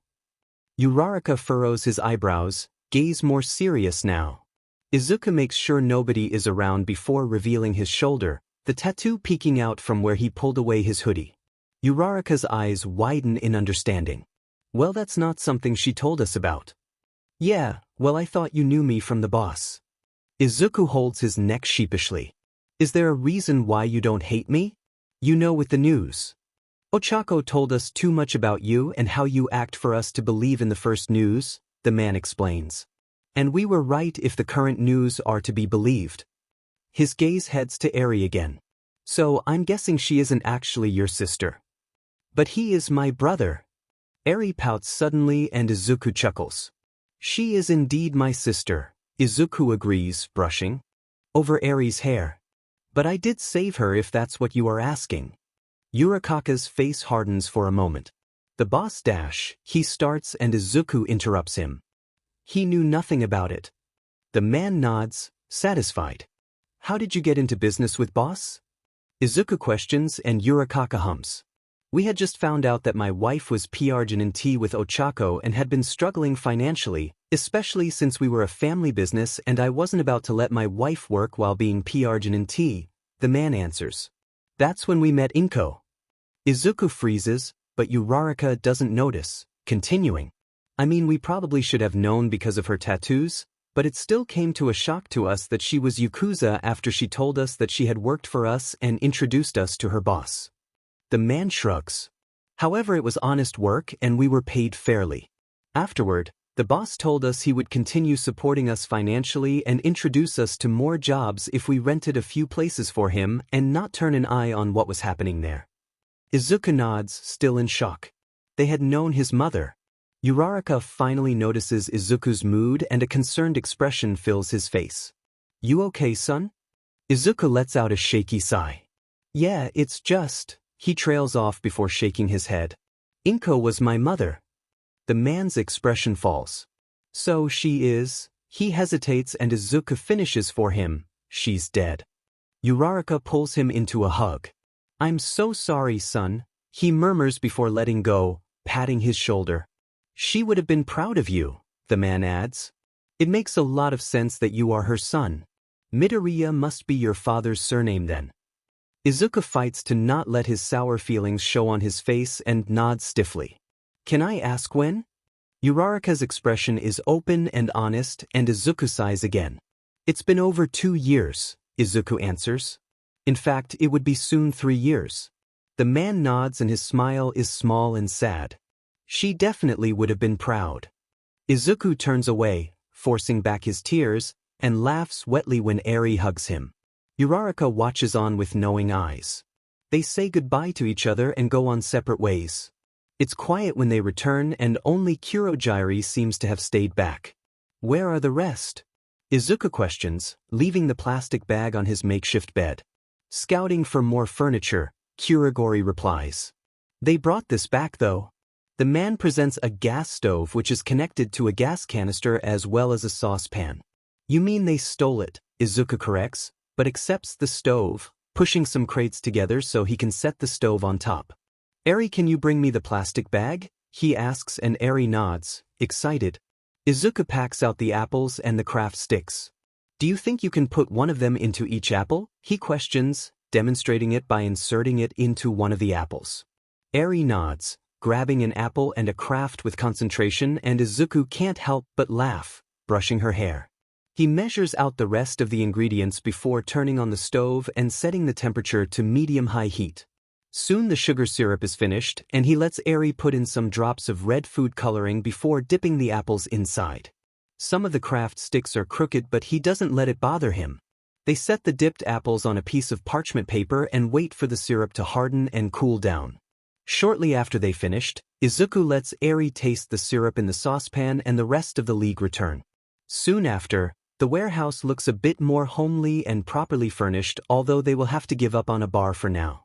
They all take a candied apple and Izuku relishes the look on Eri's face as she takes her first bite.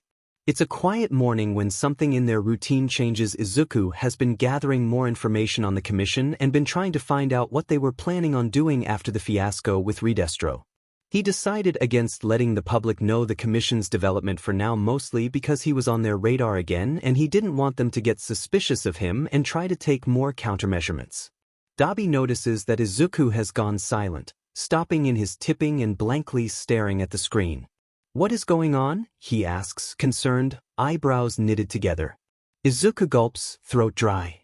Nedza happened, he answers, voice monotone. What did he do? Dabi questions, eyes narrowing. He is trying to establish contact with me. That doesn't seem to be what Dabi expects, because he is gaping at him. Why would he try to? Your guess is as good as mine. Izuku thinks back to the press conference Nedzu held while he was working on a plan for rescuing Eri. He had never bothered to watch it, still angry at the Chimera, but maybe he should have. It's just Nedzu this time. Kin or Aizawa nowhere to be seen. Nedzu had asked them sit this one out. He knows how having to go along with his plans about the commission and just sitting by and watching Midoriya's expulsion had scratched at the man's ego. As for Kan, this matter didn't involve a former student of his class, so he hadn't questioned Nedzu's decisions. Of course, The reporters honed on that fact like bloodhounds smelling prey. He wasn't even seated properly when the questions already started pouring in.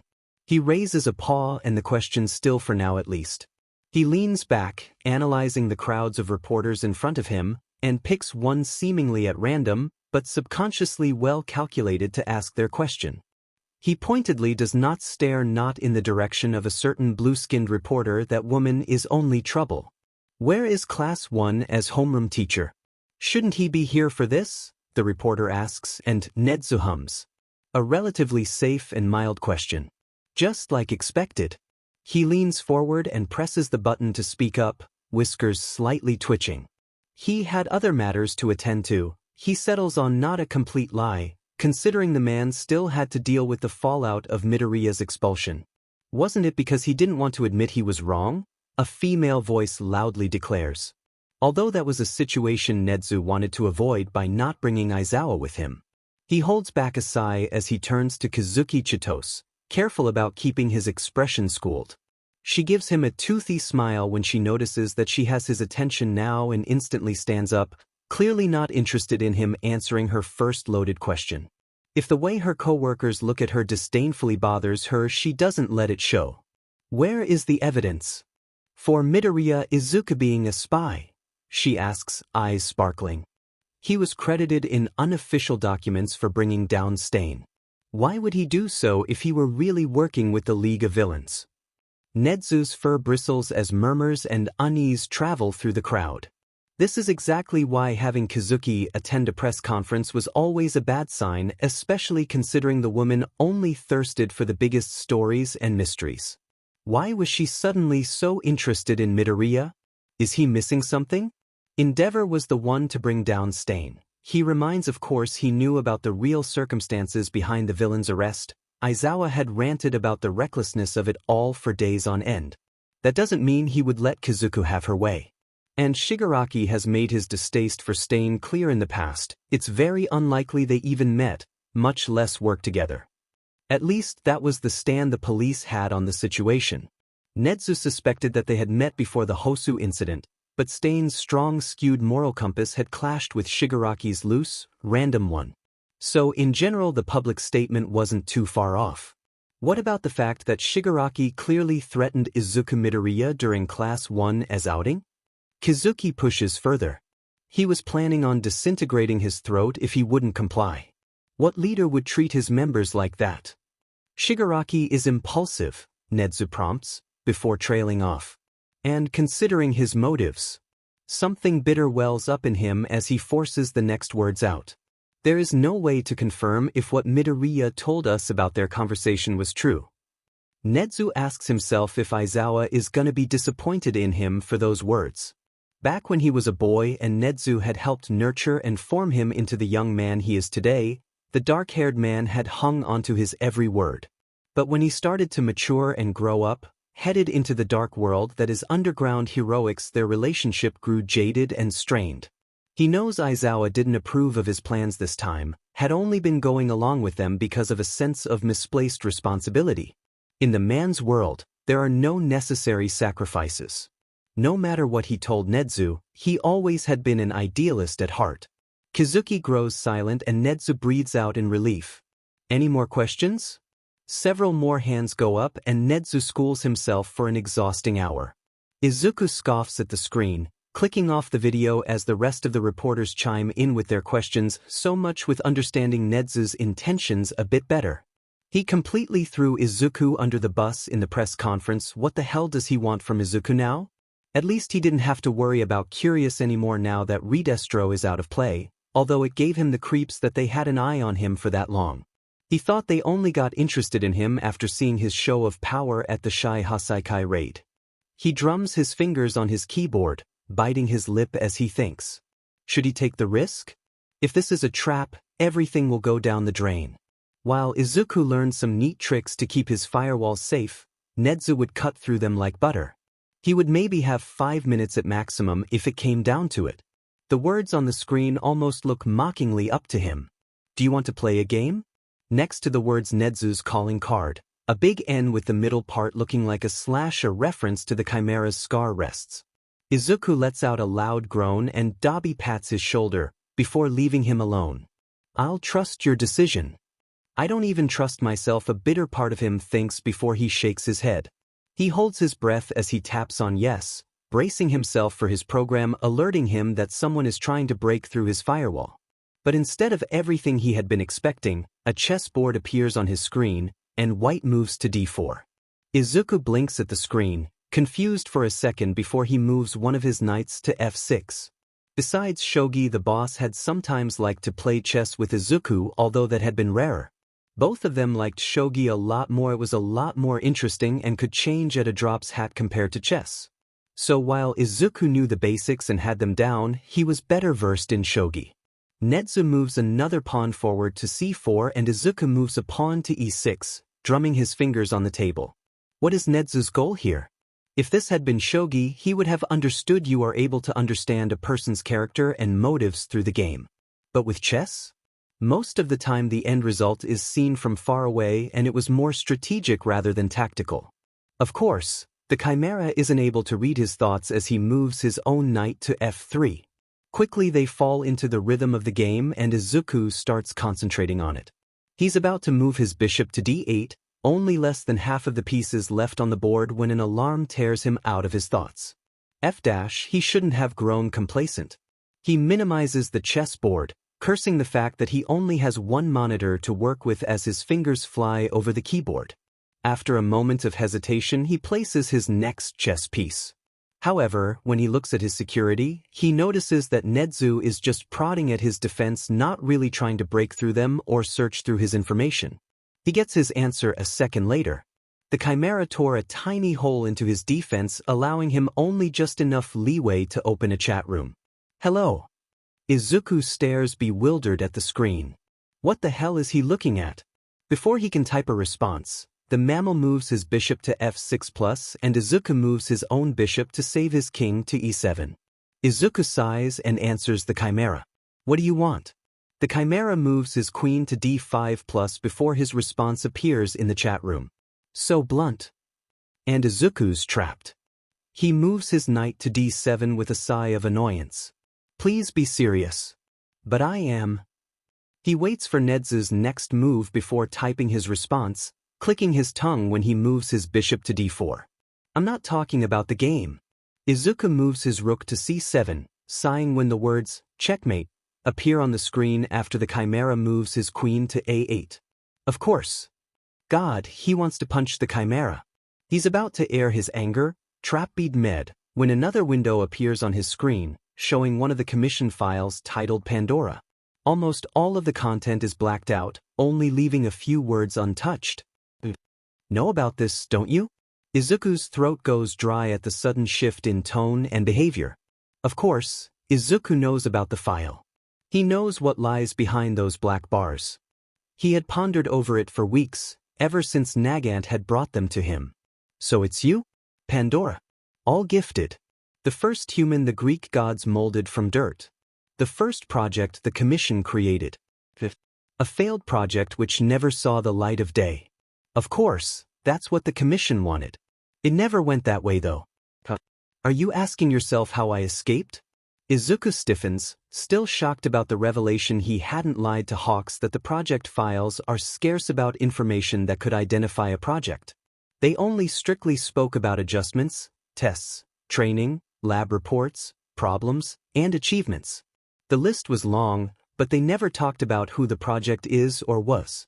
Of course, there was only so much they could do to hide it when the project's quirks were often the primary focus. After all, there are only so many people in the world with red wings or the ability to turn a limb into a weapon. However, intelligence. In the file it wasn't quite exactly clear whether it was a quirk or not, so Izuku had been unsure about the real identity. He had a feeling it was Nezu but didn't know if it fit in the puzzle. They got careless.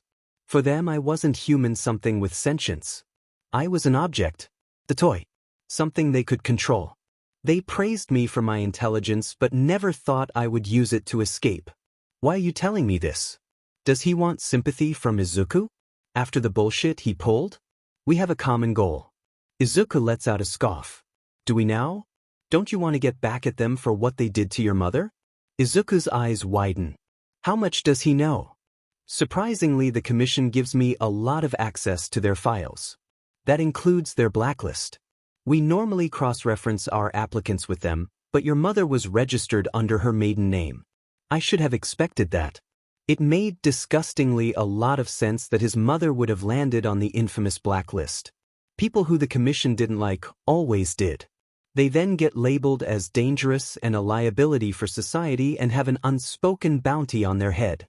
Heroes are able to climb through the ranks quickly and gain the commission's support if they manage to bring in someone from the blacklist, although it wasn't seen in good light. Nobody ever asks questions about what happens to those people. They never get brought into Tartarus. The general public only talks about the list in hushed whispers. It's done well to instill fear into the public, considering you have no future once you land on that list. The silent promise that consequences will be drastic if you ever say the wrong words. Many reporters are on the list because they challenge the commission's beliefs. However, heroes never bring them in. They die in freak accidents and from heart attacks. It's a job for people like Hawks. Do you believe me now when I tell you we have the same goals? Why did you wait so long? If Netsu really wanted to bring the commission down, why didn't he act when they expelled Izuku? Why didn't he even resist? They had been monitoring my movements too closely lately. Someone had been poking around in their files and they thought I was involved in that. Izuku internally freaks out as he grimaces. He really dug his own grave, didn't he? Does that mean the commission was challenging Netsu's loyalty by making him expel Izuku? To make sure he wasn't going against them? They were testing you. Correct. Oh, how much he hates that he is right. It makes hating Netsu a little bit harder. I guess that prodding was your doing? I would never do something illegal. As long as he doesn't get caught, of course. Besides your several stunts as a vigilante, I'm guessing. I would like to say I have a license, but I got thrown out before I could even attempt the exam. Okay, maybe Izuku is still a bit salty about the whole thing. Well, they had to act quickly if they wanted to eliminate you as a threat. If they let you pass the license exam and only afterward revealed their claims, it would have thrown the system into questioning. After all, a villain should have never managed to gain a license in the first place. You are awfully confident that I would have passed it in the first place. I'm not sure if you checked the news the last couple of days, but there are many people agreeing with me. You mean many people who are questioning UA's credibility. There is no response for a couple of minutes, and for a short moment Izuku panics that he made a mistake and misread the situation. Well, I have an idea of how I could change that. It involves a deal beneficial for both of us. Izuku frowns deeply, leaning back. I'm not sure if I can believe that. Well, don't you want to get reunited with your former classmates? We both know that you will be required to undo my expulsion, or else the public will have your head. It's not something you can decide anymore. You are a very hard man to please. Only when someone is trying to rip me off. What do you want then? Changing tactics, huh? How bold should Izuku get? The better question is, what are you willing to give me? Who taught you to be so bold? I'll make sure to keep the press off your back and that you get to redo the license exam before your second year. Izuku raises an eyebrow. I'm fine with the press part, but do you really think license exams will still be a thing after everything is done? You are worried about the World Heroes Association. If the commission falls, they are sure to seize control and halt any distribution of hero licenses until everything is sorted. You have a point. However, I have some contacts in the WHA. I'll make sure you get your chance to do the exam. Izuku blinks at the screen. What contact does he have? They must be high up in the order if they can influence things so directly. Alright, then we have a deal. Perfect. Smiley face. The chat window closes, leaving the empty home screen. There's a soft knock on the open door frame and Hawks looks inside, eyes scanning the room until his gaze stops at Izuku. Can I talk with you for a moment? He asks, and Izuku and Dabi share a look. Hawks's wings twitch and Izuku nods quickly and they head into a different part of the warehouse. The man paces through the room when they arrive, biting his lips as he tries to find the words. Izuku stays patient. He won't force the man, especially not after the whole fiasco with Dabi. Hawks hadn't shown himself often after Izuku had woken up on the first day, only present for their shared meals, something Izuku had introduced exactly for that reason. Suddenly he stops and turns to Izuku, nervously licking his lips. Recently I had been getting those weird dreams. He starts, not meeting Izuku's eyes directly. At first I thought they were just nightmares, everything was hazy and dark. That would explain why Hawks had so big eye bags lately. But with time they got clearer, he continues, hands twitching at his side. And I think they are memories. Izuku furrows his brows, trying to make sense of Hawk's words. From when you were younger? He questions, waiting for Hawk's reaction. The man shakes his head. No, he denies. I think they are from before my debut as a hero. Izuku gulps, a terrible feeling spreading in his gut. Do you think the commission? He prompts, not wanting to finish the sentence. Hawks nods, clenching his fists. They erased part of my memories. Izuku has never heard of a quirk capable of doing that. Although it makes sense that the commission would have someone like that in their ranks. What happens in those flashbacks? Izuku inquires, and suddenly Hawks goes stock still. There are hands pinning him down in places, and he can only watch from afar how they put restraints on his arms and legs. Whatever the man rammed into his arm before knocking him out is working well on keeping him unresponsive. A man wearing a lab coat steps into his view field, checking his pupils before barking out some orders. A moment later they hook him up to an IV and a heart monitor, drawing blood from him with a syringe. The spot where the tube is connected to his skin itches. The man critically looks at the blood in the plastic, snipping with his fingers against it before handing it over to someone on the side. A tablet gets handed to the man, who picks up a syringe with a thick and long needle from it. Kigo internally gulps at the length of it. The man steps closer to his head, his gloves touching his nape. He says something inaudible, and the table he is laying on tilts to the side. He can feel the man brushing the hair away from the back of his nape and spraying it with a disinfectant. Before he can register what is going to happen, the doctor rams the syringe into his nape, tearing a scream out of Kigo's throat despite the drags he is on. His vision blackens around the edges and he floats into darkness. I remember. He trails off, slowly growing pale.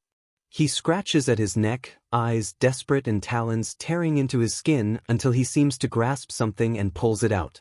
Hawks's eyes widen and his voice is only barely hearable, horror written on his face as he stares at the chip on his bloody fingers. We aren't safe here. As soon as those words leave his mouth, the wall behind them explodes, tearing them to the ground.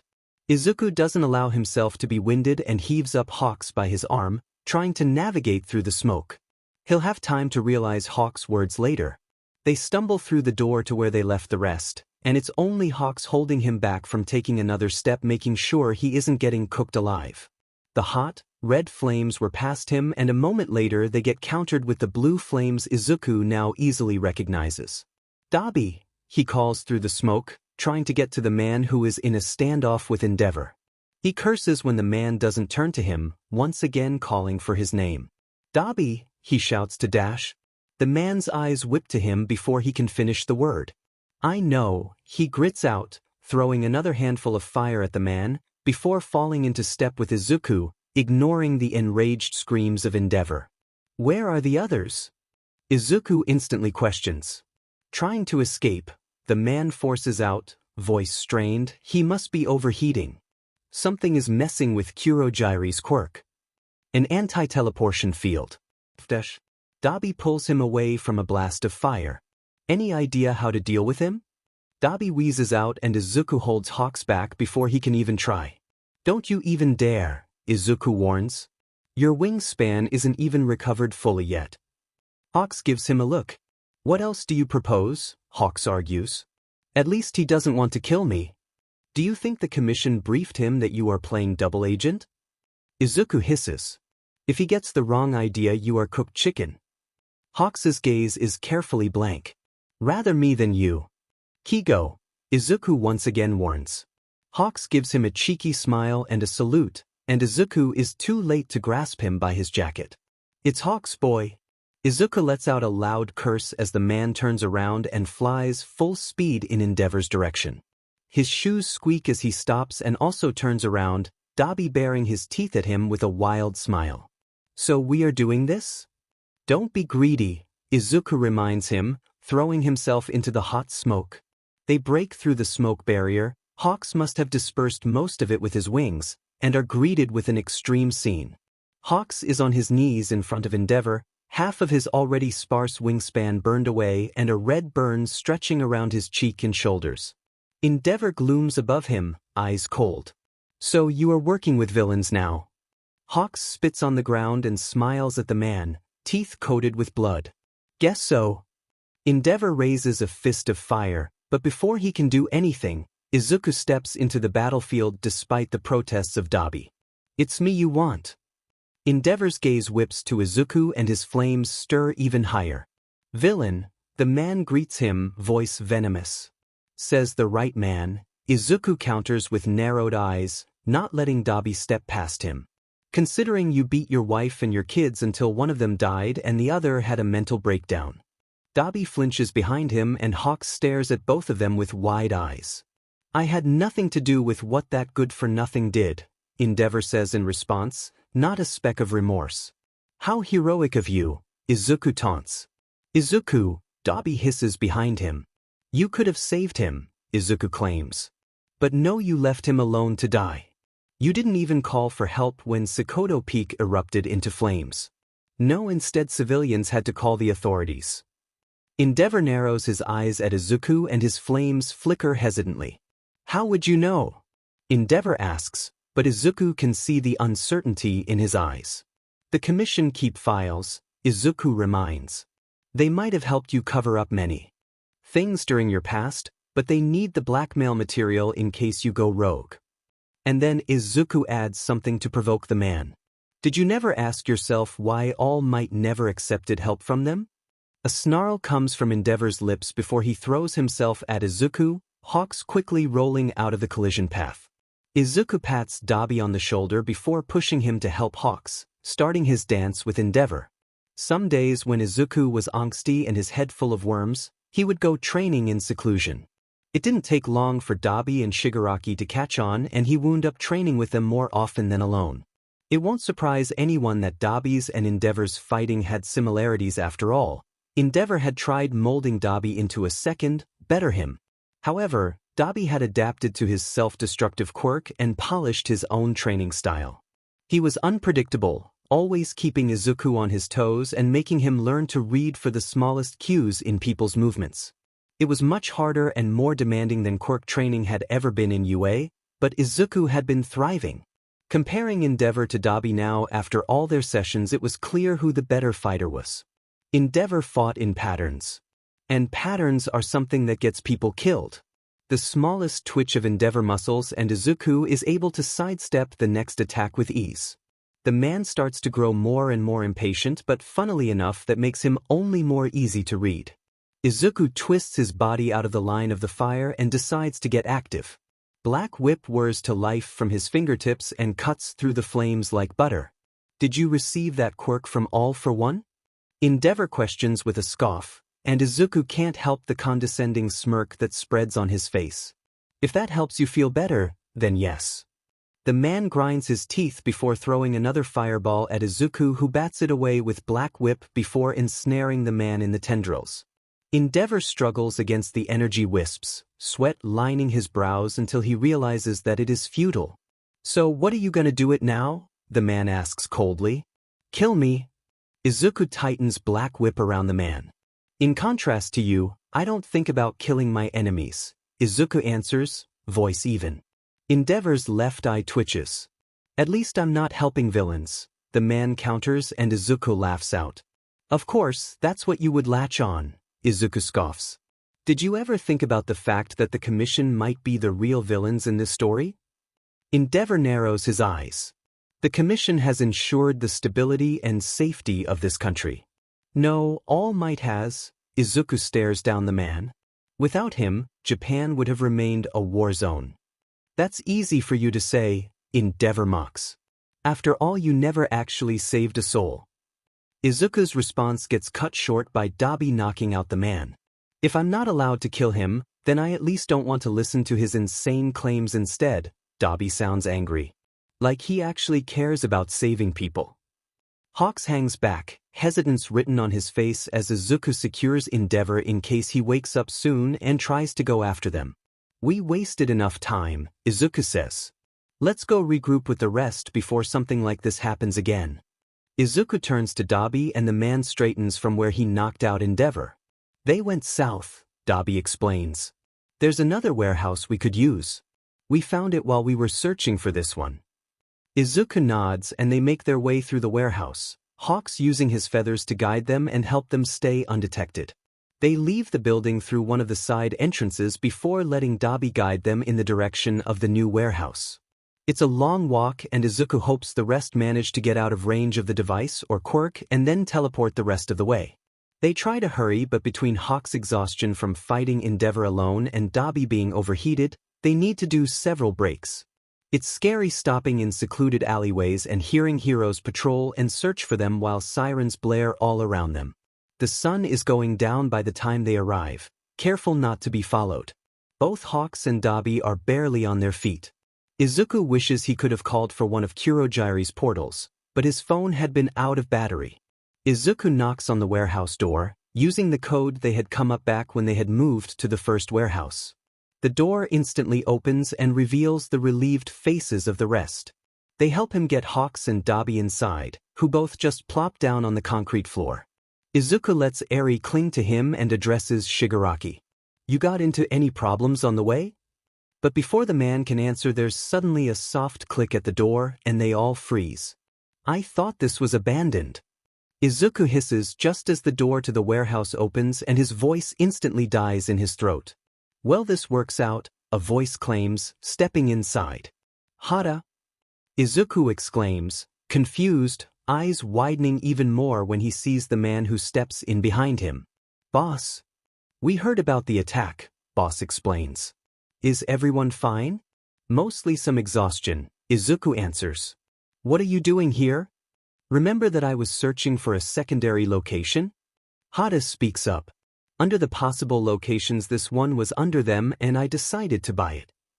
He contacted me afterward to show me the object and also get back into touch, Boss adds, his gaze heading to Eri who hides behind him.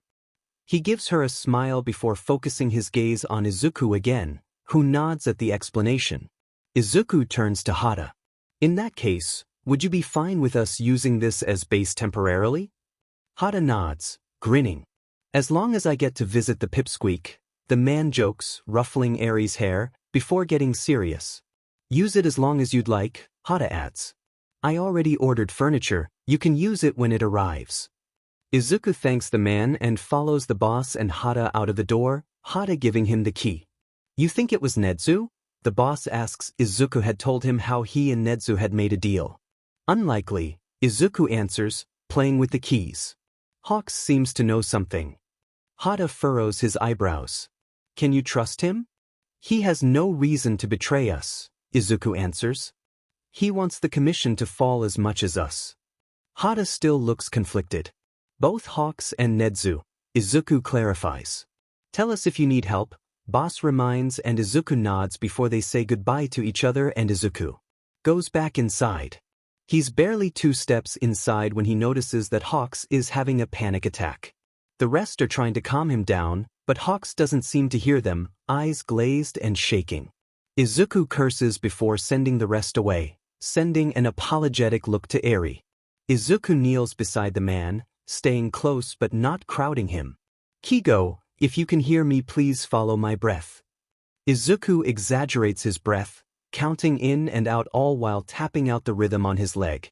The glaze slowly disappears from Hawks's eyes as he tries to follow Izuku's directions, but he is still in panic. They are gonna know, Hawks repeats, hysterical. They are gonna know what, Hawks? Izuku asks, concerned. I betrayed them. Because you attacked Endeavor? But you're supposed to play the double dash. I found the tracker, Hawks interrupts. They know. The tracker. Izuku repeats, hollow, and suddenly Hawks' actions make a lot more sense and bile rises up his windpipe. They inserted a tracker inside Hawks' neck. They are gonna kill her, Hawks realizes, jumping to his feet, and Izuku stumbles to his feet, holding the man back from running off. I'm gonna be responsible for her death. The man rides against Izuku's hold, but he is still exhausted, so it doesn't take Izuku a lot of strength. You are too exhausted to save her before they notice without a plan, Izuku points out. Rest up first, and then we can think about what we can do. They are gonna get to her before we do. Hawks protests, but he sits down again. We'll talk to the rest and we'll go first thing morning, alright? Izuku relents, calling the rest back. Now tell me where she lives so we know where we need to go. They spend ages contemplating what to do before heading to bed, Izuku wrapping Hawk's burns before they do so. It's a restless night and Izuku turns more around in his bed than he does actually sleep. When he finally manages to force his eyes close, he sits up with a jolt in a familiar dark dreamscape. The vestiges hadn't tried to contact him after their conversation about Black Whip, but something must have changed. Izuku has an inkling it must have to do with what happened after Redestro knocked him out. Izuku's eyes find First, still sitting in the middle, blinking when he realizes that the mist obscuring his face has vanished. Still, he keeps silent, letting the man control the direction of the meeting. Welcome back, Ninth. His voice doesn't betray any emotions. I'm sure you know why you are here today. One for All is getting sentient, Izuku answers and First nods. We are not sure why that is, First adds. In the past, we were only able to catch snippets of what was happening while you activated One for All, but ever since that we've been able to see everything. Izuku frowns. He isn't sure how to feel about that. Despite some differences in opinions, First continues and Izuku notices the word choice. We decided to support you with bringing down the commission. Izuku licks his lips, throat dry. Differences, he echoes, slightly hesitant, and a scoff turns his attention to the right side. The spiky-haired man regards him with disdain, eyes incredibly cold. While I can tolerate you playing best buddies with the villains, the man comments. It's distasteful how you deceived 8. Second, First says in a warning tone. No, Yoichi, we talked about this, Second replies, staring Izuku down. I understand the merit in holding a hand out to villains who can be reformed, but not when it comes from a liar himself. Izuku narrows his eyes. What makes you think I'm a liar? He questions, and Second's laugh is cruel. Why don't we start with all the things you were hiding from 8? Second starts. Your tattoos, for example? The mist moves away from his left arm and reveals the tattoo. Izuku fights the urge to cover it. It would only prove Second's words. And his inner voice. So what? A tattoo now means I'm lying? Izuku asks, eyebrow raised. Second narrows his eyes at him. It's about how you got the tattoo, the man hisses. If it also could have been inked in blood. Izuku's jaw clenches. The only blood I willingly spilled was my own, Izuku corrects. The only time I had to kill was when I was 13 and homeless and someone was trying to rob me and then dash. He doesn't finish the sentence, breathing out to disperse the feeling of phantom vomit creeping up his windpipe. Are you telling me I should have rolled over and taken it? He accuses. Oh, it's fine if it is the quirkless child. I never said that, Second denies, lips pressed together. But you implied it. Izuku snarls. You fing hypocrite. Ninth. First tries to interrupt gently, but Izuku barrels on. You guys were hunted for quirks during your time, but now that the roles are reversed it's fine, Izuku jeers. You were allowed to fight for your survival, but when the quirkless kid does it, it's the wrong thing. You are not quirkless anymore. Second thunders. Maybe. But that's not the point, right? Izuku denies, voice dripping with venom. No, you just needed something to hate me for, and the tattoos were the most convenient thing. No matter how I acquired them. No matter that my mother was killed and I was left on the streets. No matter how the Yakuza were the only people who didn't treat me like trash. Second reels back, teeth clenched. No, you just wanted to be right, Izuku spits out. I'm done. Ninth. First calls, but Izuku has already woken up, fuming. His breaths are ragged and he carefully climbs out of the makeshift bed, making sure to not wake Eri or the rest before snagging up a cigarette and a lighter and heading out. He lights himself a cigarette and leans his head back against the concrete as silent tears stream over his face. Like he doesn't have enough problems. Izuku doesn't fall asleep after that. too afraid of the chance that he wakes up in the dreamscape again. Dabi sends him a worried glance when he returns in the morning after having spent the entire rest of the night outside, catching fresh air. Izuku just shakes his head, the rest too much in a frenzy to realize his deep eye bags. Hawks will stay on the lookout for the commission from a bit afar, especially since he is still healing, while Izuku and Dabi will try to make contact with Hawk's tutor without anyone noticing. The rest will stay behind as backup. They didn't account on her living in a multi-story apartment though. Izuku stares at the window up high where Hawks told him his tutor lives and lets out a sigh. Can't just Hawks talk to her? Dabi questions when they step up to the wall. They will only have an hour until the sun goes up and people will surely stare out of their windows. We don't know if her apartment is bugged or not, Izuku answers. They would recognize Hawk's voice immediately. He could just grab her and go, Dabi groans, rolling his eyes when he sees Izuku's look. I know. She could think he was an imposter considering quirks like togas exist still doesn't make this better. Izuku doesn't comment, jumping and grabbing on the first ledge to start climbing. He moves up quickly, stopping after a few seconds and casting a look at Dabi who still stands at the bottom, staring up at him. I hate that you did that without a quirk, the man grumbles, also pulling himself up. It takes them a few minutes to arrive on the right level, Izuku resting on the windowsill waiting for Dabi to catch up before climbing to the balcony next to them. He shakes out his arms and ignores the complaints of Dabi as the man plops down to the ground next to him. Izuku is about to knock on the window and just hope for the best when a loud alarm starts blaring and breaks the silence. Izuku lets out a loud curse and hurries to the railing of the balcony, looking down and paling when he sees commission agents swarming the building. Seems like Hawks was right after all. The sound of a window opening tears him out of his thoughts and Izuku turns around, coming face to face with Hawk's tutor. She stares at him with a pale face. Izuku extends a hand to the woman through the window, offering her an apologetic smile. We want you no harm, he easily tells. We are here because of Kigo. Kigo, too, she says the name like it's the first time she has spoken it, a guarded expression on her face hidden behind the polite smile. It's clear she is wary. Good, Izuku thinks. She's clearly an intelligent woman. It seems like you got the wrong person, she adds. If you excuse me, I have to evacuate. Through your window? Izuku questions. How do you plan to get down?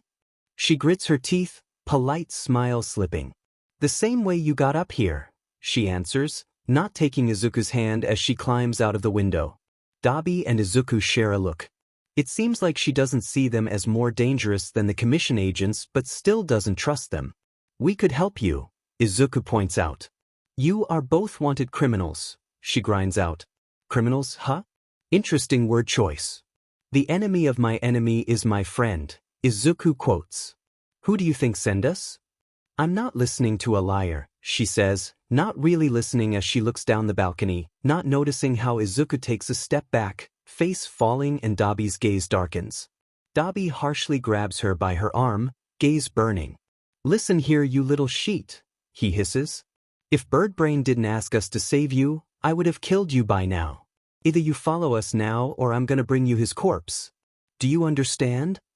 She doesn't answer, only narrowing her eyes at him. I said, do you understand? If you think you can scare me, try again, she spits out. Do you think I survived the commission so long by playing nice? No, you survived because Kigo sacrificed himself for you, Dabi corrects, sounding viscous. Don't tell me you want a repeat of that? She flinches and Dabi lets her go, pulling Izuku to the end of the balcony. The man doesn't look back as he climbs back to the windowsill, carefully lowering himself down level by level. Izuku doesn't meet Hawks' tutor gaze as he does the same, voice tired as he calls out for her. Be careful of who you call a liar. Hawks is waiting for them at the bottom of the building when Izuku and Dabi arrive, voice a bit panicked. I almost sent my feathers up to help you, Hawks says. What took you so long? And where is Sensei?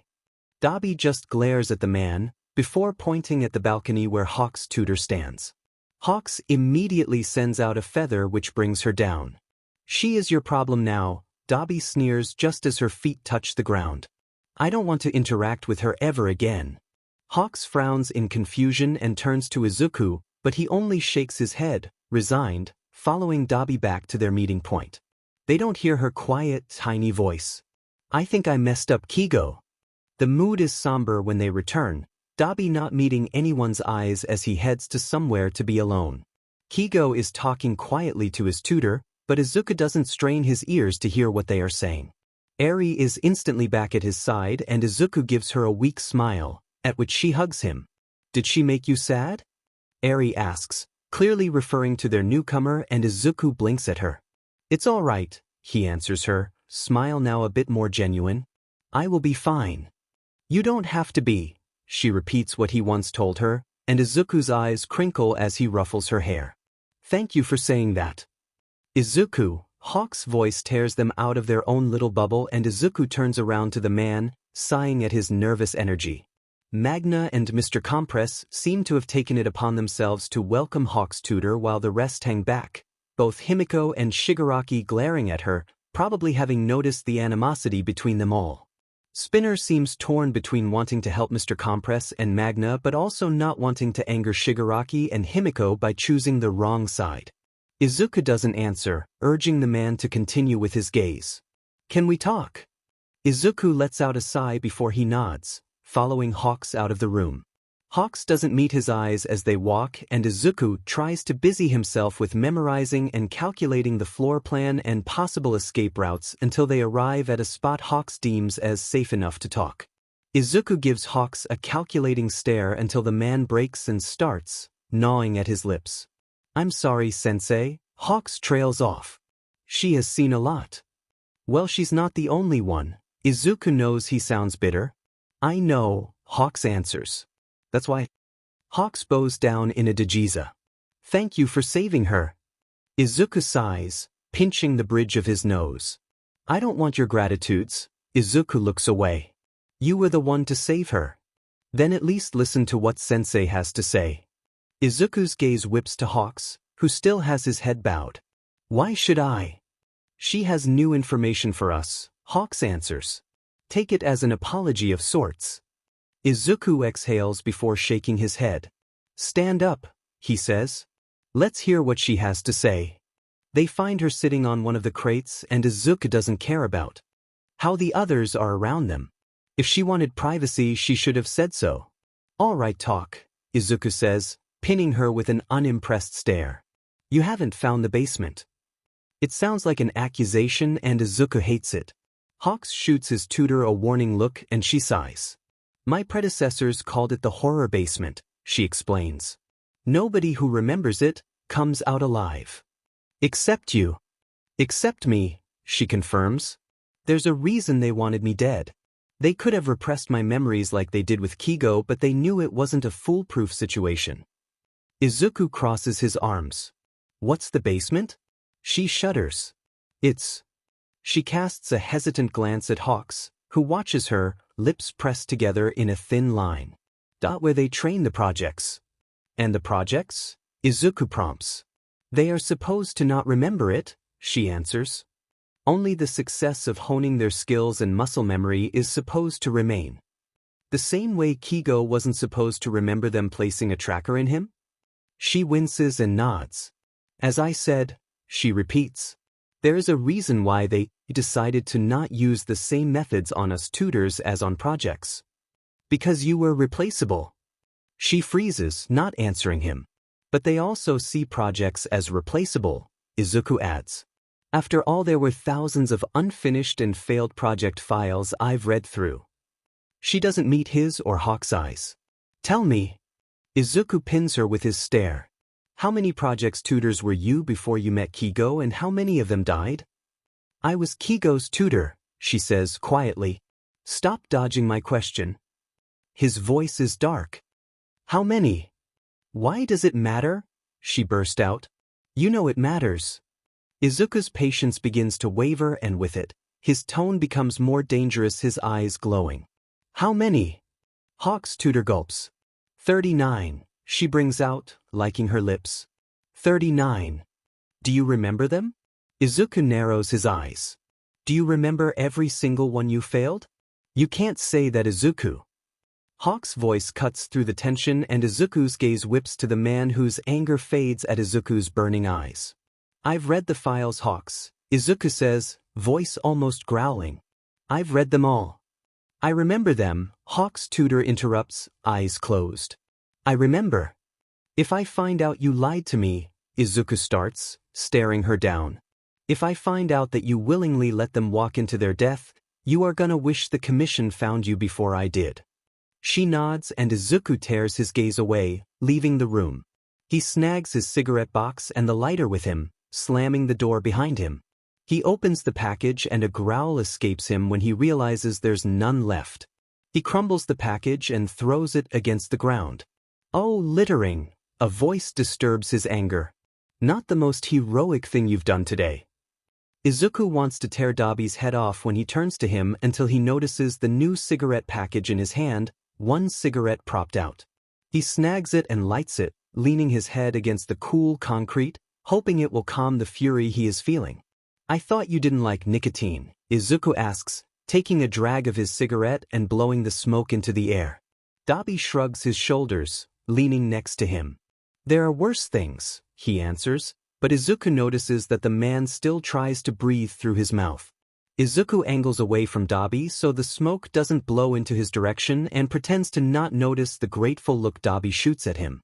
You blew up back there, Dabi decides to bring up. Well, even I don't have the patience of a saint. It's not all about her, isn't it? Dabi guesses. Did something happen? Izuku sighs, biting the tip of his tongue as he thinks. Did you ever think about how I got my quirk so late? Dabi furrows his eyebrows, eyes drifting to the now very noticeable white roots against Izuku's viridian hair. I always imagined it to be rather forceful. I was never supposed to get a quirk, Dabi, Izuku reveals, waiting for the man's reaction. The crease between Dabi's eyebrows deepens. So not just because the doctor said so? Dabi asks. No, Izuku answers. I may call it my quirk now, but it wasn't mine beforehand. Dabi's eyebrows almost raise above his forehead. I thought you never met all for one before. Yeah, well. Izuku looks at the sky and gulps. Let me tell you about a story with two brothers. You have dead people talking in your head, Dabi bursts out after Izuku finishes. That's absolutely bonkers. Izuku winces, cigarette long since stomped out. You make it sound like I'm mentally ill. You might as well be, Dabi quips, trying to make the mood lighter. Have they tried contacting you outside of the dreamscape? Izuku lets out another sigh. Thankfully not, he answers, before gnawing his lips. They are not gonna like what they are seeing though. Oh, if them, Dabi says sincerely. Dead people should keep their mouths shut. Izuku gives him a deadpan stare. I'm only legally dead, Dabi reminds. I'm still firmly on the plane of the living contrary to them. If you say so, Izuku says, slightly amused. Dabi quickly sobers up. Have you told Shigaraki? The man asks, getting serious. Izuku gnaws at his lip. He only recently realized what AD all for one has been, Izuku points out. He doesn't need to know that we were supposed to be mortal enemies. Yet, Dabi adds and Izuku nods. Yet, he reassures. Dabi licks his lips, suddenly hesitance in his eyes. Has All Might? Dabi trails off. Did he ever? He leaves the question open, leaving the decision in Izuku's hands. Izuku instantly shakes his head vehemently. No, Izuku denies. All Might. He crushed my life and saved it at the same time. He. What? Dabi sounds concerned. He didn't think I could have been a quirkless hero, Izuku explains. Oh, if off. Izuku lets out a loud laugh. It's all right, Izuku says. I've come to realize that he was just as scared as I've been. And after all, one for all was the miracle I had been waiting all my life for. Do you ever regret it? Dabi questions genuinely and Izuku hums, knowing what he is referring to. Sometimes, Izuku admits. It helps to remind myself that it's in this reality that I managed to save Eri and help her. You don't think you could have done that quirkless? I probably would have found a way, Izuku says, keeping his voice light. Losing a few limbs along the way.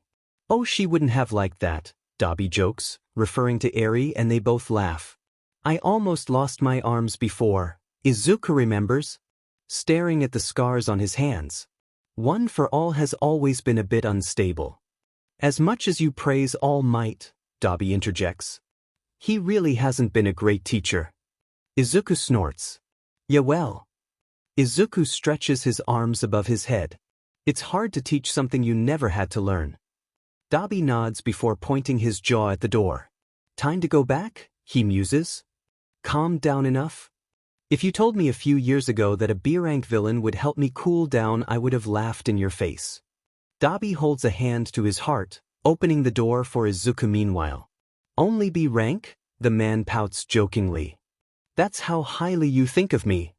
Well, it's hard to update your rank when you do nothing, isn't it? Izuku teases and Dabi narrows his eyes. Oh, you little sheet. The man takes him into a light chokehold, as the door falls close behind them, ruffling his hair until it stands in all directions. Izuku doesn't try to escape his hold, smile bright and laughing when the man lets him go. You are happy again, a high voice exclaims, and Izuku's eyes crinkle when he sees Eri. She approaches them both, not as hesitant as Izuku expected considering Dabi is still with him. She looks up shyly at Dabi, clinging to Izuku. At least some things don't change. Thank you for making Izuku happy again. Dabi reaches out, and when Eri lets him go near without flinching, ruffles her hair. Can't have your brother being sad, can't we? Eri nods enthusiastically. You should become Izuku's and my brother as well. Dabi sputters, and Izuku never thought the man could blush. He scratches his chin, obviously torn. I'll think about it, all right? Eri nods approvingly. Yes, it's a very serious matter. Izuku grins at Dabi's embarrassment and ducks out of the way of the man reaching for his curls again, laughing out. He decides he wouldn't mind being Dabi's brother. Should I call Shuto and warn him that I'm competition now? Izuku teases after a while of them just relaxing together, and Dabi rolls his eyes. Oh, shut it, the man replies, and Izuku instantly notices that he seems uncomfortable. He probably doesn't even remember me. I'm pretty sure he has a conspiracy board connecting your villain persona to your birth name. You are kidding me. No, honestly, Izuku can't help but laugh. Before our fight at the sports festival, he asked me if I was All Might's secret love child. And are you? Dabi decides to turn the tables. Not you too, Izuku groans, and Dabi laughs. I'm joking, the man placates. One for all, right? Has anyone connected the dots yet? Kaken knows, Izuku says, and Dabi seems surprised. That's the Bakugo boy, right? Dabi clarifies. Did you tell him? Well, he was my childhood friend, Izuku answers. He knew something was foul from the moment I stepped into that classroom, and Uraraka retold how I smashed the 0-point robot to bits. He didn't take it well, didn't he? Dabi speculates. He reminded me of me before Shuto was born. I would have hated your guts. Yeah, he did too. But he changed his mind? Evidently, Izuku sighs. Or else he wouldn't have wanted to help me so much. Although it seems like we misjudged each other a lot in the past. Let me take a guess. Superiority and inferiority complex, Dabi says. I could practically smell it. Izuku snickers before getting thoughtful. He never told me about how his kidnapping went. Awful, Dabi drawls. The kid had his heart set out on heroics for a long time. Shigaraki had no chance. Izuku smiles to himself. Thought so. Talking about him, Dabi suddenly brings up. Did you tell him about what happened? Izuku raises an eyebrow. With the whole Netsu situation? Dabi clarifies. Or being attacked by Endeavor and the assassination team? Didn't you set him on that track? Actually, him and Todoroki, Izuku says, quickly barreling on before Dabi can say anything. I had no idea he was involving Todoroki with this. Right? Dabi says, letting out a sound between a sigh and a hiss. Those two, though. Last I've seen them, they at least acted civil enough with each other. Katsuki blasts an explosion into Todoroki's face at the same time as the older boy freezes his leg shut on the floor. Bakugo Katsuki, please come to the principal's office. Both Katsuki and Todoroki freeze in what they are doing. Oh, and could you please bring Todoroki Shudo with you? Todoroki blinks, still getting his bearings from the explosion while Katsuki blasts himself out of the ice, shaking his leg at the cold to warm it up. He also shakes out and rotates his wrists before heading to the side benches to get his stuff, Todoroki following him closely, cleaning his singed face. Do you think this is about Midoriya? Todoroki questions him, both of them not bothering to change out of their sports clothes as Katsuki stuffs his bottle and towel back into his backpack. I sure hope not, Katsuki growls. If that rat BSTRD causes more problems for the nerd, I will rip his head off. They stalk out of the gym, entering the main building of the school. There are not many students around. Most of them have already returned to their dorms, but the ones that see them recognize them and start whispering, making Katsuki's skin crawl. Katsuki quickens his pace and Todoroki thankfully follows suit without complaining. He's suddenly very thankful he did read the school manual and memorized the school layout at the start of the school year, considering he never had been to the principal office. Katsuki suddenly stops in his tracks, sneakers squeaking on the floor, and Todoroki almost runs into him. He takes a few steps back, looking at the nondescript door with the simple plaque they almost overshot. Before his knuckles can reach the door, it opens before him. Both he and Todoroki go inside, Katsuki's gaze instantly landing on the other person beside Nezu in the room with them. Does he need to be here? Katsuki complains, not even bothering to hide his annoyed expression at seeing Aizawa here while Todoroki shuts the door close behind them. Aizawa's gaze wanders over their attire and singed and dirty clothes. Did you fight? We sparred, Katsuki corrects. In a gym, we scheduled exactly for the reason. Confirmed and authorized. By who? The man questions with a frown. Yamada-sensei, Todoroki interjects with a cold but polite smile. As long as it's a member of the staff, it's fine, isn't it? Nezu claps to get their attention. No need for animosity, Nezu says. Aizawa is here because he is your homeroom teacher, and meetings like these aren't allowed to be scheduled without at least one guardian present. Katsuki grimaces at Aizawa being called their guardian but nods nevertheless. Now if we could sit down, Nezu prompts, and both Katsuki and Todoroki sit down on the couch furthest from Aizawa, Nezu joining them on the opposite couch. He pours himself a tea, both Todoroki and Katsuki shaking their heads at his questioning look. Katsuki suppresses his need to pop the slight sweat lining his hands, instead gripping his pants tightly. Nezu takes a sip of his tea before addressing them. Do you two have an idea why we installed the new feature at the gate? Katsuki furrows his eyebrows and he can see Todoroki pausing next to him. Safety, Katsuki prompts. Nezu gives them a dangerous smile. Monitoring. Katsuki freezes and Todoroki gulps next to him. Over the couple last months, both you and Todoroki have left UA 4 times, Nezu says, putting his paws together. Did you know that Muzutafu has an extensive CCTV network? What are you implying? Katsuki asks, voice low. I'm implying that I know exactly what you two have been doing, Nezu answers. Aizawa looks between with a raised eyebrow. What have they been doing? The man asks, confused. Nezu ignores the man, leaning forward. And you are gonna help me bring him back? Nezu adds, eyes glinting. Katsuki's gaze hardens and it's Todoroki who answers. What makes you think that you are more trustful than the commission to us? Oh, so he really hasn't told you yet? Nezu says simply, leaning back again and sipping his tea. Told us what? Katsuki questions, angrily. We made a deal. He would never, Katsuki argues. Not after what you've done. But he did, Nezu disagrees. Which means we have no other choice but to help each other out. Oh, so you can use him as another scapegoat? Katsuki growls. If you believe for a second that I'm gonna help you with anything you are dash. Katsuki's phone suddenly rings and he trails off, looking at the caller ID. There are only 2 people in the world where the calls would go through even if his phone is on not disturb mode. One of them is Izuku. Go on, Nezu says with a knowing smile. Take it. Katsuki narrows his eyes, before accepting the call. Nerd, he greets. In what did you rope us into? Izuku's voice comes out slightly distorted. The only option I had, the younger boy answers. Behave. You can't expect me dash. Do you want me to run away for all my life? Izuku interrupts. Sure, the media will pressure him to take me in when this is over, but he can ruin me, Katsuki. Katsuki startles, almost letting his phone fall in the process.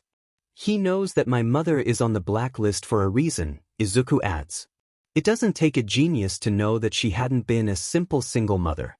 Do you think people will ever trust me when they figure out my background? You said you left it behind. Izuku chuckles and it's tired. We both know I lied, Izuku sighs. You wanted to help, didn't you? This is your chance to really make a difference. Katsuki clenches his teeth, before letting out a long exhale. Fine, I'll do it. Kaken, Izuku's voice is warning. I said I will do it, Katsuki hisses before hanging up.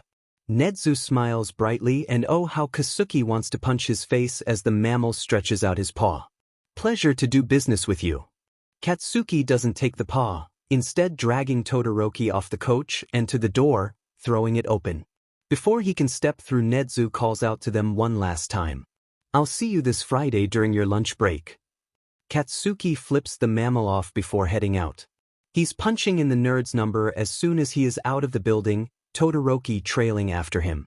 A warning would have been nice. Katsuki grumbles when Izuku picks up again. Katsuki can tell that Izuku winces as he says his next words. I'm sorry, things have been hectic over here. Katsuki turns his phone on speaker so Todoroki can hear what they are talking about. Is Todoroki with you? Yes, you are on speaker, Katsuki replies. Hello Midoriya, Todoroki answers politely. Since when did you have contact with Nedzu? Not too long, Izuku says. He told me to call you shortly after you met with him, I imagine. You said things had been hectic? Katsuki reminds and Izuku sighs.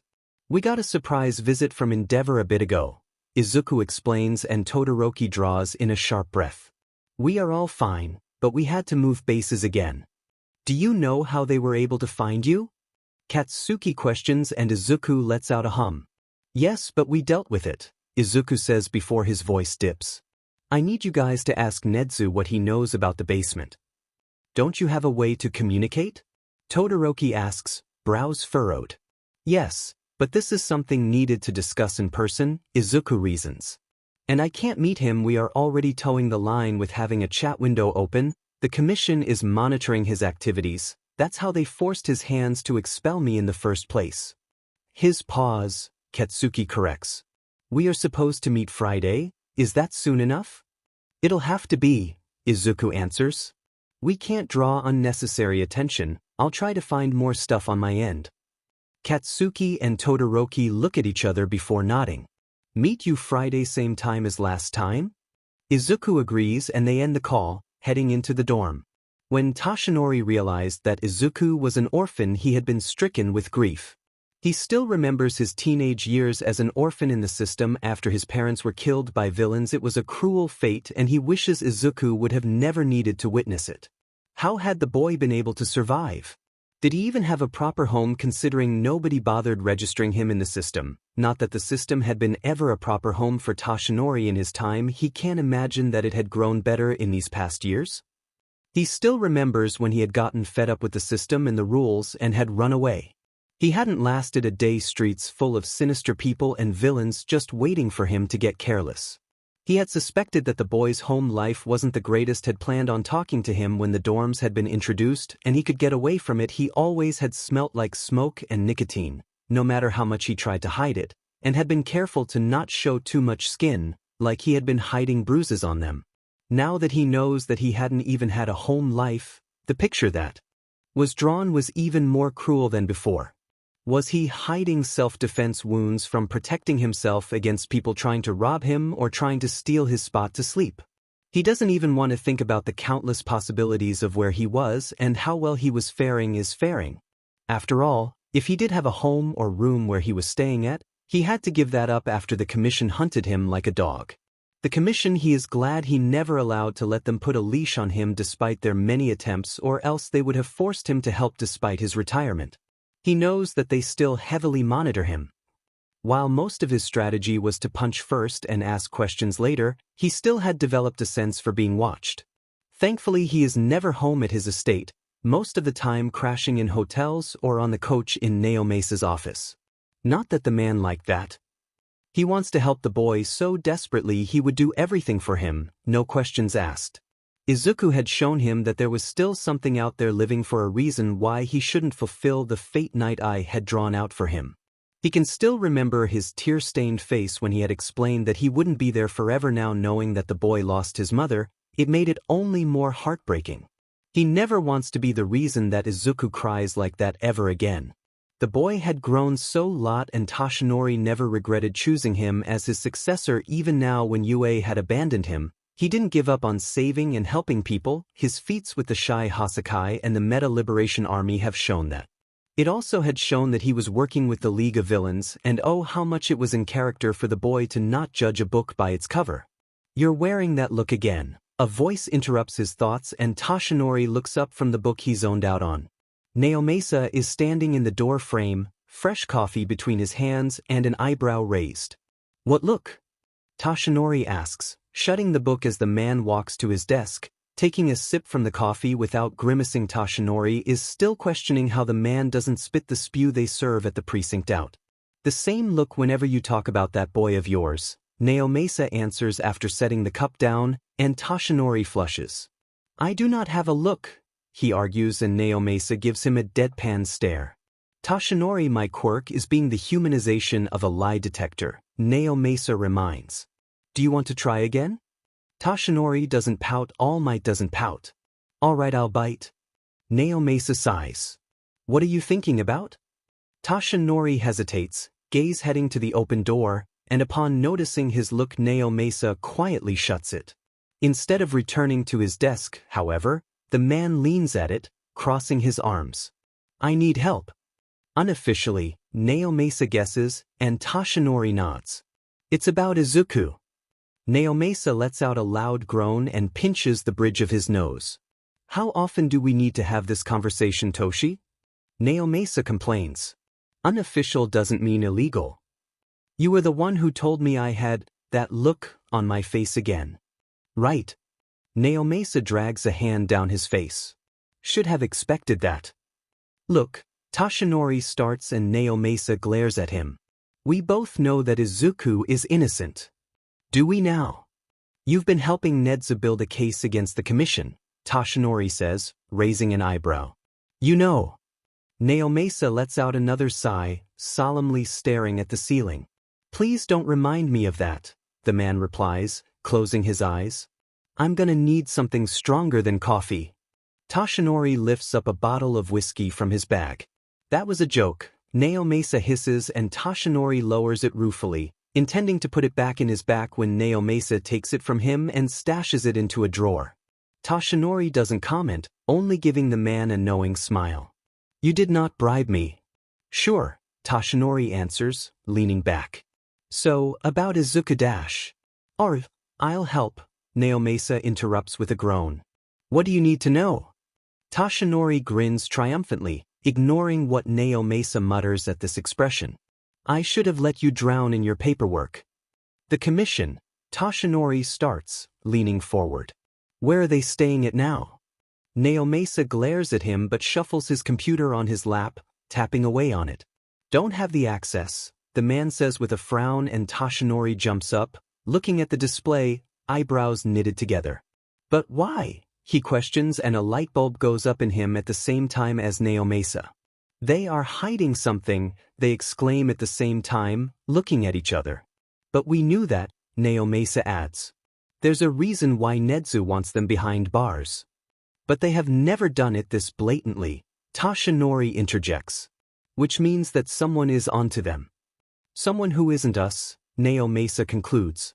"Izuku," Toshinori breathes out, and Naomesa's expression steels. "Are you sure you can't find a way around it?" Toshinori asks desperately. "A loophole perhaps?" "I'm not Nedzu." The man sighs. "Talking about him, why haven't you gone to him with this?" Toshinori grimaces. "I'd rather not talk to him considering what he did," he explains awkwardly. "And well, I'd kind of quit? I called it a hiatus, but both he and I know I'm not coming back until Izuku is back." Naomesa winces. I forgot you hold grudges. I do not hold grudges. Toshinori disagrees and Naomasa gives him a look. That was just one time. Toshinori defends himself. You didn't acknowledge her presence for weeks, Naomasa points out. Not even talking about All for One. He killed my master, Toshinori reminds, before realizing what Naomasa is doing. You are trying to distract me, Toshinori accuses, and Naomasa doesn't even have the shame of looking guilty as the video call connects. Detective. Nedza's voice comes out brightly. To what do I owe the pleasure? Naomasa ignores the stink eye Toshinori gives him and positions the laptop a bit further so the mammal can see him better. Do you know where the commission moved their bases to? Oh, that's not the topic I was expecting, considering it's always like pulling teeth if I ask you for help against them, Nedza replies, slightly more wary. Who's that next to you? Naomasa tilts the computer until Toshinori is in frame, who shoots him a rotten look. Yagi-san. Nedzu exclaims, slightly surprised. Why do you want to know? Toshinori glares lands now on Nedzu, whose fur slightly bristles at his look. What?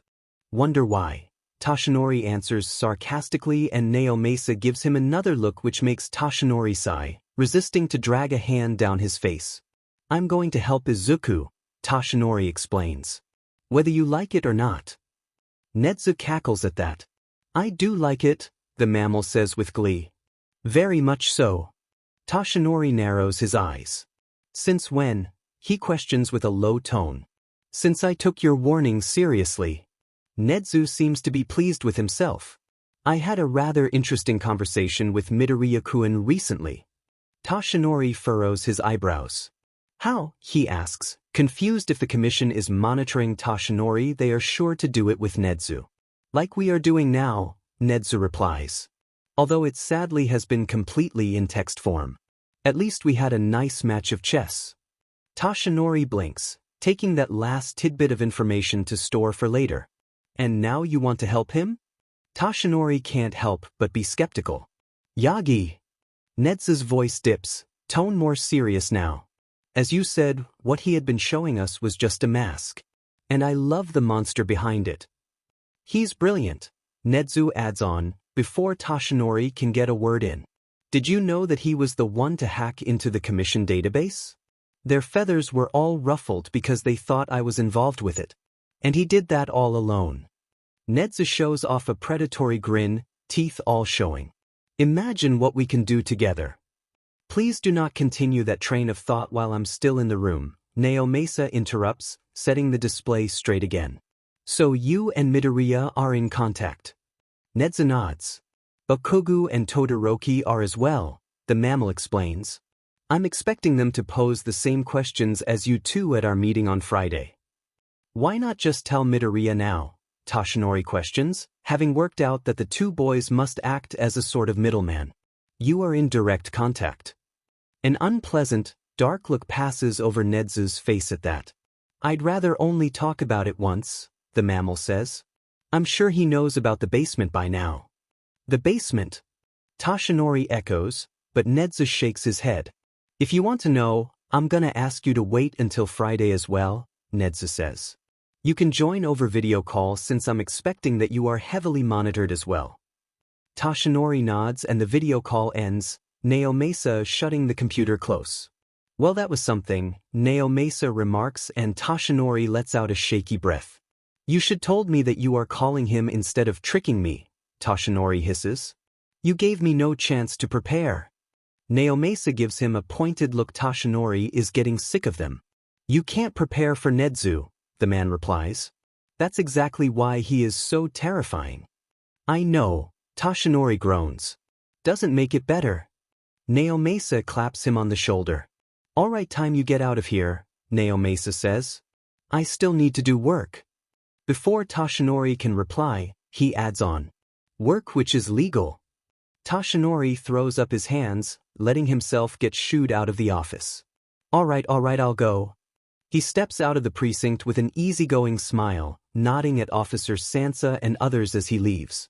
He's just pushing the door open when a black, sleek car stops in front of him. The car window gets lowered and reveals Madam's President's eyes. Why don't we have a chat, Yagi Toshinori? Toshinori fights to keep the panic off his face now that he can't just smile his way out of the situation anymore. A man in a black suit opens the door and holds out his arm in the direction of the car. Toshinori climbs into the car with dread, the sound of the door falling shut making him nauseous. If I'd known we would be meeting, I would have worn something nicer, Toshinori says, giving the president a forced smile. The president gives him a side glance. I almost died to a madman a few days ago. I couldn't care less what you are wearing, All Might. The name of his hero name makes him sit up straighter. What I need you to do is make sure that something like that never happens again, she continues, giving him a picture. It seems like I lost contact with Hawks. That boy always had been trouble. Izuku's bright face smiles up to him and Toshinori gulps, grip tightening and slightly crumbling the picture. We can't rely on him anymore, the president says, before her gaze travels to him. But you are the symbol of peace. Her smile is cruel and cold. So make sure your pupil stays out of the way, she warns. Or else the next time we find him he is dead.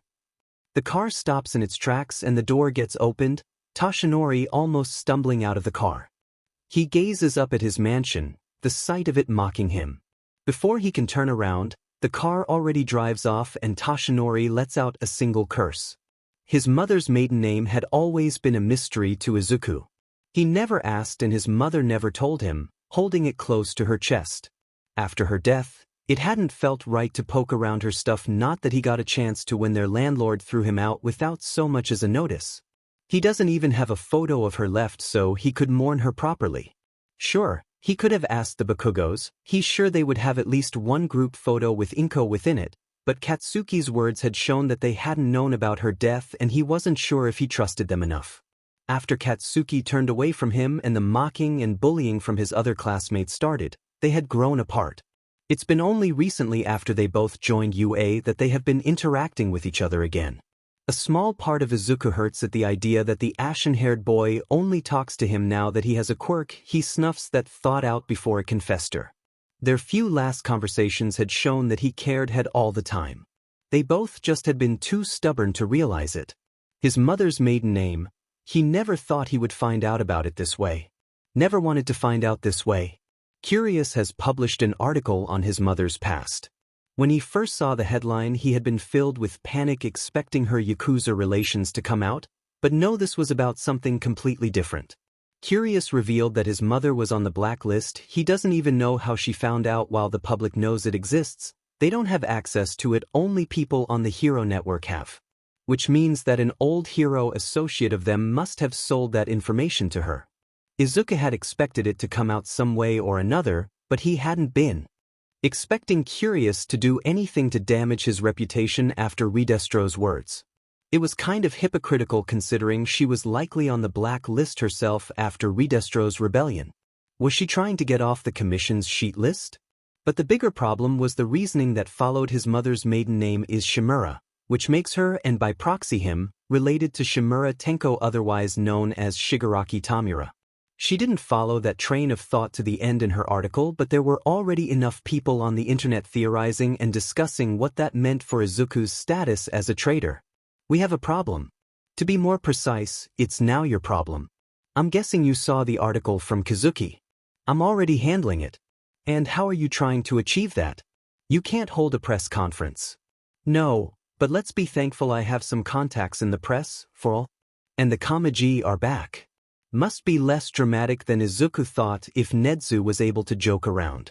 An hour later, another article refuting Kazuki's claims comes out, showcasing how his mother and her brother lost contact as orphans after his mother aged out of the system, not because of a lack of trying but because of bureaucracy, and how his mother died 2 years before Izuku's first year at UA, before the league was even active. He didn't like how people were now treating him with pity, but it was better than the alternative. Before he can think more about it, another message from Nedzu arrives. I gave Bakugo the information you wanted. You are meeting soon, I'm guessing? Izuku looks at the clock and it reads 7:30 p.m. He'll need to hurry if he wants to make the meeting with Katsuki and Todoroki on time. Izuku closes the chat window before setting out to the park. Pace quick. He barely manages to make it to the park bench when they are already steps drawing near, Katsuki and Todoroki soon coming into view. Todoroki looks worried while Katsuki's face seems to be stuck in a frown. "We saw the article," Todoroki says gently. "Are you fine?" "Never mind me, how did the meeting go?" Izuku asks and Katsuki rolls his eyes, hands buried in his pockets. "He already expected us to ask about it," Katsuki replies. "And we had guests." "Guests?" Izuku repeats, confused, and Katsuki sighs then. "So you didn't know," the boy concludes. "Know what?" "We have All Might and his detective friend on our team now." Izuku's face falls and Todoroki raises an eyebrow. "I thought you would be happy about that." "I am," Izuku says, not meeting their eyes. It's. Katsuki prompts and Izuku shakes his head. "It's fine," he lies. "So what did Nedzu tell you?" Todoroki and Katsuki share a glance before the ashen-haired boy sighs. "The basement is under the tower," Katsuki explains. "The tower that collapsed?"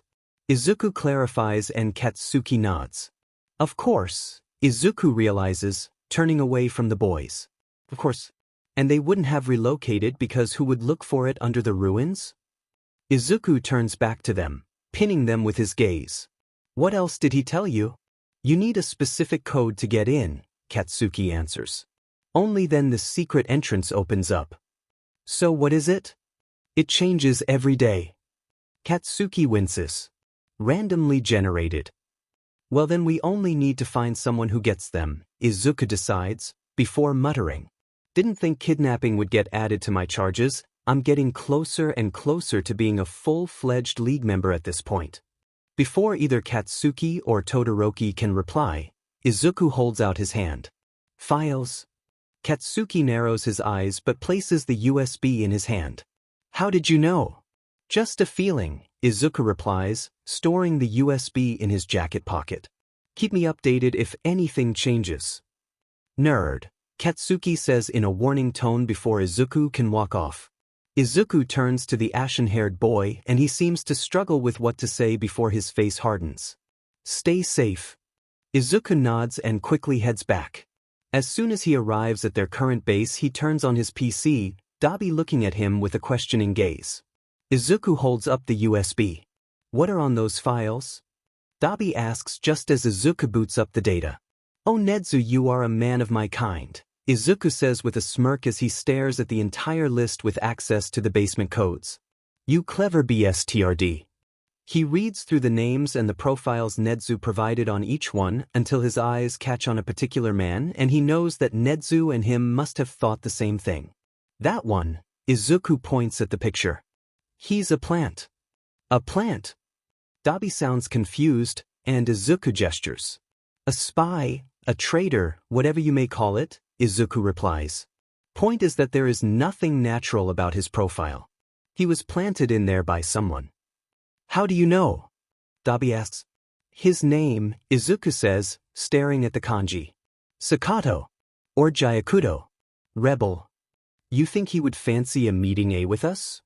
Dabi says, mirroring Izuku's smirk. "Oh, he has no choice," Izuku replies, smirk growing. Izuku sits down on the bench, burying his nose into his phone as he plays a game absent-mindedly.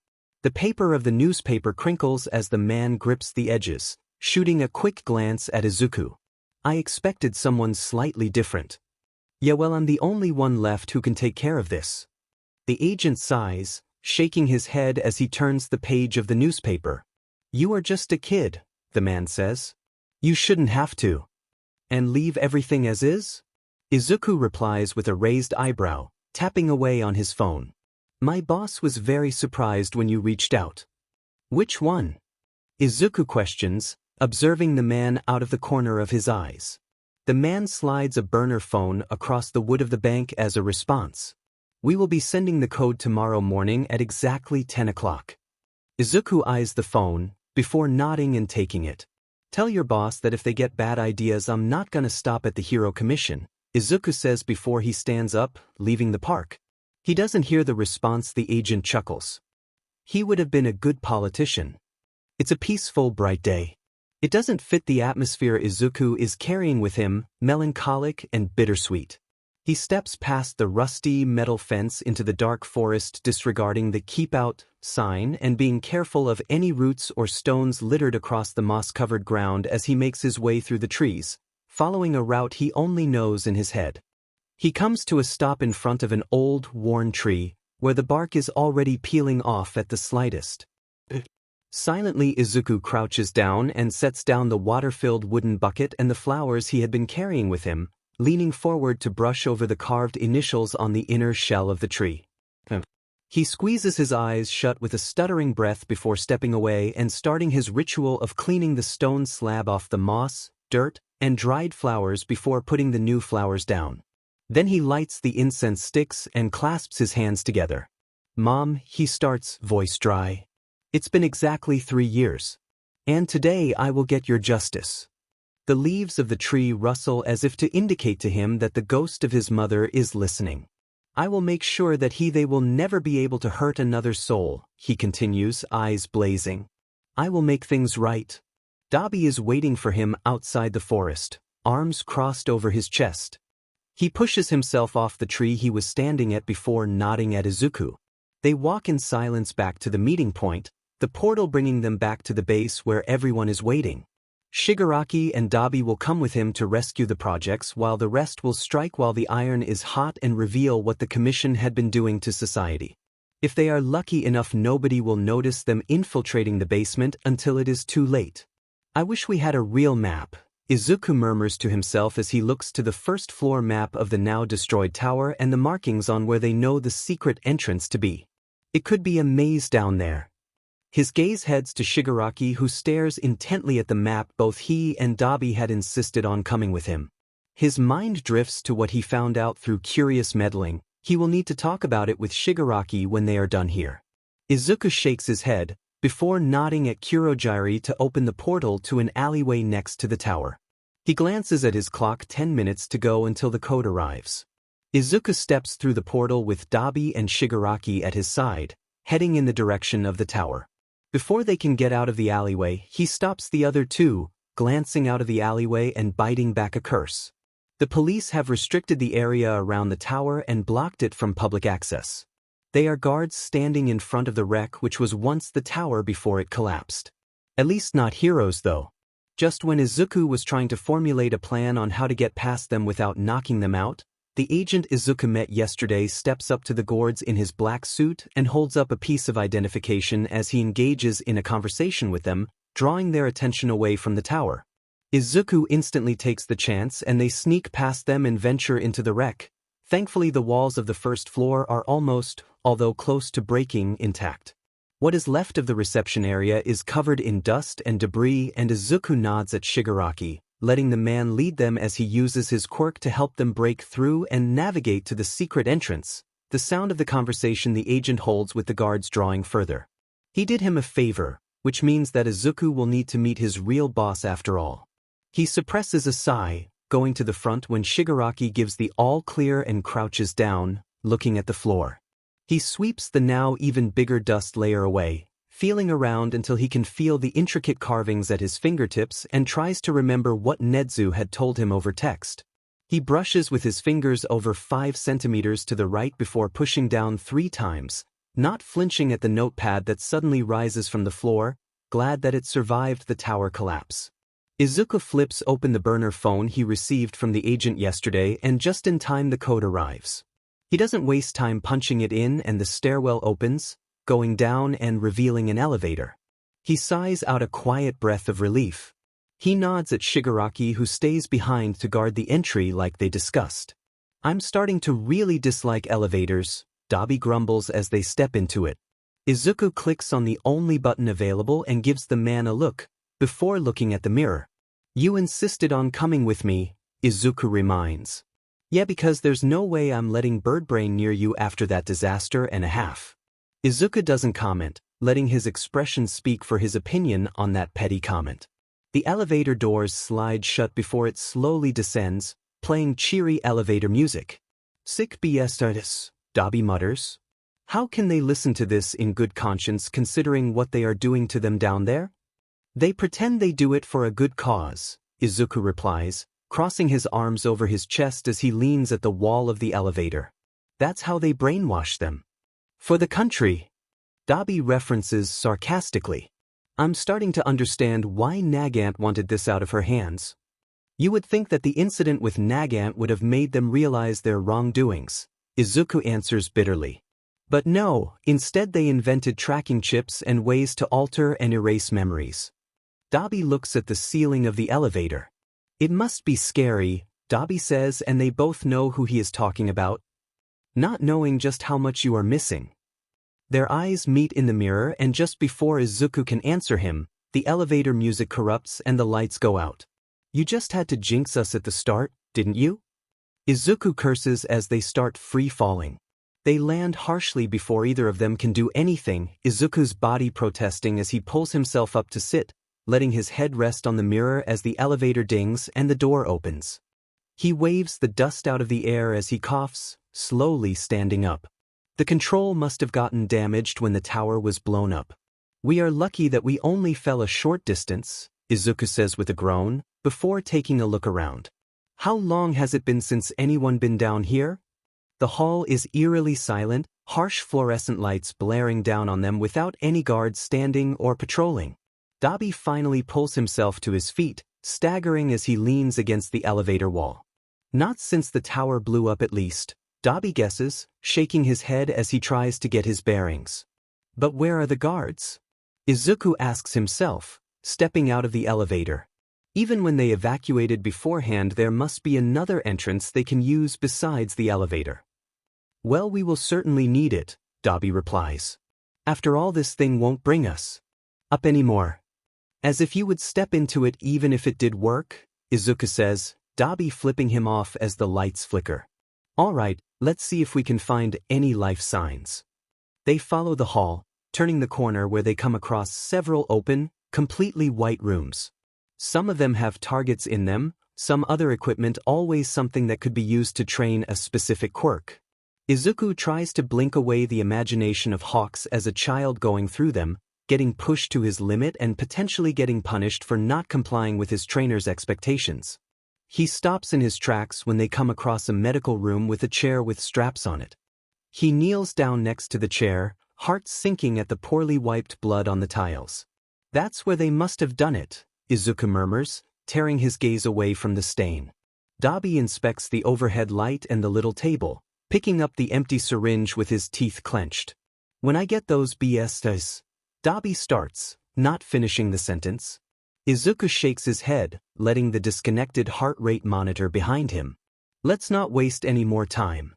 They leave the room, quickening their pace as they walk through the corridor, encountering more and more rows of white rooms. It's Dabi who notices them first, letting out a curse.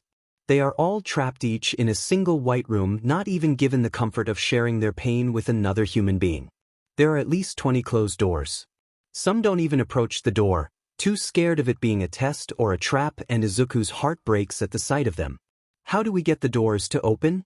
Dabi asks, looking at the metal doors without any handles. There's a narrowing barely big enough to shove a tray of food through. The window to the door is blocked with metal bars. Izuku thinks he might know what inspired Tartarus. There must be some sort of control center, Izuku replies, pushing that thought away for later. I'll try to find it, you stay here? Dabi nods, already trying to coax a kid to come to the door as Izuku takes off. He hurries through the walls, checking out every room he comes across until he almost runs past a door with a code panel on it. This must be it, Izuku realizes, inspecting the number pad, a similar model to the one at the entrance. He punches in the same code as before, praying for it to be correct, and it gets opened with a soft click. He gets greeted by an array of monitors and a big control interface, countless buttons and switches. The display flickers on before displaying camera feeds all across the halls. His eyes fly over them, thanking the gods that they are labeled, and quickly locates the control to open the doors and also one opening an alternative exit. He's about to click both of them when a familiar voice interrupts him. You shouldn't be here. He quickly pushed the buttons before he turns around, quirk humming under his skin as green lightning travels over it. Hisashi Midoriya's face is impassive and emotionless as he stares at him in his black suit. I know, Izuku answers as an alarm starts blaring, flooding the place with red light. His father's eyes seem even colder in it. Then you should also know that I can't let you leave. Izuku's eyes drift to the camera feed, relieved when he sees that the doors to the project's cells have opened and that Dabi is leading them out in the right direction. You are making a mistake. 23 little children, some barely older than Eri and condemned to the commission's bidding, to learn to kill and maim and have blood on their innocent hands. Am I now? Izuku grits out 23 little children, and no one came to save them besides a traitor and a villain. Something indescribable changes in the man's eyes, but he doesn't answer, hand wandering to where most likely a gun hides under his suit. What are you waiting for? Shoot me, Izuku taunts, in his head trying to find a way to get past the man who is still blocking the doorframe. Kill me like you did with my mother. The man's hand stiffens as he grasps and attempts to draw the weapon, but before Izuku can exploit it, a heavy, blackened body bursts through the ceiling. Involuntary, his arms go up to shield his eyes, and it is only a ping in his head making him look up and roll out of the grasp of a big hand trying to pluck him out of thin air. Weak sunlight filters into the room and Izuku gulps as he looks at the hole the Nomu tore through 20 meters of pure concrete like butter.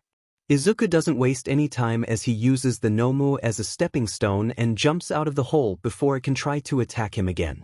To his disappointment, his father follows him a moment after, landing softly and quietly, and soon enough the Nomu as well, roaring as it heads for them, cracking the concrete under its feet. Izuku hears the click of a gun and watches as his father shoots his entire magazine at the Nomu, at least trying to hit its brain to his credit. He takes the chance to take a look around, not able to place where they are directly but recognizing it as one of the areas that got damaged when the tower collapsed. Off the distance, he can hear other inhuman screams and eerily repeat of Hosu. It's this inattention that costs him dearly, despite the insistent dinging in his head, as the Nomu charges at him, and his father pushes him out of the way, taking the brunt of the Nomu attacking them. The man gets thrown into the rubble, bones audibly cracking, and Izuku scrambles up from the floor, running to him, the Nomu temporarily forgotten. His hands ghosts above the man's wrecked body as his eyes frantically wander over him, trying to categorize the countless injuries and what to do about them. No, you haven't explained yet, Izuku brings out, and he gets torn out of his panic when a hand gets raised to his cheek. It's cold against his burning skin. Blood runs down the man's chin as he coughs, eyes weary and tired. My actual quirk is called wind manipulation. His voice is rough when he speaks. What? Izuku chokes out and a smile tugs at the man's lips. Work it out, the man replies, and it's startling to realize the open fondness in his eyes. I know you can. And suddenly everything becomes clear. Back during his escape from the commission agents, it hadn't been smokescreen that helped spread the smoke around him. He had tested the quirk once during training. It was a thick purple mist which made it hard to see. It must have been something else. And during their infiltration to Daika's tower, the computer had been unlocked and the chair had been spinning like someone had been sitting in it a moment beforehand. No, you don't get to pull an Itachi on me. Izuku's voice cracks and the man chuckles, voice hoarse as he wipes away Izuku's tears. You've always watched too many pre-quirk series as a kid? The man trails off, voice growing weaker. I wish I could have seen you grow up. The hand cupping Izuku's cheek falls away and Izuku cradles the man's cooling off body as a scream gets torn out of his throat. That's how Shigaraki finds him in all the chaos, clutching the corpse of his father, clothes soaked with blood, and sitting on top of the torn-up Nomu, eyes haunted and empty. He's whispering hurried and repeating apologies into his father's hair, which slowly starts to look crimson from his blood-cloaked fingers. Shigaraki's steps are slow and hesitant when he approaches. Brat. It's not fair, Izuku murmurs, a tear running down his face as he presses a kiss against the cold forehead, tasting metal on his lips. It's not what? Shigaraki questions, having stopped a few steps before Izuku. It's not fair. Izuku roars, clutching the corpse even closer. This is not how it should have gone. Before Shigaraki can give him an answer, sirens fill the air and panic fills the man's face. I'm sorry but we have to go. Shigaraki winces even as he says it. Izuku gulps heavily, stepping down and laying down his father's corpse softly. He brushes over his face for a last time, closing the eyelids. He hesitates for a moment, staring at the features his father had, freckles just like him. Barely a day ago this realization would have filled him with dread, but now he was glad that at least a part of his father would live on with him. He breathes out deeply, steeling himself as he stands up. When he opens them, the sadness in his eyes is gone, replacing the emptiness with anger. "The Nomu?" Izuku prompts as Shigaraki leads him through the wreckage, both of them ignoring the sounds of fighting and screaming around them. "Right now the doctor is our leading assumption," Shigaraki replies. "I haven't been in contact with him ever since we ratted out the coordinates he gave us." "Do we know where he is hiding?" Izuku asks, holding back Shigaraki and not even flinching as concrete comes down in front of them. "No, but I know a few of his codenames if that might help," Shigaraki answers. "Fake identities he uses to still practice in the medical field. We'll need to look into that." Izuku nods. "But first we have children to attend to." They step through the portal that appears, leaving the storm and chaos behind them.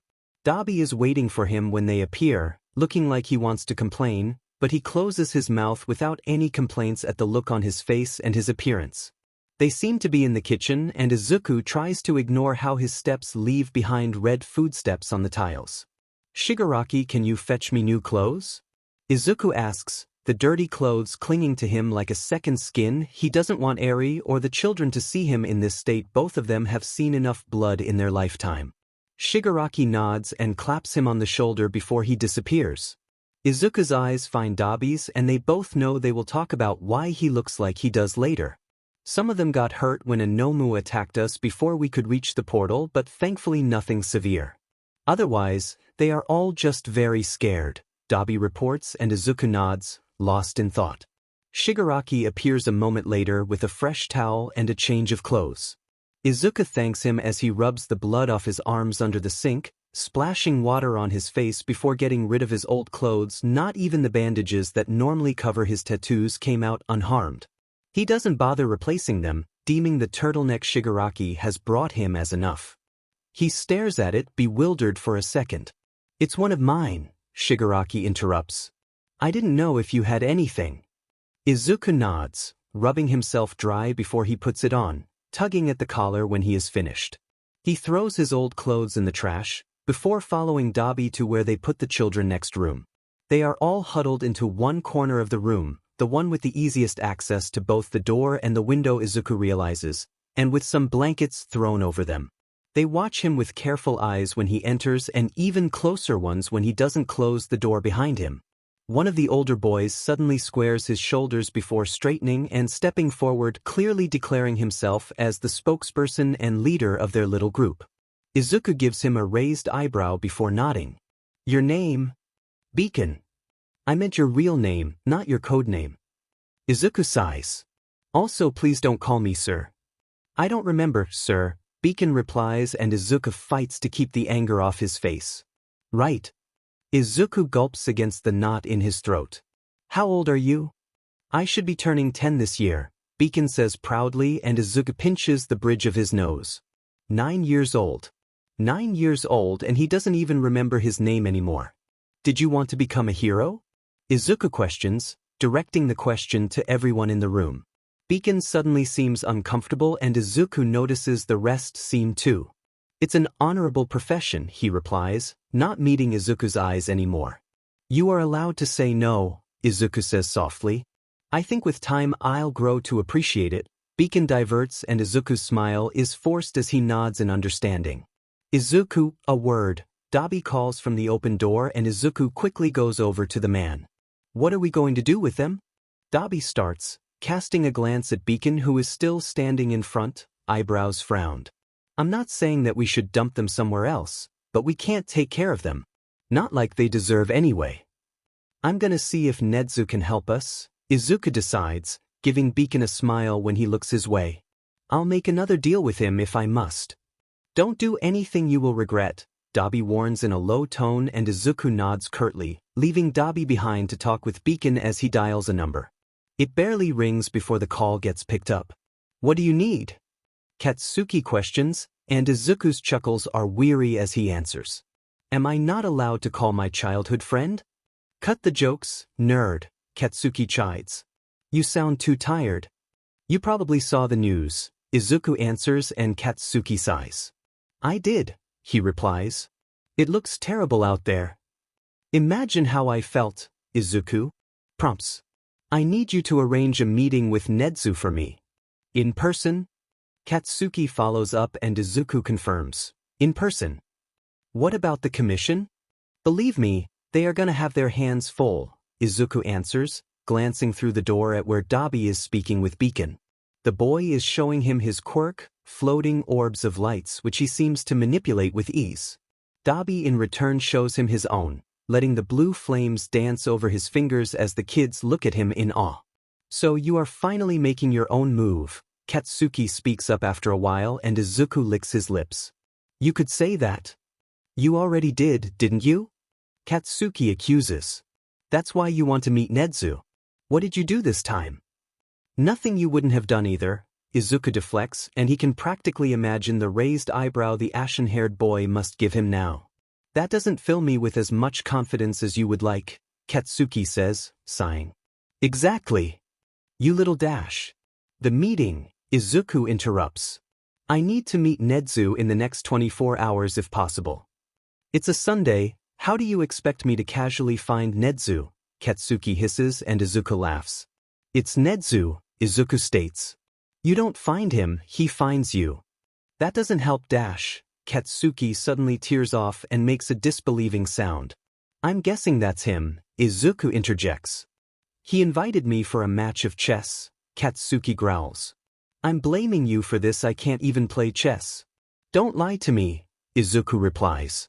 I wanted to join the chess club in middle school, but they wouldn't let me participate. You 100% learned it just so you could be better at it than me. This conversation ends here, Katsuki hisses, hanging up, and Izuku can't help it, he bursts out laughing. He draws the attention of Dabi and the kids as he tries to stifle his laughter to no avail, pocketing his phone. Izuku shakes his head as he draws near, leaning on the doorframe, not even suppressing his big grin. Who is hungry? The kids eat quietly, some more quickly than others but all starved nevertheless. It's a testament to how they had to prioritize survival rather than enjoyment. Izuku watches them from the door, arms crossed over his chest. They don't seem to mind him, not really. Sure, they are watching him, but the gazes seem more curious than weary. They are about finished when Katsuki calls him back. He knows some of them are trying to listen in even if it's only from his end, but Izuku lets them. Good news, I hope, Izuku starts, not giving Katsuki a chance to say a word. If meeting Nedzu is ever good news, then yes, Katsuki answers. He told me to tell you to meet him in the asylum at 8 p.m, he said you would know where that is. I do, Izuku replies. Anything more? Just my ego hurting, Katsuki says with a sigh. The chess match was dreadful. You never mentioned that playing with Nedzu is so soul-crushing. I thought it was a given, Izuku jokes before sobering up. I had other things to worry about rather than winning at the time. He told me he liked how you played better, Katsuki grits out and Izuku blinks. He was probably trying to get under your skin, Izuku muses. I wouldn't take his words to heart. No, it's dash, Katsuki interrupts himself. You should have seen his gaze. His gaze. Izuku repeats, raising his eyebrow. It's like you are a complicated puzzle he wants to solve. I'll have to make sure he doesn't get bored of me then, Izuku concludes. You are playing with fire, Katsuki warns and Izuku chuckles. You sound like Dabi, Izuku says. We have a deal. I still don't like it. Katsuki sighs, and Izuku hums. You don't like many things, Izuku reminds. This is just one of them. This is different and you know it. I wouldn't get anything done if I didn't take risks, Izuku chides. You'll have to do similar when you become a hero. When we become heroes, Katsuki corrects before groaning. Just don't do anything stupid. Let's not promise impossible things, Izuku rebukes. I'll come back in one piece. You better, Katsuki threatens and Izuku laughs. I'll call you back, Izuku says as a goodbye, hanging up on the boy. Sir. Beacon's voice travels through the room and Izuku turns to him, giving him an appraising nod. Who were you talking to? The boy questions and Izuku hums. A friend, Izuku decides to answer, and Beacon gulps. Are you going on a mission? Something of that sort. Izuku winces before drawing near, holding out a hand and ruffling the boy's hair when he doesn't shy away. Nothing you lot have to worry about. But it's about us, isn't it? Someone else decides to speak up and Izuku's gaze travels to them. It's a girl about the same age as Beacon with a hard gaze. She's holding two smaller children on her lap, clearly comforting them. What's your name? Izuku asks. They called me Shadow, but my real name is Shiomi Mihiro. She holds his gaze strongly. It's nothing you have to worry about, Shiomi, Izuku repeats again. I'll make sure of it. Is that what you do? She questions, unkindly. Making sure of it? It's what I signed up for, Izuku answers. There's no point in crying over it. She seems to hesitate for a moment. Willingly. She gulps. Did you sign up for it willingly? Does it matter? Izuku fixes her with his gaze and she seems to tremble under it. You are scaring them, someone interrupts from the door. He decided to help you and that's all you need to know. Izuku turns to Hawks, who's watching them with keen eyes. Izuku isn't sure how long he had been standing there, but apparently long enough. They want to know whether I'm a martyr or a hero, Izuku explains. They just don't know which entails what. Do you? Hawks asks in return. I don't plan on dying, Izuku says, stepping to the door. If that's your underlying question. Hawks slightly narrows his eyes as Izuku walks past him, stopping next to him. Here's my question, Izuku hisses into his ear. Why do you care? Izuku doesn't give the man time to answer, disappearing further into the warehouse and leaving Hawks and the children behind. Izuku buttons up his black dress shirt in the mirror before fixing the collar and the sleeves. He feels exposed without the bandages shielding his tattoo. They would be too obvious under his clothes. His eyes catch Dabi, who watches him from the door as he covers up his freckles and puts in the contact lenses, spraying his hair with temporary black dye afterward and trying to style them in a different way. Can you do me a favor and check the aliases of the doctor while I'm gone? Izuku asks, making sure his roots are covered, the white streaks completely gone. Do you really have to meet him? Dabi questions, ignoring his ask, and Izuku sighs. This is for the children, Izuku replies. Like you said, they deserve better. Dabi sighs before nodding. Consider it done. Izuku gives him a grateful look before stepping out of the bathroom, heading to the front area.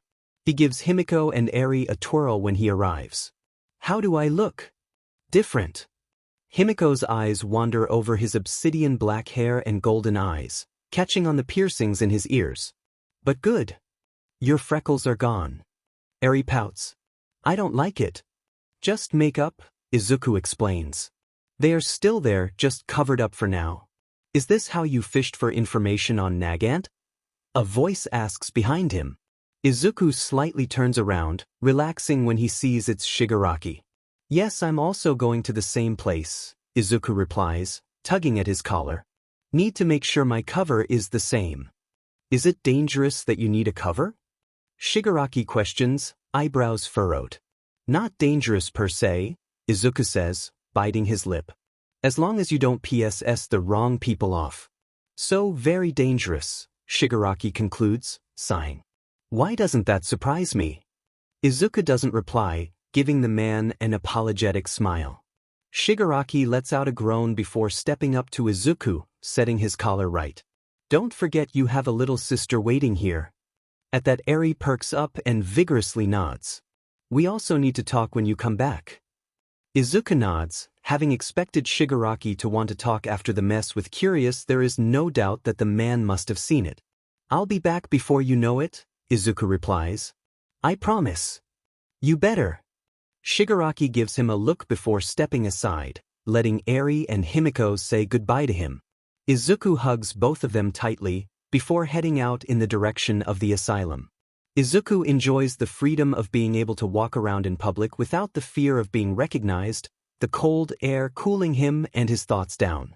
When he arrives at the asylum, his fingers are stiff and freezing and he flexes to get feeling back into them as he shows the bouncer his card.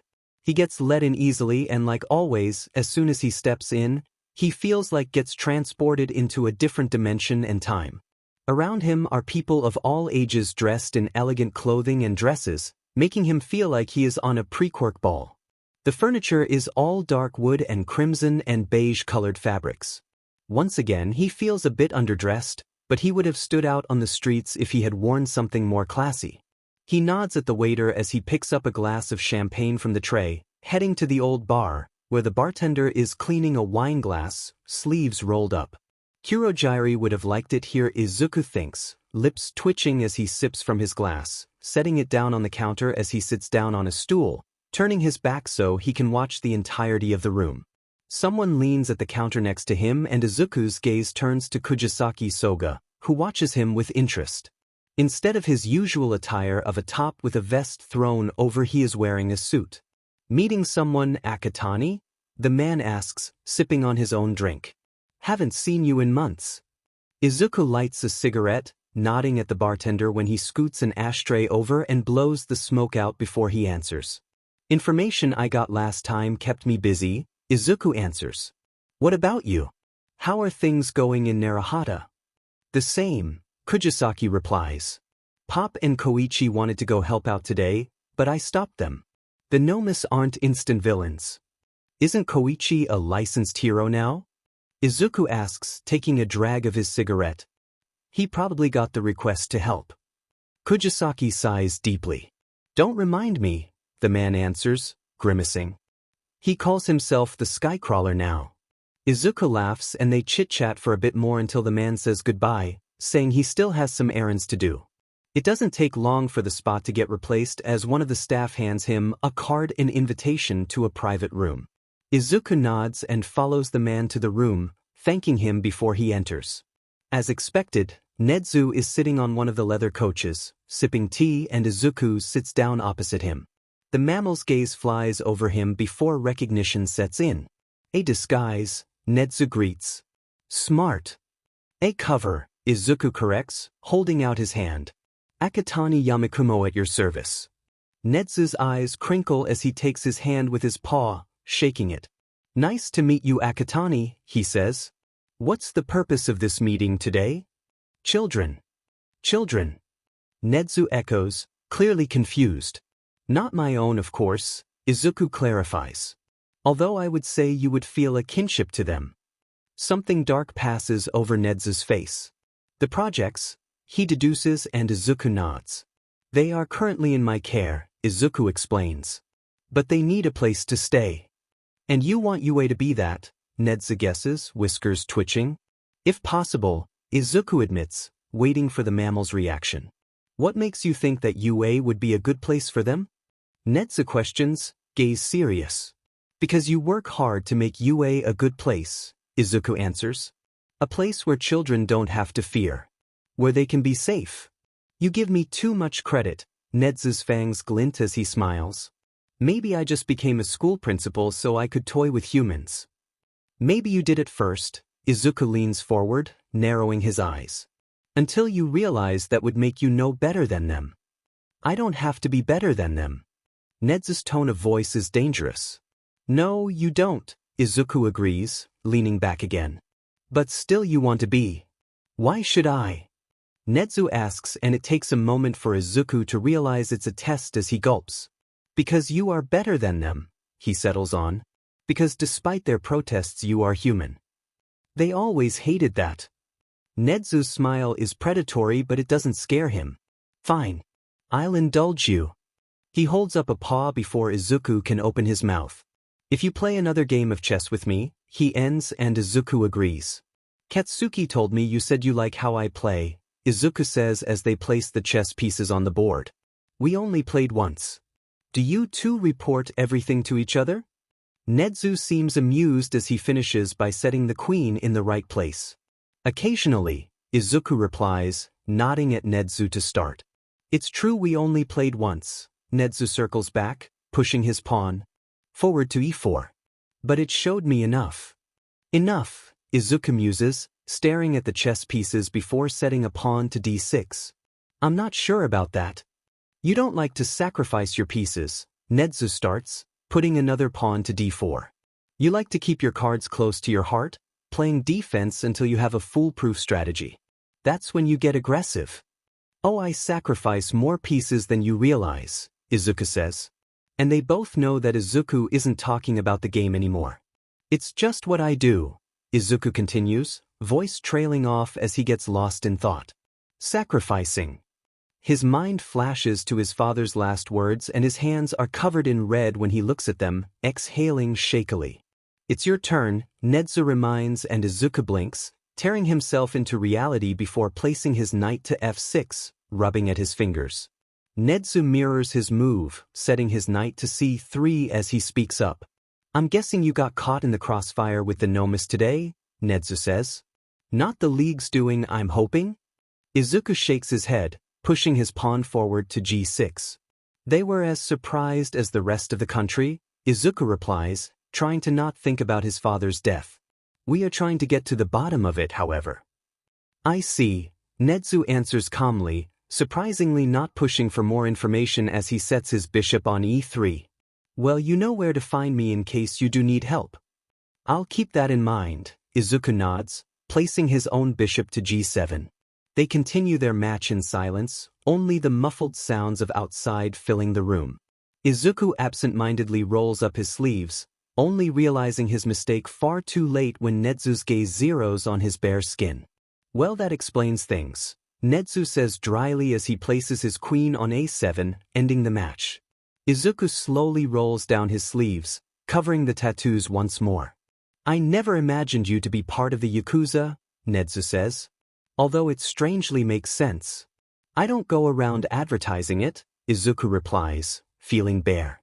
Yeah, I can imagine that wouldn't go well, Nezu answers, tone slightly amused. Don't you have anything to say? Izuku forces out through clenched teeth. Nezu blinks before perking up and nodding. You lost the game, he says plainly. Izuku lets out a groan as the mammal chuckles. Midoriya, I've helped you despite knowing that your mother was on the blacklist, Nezu explaining. Knowing the reason behind that doesn't change a thing. It should, Izuku says lowly. I didn't condemn all of humanity for how they treated me and I'm not gonna start now, Nezu rebukes. Do you think I didn't kill before? Izuku freezes. I'm not as good of a person as you claim, Midoriya, Nezu says solemnly. I tore them apart with my own claws. I watched them die, begging for mercy. Because they hurt me and they deserved nothing else. Izuku doesn't meet Nezu's eyes. If you think you will receive judgment for having blood on your hands, then you don't have to fear, the mammal continues. Because I would never judge you for that. Once, Izuku brings out, squeezing his eyes shut. I killed once. But I indirectly killed even more. And you saved even more than that, Nezu says softly. How can you be so sure? Because you are better than them. I'll give you a message when I have a place prepared for the children, Nezu says in goodbye when Izuku steps out and Izuku only gives him a nod before he heads out, staring at the night sky while he walks. The talk with Nezu left him confused and reeling and it was hard to shake the feeling that he made a mistake. He never confided in anyone about his first and only murder, not even boss, and he was the one to find him all blood-soaked and dirty and he didn't know whether that made him feel better or not. Sure, from a technical standpoint it had been self-defense, but that didn't matter to the voices in his head. He shakes his head before quickening his pace, heading back to the warehouse. It's quiet when he arrives and everyone, even the children, are fast asleep. They must have been exhausted from the escape. Izuku feels the same exhaustion weighing him down, but he carries on, seeking out Dabi to hear about the results of his research. He should normally still be awake at this hour. He finds the man asleep on the couch in the back room, Eri draped to his side and the laptop still on his lap and stills at the doorframe. They waited for you to come back, Shigaraki remarks behind him and Izuku hums in response. They are too good to me, Izuku murmurs before focusing on Shigaraki. You wanted to talk? The man nods and leads him into the kitchen, the only room besides the bathroom where nobody is asleep. The front room was occupied by the other league members and what will probably the storage room later by the children. Shigaraki softly closes the door behind him and Izuku can still see the bloody footsteps on the tiles, the memory burned into his mind. The man leans on the counter and crosses his arms over his chest. It's only when he speaks up that Izuku is able to tear his gaze away from the marks that aren't there anymore. I think it is time I properly told you my story, Shigaraki starts. If you still want to hear it. Izuku nods seriously, sitting down on the kitchen island. Before All for One found me, Shigaraki gulps. I was Shimura Tenko. His eyes seem to glaze over as he remembers. My father, he trails off. He wasn't a good man. Shigaraki almost seems to curl into himself. He had ground rules which we had to follow or else we would get punished, he continues. My sister was so scared of him that she blamed me when he found out someone got into his office. He lets out a shaky breath. He beat me within an inch of my life and locked me in the backyard. Shigaraki's voice is monotone. I was comforting myself with our family dog, but I couldn't stop thinking about just how much I hated my father's rules and the beatings and him. Shigaraki looks at his hands. And my quirk responded in kind, he explains. Everything turned to dust at my hands. He balled his right hand. I didn't want them to die, I don't think, Shigaraki says quietly. But my father. He pauses for a moment. I relished in the power I had over him, he ends. I was so relieved to see him gone. Shigaraki looks up and stares into Izuku's eyes. Does it make me a bad person? He questions. Being glad that I killed him all those years ago? Oh Tenko, Izuku replies, softly. You were just a kid.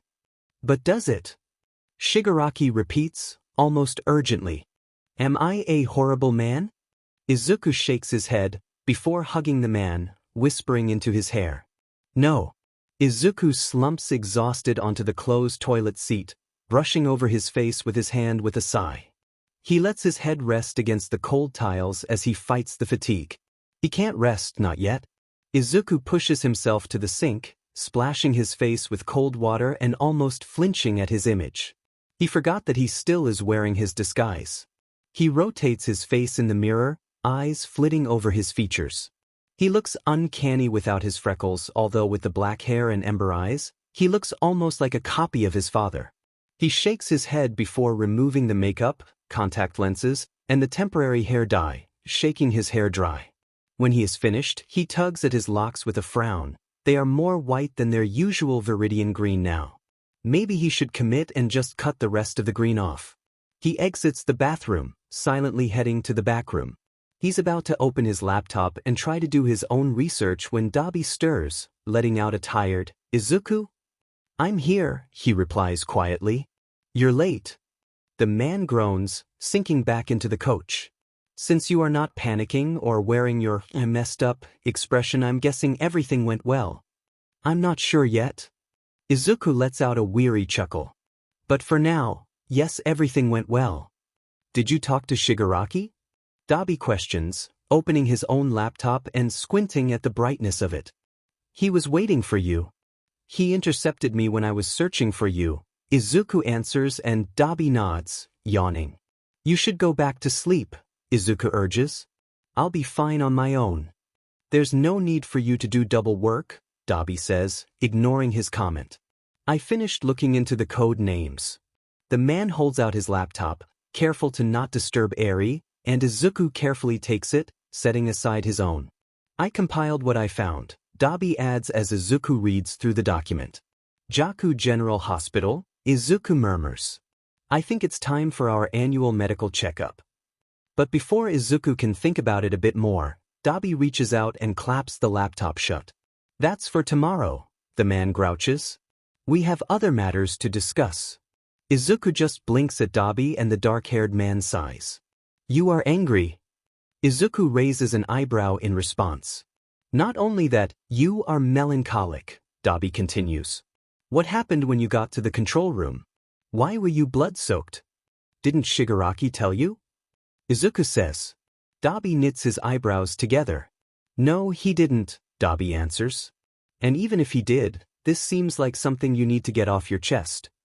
You won't like it, Izuku replies, almost inaudible, and Dabi barks out a quiet laugh.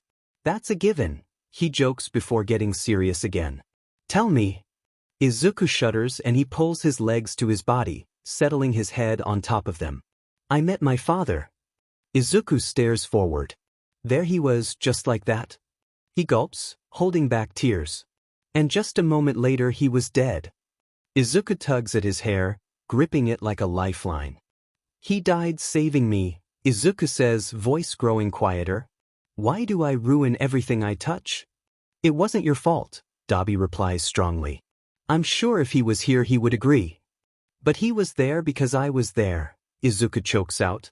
All this time he was indirectly helping us and the only thing he got back from me was animosity.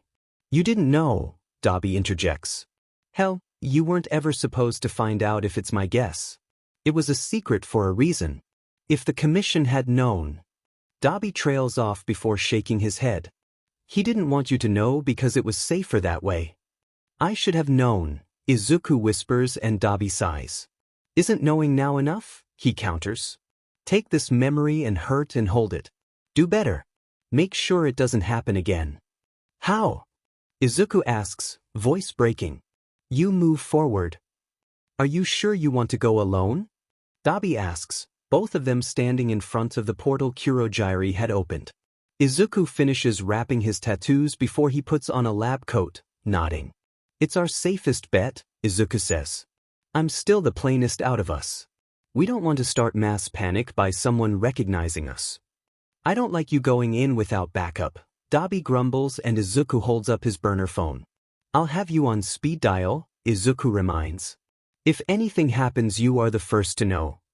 Dabi groans before nodding and Izuku steps into the portal, it closing promptly behind him.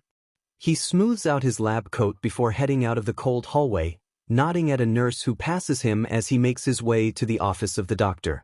However, before he can knock on the door, someone interrupts him.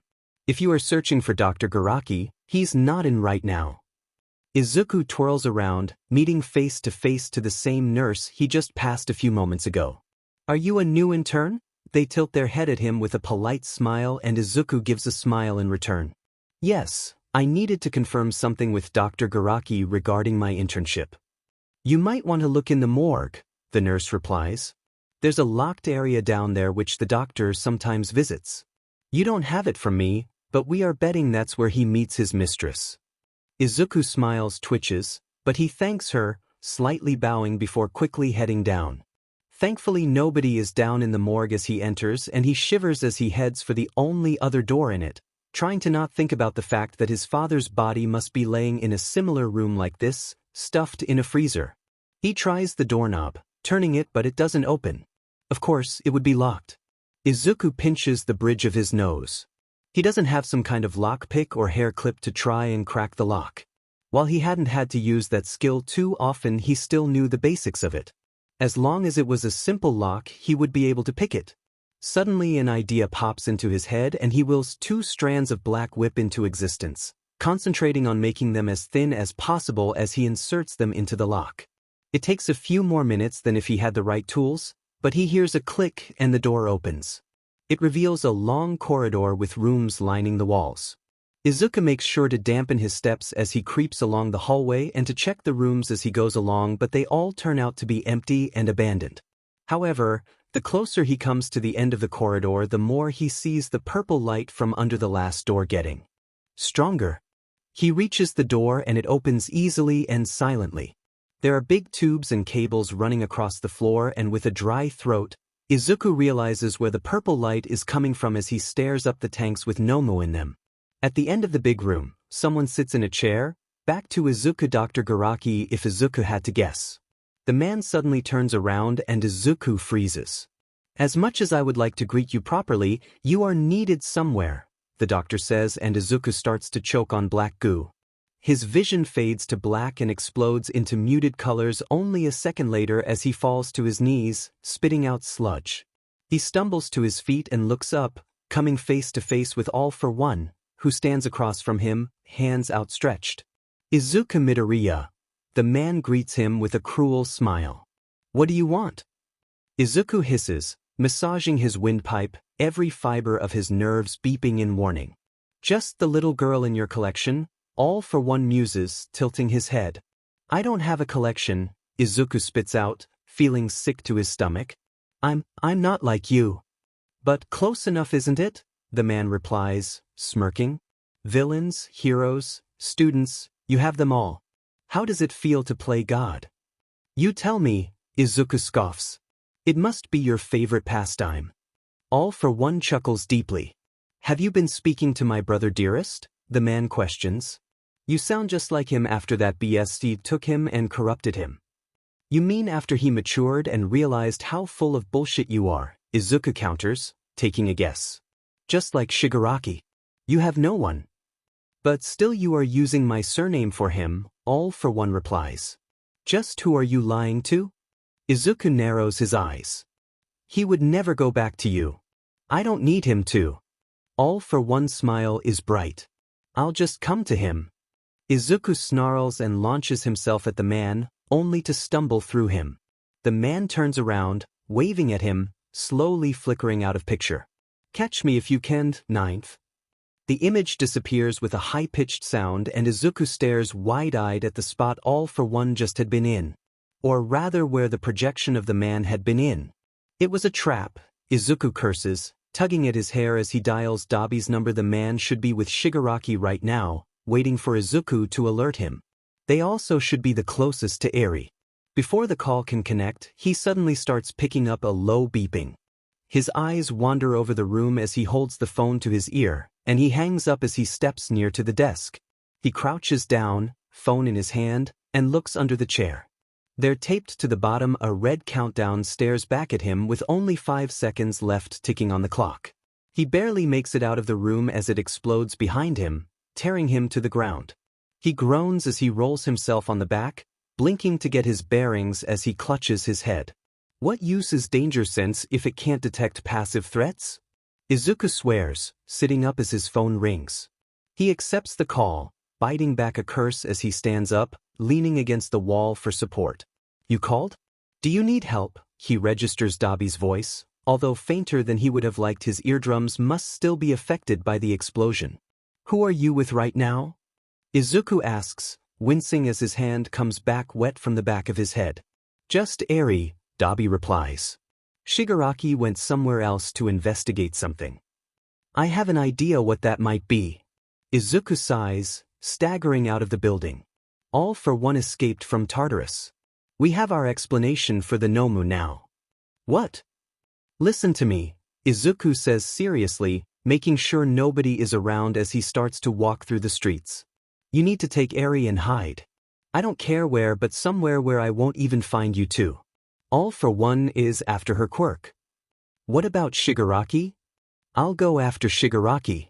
Don't get yourself killed, Dabi says in goodbye. Likewise. Izuku claps the phone shut, breathing in deeply. Time to hunt a devil. Unfortunately for Izuku, he has no idea where to search for Shigaraki. He can't request help, not now that he knows that might paint a target on even more backs. He gets rid of the lab coat as he passes a dumpster, trying to place where he got teleported to. If he was all for one, where would he send himself? Somewhere far enough so it's an inconvenience for Izuku, but still close enough that he still has a chance to toy with him. Izuku's eyes catch a car plate and he curses. He's somewhere in Shinshiro. So 3 hours by train if he is lucky. It's terrifying knowing that he can put himself into all for one's shoes so easily. Oh dear, you are bleeding. Someone calls out to him and Izuku mutters curses under his breath as he turns around, reassurance already on his lips until he recognizes who is standing across him. Mandalay, he bursts out, eyes wide, almost not having recognized her in her civilian attire. She's wearing a scarf and winter jacket. Clinging to her legs is Koda, who looks at him hesitantly. Midoriya, she says, more asking, tilting her head. What are you doing here? He questions aghast, looking around to see if they caught anyone's attention. Well, even more attention than he gets for running around in a t-shirt and bandages around his left arm in this weather. We live here, she says in a deadpan tone, pointing to the mountain covered in a forest and snow which is visible even in the city. And Izuku almost smacks his head. Of course Shinshiro is only about 1 hour away by car from Yuzutafu. But this also means that Kurogiri can pick him up from here. Talking about your home, Izuku winces. You don't suppose I could take a short stop there, don't you? It takes them about 20 minutes to reach the mountainside and camp. They don't really talk, and Izuku asks himself if both of them notice that he is in a hurry and too much in his head to even consider discussing what is making him hurry. When they arrive, Izuku heads for the communal bathroom. He remembers Mandalay following him close behind after whispering something to Koda. So why are you here? She finally asks as they reach the bathroom, eyebrows raised. Do you remember the guy who stole your teammate's quirk and All Might fought at Kamino? Izuku says as he frantically looks through the drawers, searching for the medkit. He doesn't think about asking Mandalay for help. Well, he's back and he's got a sort of personal vendetta against me, and right now that means he is after my sister. Out a triumphant noise as he finds it and shuffles through it, picking out what he needs. And my cousin, Izuku adds as he quickly takes care of his wounds. He doesn't know how long he has until Kurogiri opens the portal. It's a bit complicated. She lets out a non-committal sound, leaning at the door frame as she watches him work. You do know that's not painkillers? She says just as he pops 2 pills into his mouth and he promptly spits them out into the sink, Mandalay giving him an unimpressed glance as she flushes them away. He closes the medkit, storing it back in its proper place before he exits, storming back outside, Mandalay not leaving his side. You are a bit of a mess, she points out, rather unhelpfully. Yeah, I think I hit my head during the explosion. I'm still running on adrenaline, Izuku says a bit breathlessly, as he squints at his phone screen and Mandalay blinks before shaking her head. What are you trying to do? She questions, thankfully ignoring his last comment. Trying to figure where these coordinates lead to, Izuku answers, after a moment heading into a direction, the snow crunching under his feet as he walks. Why would you dash? Mandalay starts until suddenly a portal flickers into life a few meters across them, Izuku perking up and pocketing his phone. That's my pickup, Izuku explains, hurrying into it as he waves over his shoulder. Thanks for letting me stop by. The portal closes behind him just as Koda peeks his head out of the wooden door, holding a picture in his hand. Where is Mr. Midoriya? Mandalay turns back to Koda, giving him an apologetic smile. It seems like he already left, she says, looking at the spot the portal had been. Off to save even more lives. As soon as Izuku reemerges from the portal, he points at Hawks had been sitting on the couch, impatiently tapping his food. You with me? Hawks startles, jumping up from the couch and quickly following Izuku, who is already on the way out of the room, snagging up a proper jacket, guessing by the leather, one of Dabi's, and putting it on. What's going on? The man questions. Where did Dabi and Eri suddenly disappear to? None of your business, Izuku shoots back, shushing the man before he can open his mouth again. I don't care, he says. You have use and I need it right now, finding Shigaraki as quickly as possible. What does Shigaraki have to do with this? The man asks, even more confused. Everything, Izuku answers, leaving the warehouse. Keep up. Seeing the mountainside had given Izuku an idea for where Shigaraki might have gotten to. He has a pretty good read on the man. We have to get to Kamino Ward as quickly as possible, Izuku murmurs, and suddenly he gets picked up by feathers. He flails for a moment until he steadies himself, looking at Hawks, who is flying next to him, who just shrugs at him. The wind is unexpectedly nice on his face, despite the cold weather. I thought you hate me, Hawks suddenly says, and Izuku is thankful that he doesn't have control over the feathers as he stiffens. He winces when he realizes how antagonistic he had been acting toward the man, subconsciously associating him with his mentor and the less than pleasant first encounter with her. I don't hate you, he says after a while, sighing. I was just annoyed. Hawks doesn't reply, seemingly mulling over his words, and they fly in relatively comfortable silence. They come near to Kamino Ward and he can make out Shigaraki among the ruins, sitting on concrete staring at the wreck. You go back, alert the rest that things are not over yet, Izuku orders as they set foot on the ground. Tell them their old master is back. Hawks hesitates for a second before he nods, flying back. Izuku slowly makes his way over to Shigaraki, slightly gulping. Izuku comes to a standstill next to the man and their eyes finally meet before they both stare at the destruction. All for One is back. they say at the time, and Izuku stares at Shigaraki wide-eyed. How do you know? Izuku questions, concerned, looking the man over for injuries. It's like I can feel it, he replies, shuddering, and Izuku narrows his eyes. You can feel it, Izuku repeats slowly. How can you feel it? Shigaraki licks his dry lips. The doctor injected me with something in exchange for the information on gigantomachia, Shigaraki confesses, not looking into Izuku's eyes as he speaks. I thought it was harmless. It didn't hurt and it was quick. Izuku curses, trying to think of the possibilities until it suddenly hits him. All for one, he says, and Shigaraki raises an eyebrow. Yeah, he prompts, and Izuku shakes his head. Not the man, all for one the quirk, Izuku explains. He must have been using ever since breaking out of Tartarus. Whatever the doctor gave you, it must give you some dormant, almost telepathic connection to his quirk. How can I have a connection to a quirk? Shigaraki questions, but Izuku sees that he is taking him seriously. Not his quirk, the vestige stored in it, Izuku answers, thinking about it. Whenever someone is using their quirk, they leave some sort of footprint behind. Normally this never gets noticed because people keep their quirk for most of their life and die with it, but when it gets passed on, vestiges can remain. Shigaraki frowns, standing up from the concrete. You know awfully lot about this. Right. Izuku gulps. There is something I need to tell you. I have a feeling I won't like it, Shigaraki says hesitantly. Is it connected to why you know all for one is back? Izuku grimaces but nods. Alright, go on then. Shigaraki sighs. As you know, I used to be quirkless, Izuku starts. About a year ago I received a quirk called One for All. Received? Shigaraki repeats with a frown on his face. All Might passed it on to me, Izuku explains. He received it from his master before that. And his master from theirs. Shigaraki nods, clearly thinking. The reason I'm telling you this is that One for All is the complementary quirk to All for One, Izuku continues. They are intrinsically linked. Hence the name, Shigaraki points out, and Izuku nods. One for All originated from All for One, Izuku says. And now All for One wants it back. And you have it, Shigaraki realizes. But why didn't he just steal it from All Might or his master?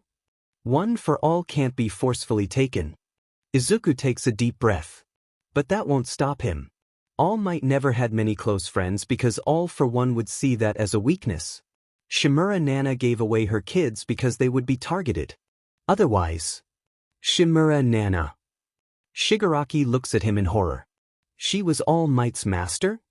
Izuku nods sharply. But that means, Shigaraki stares at his hands, that he knew.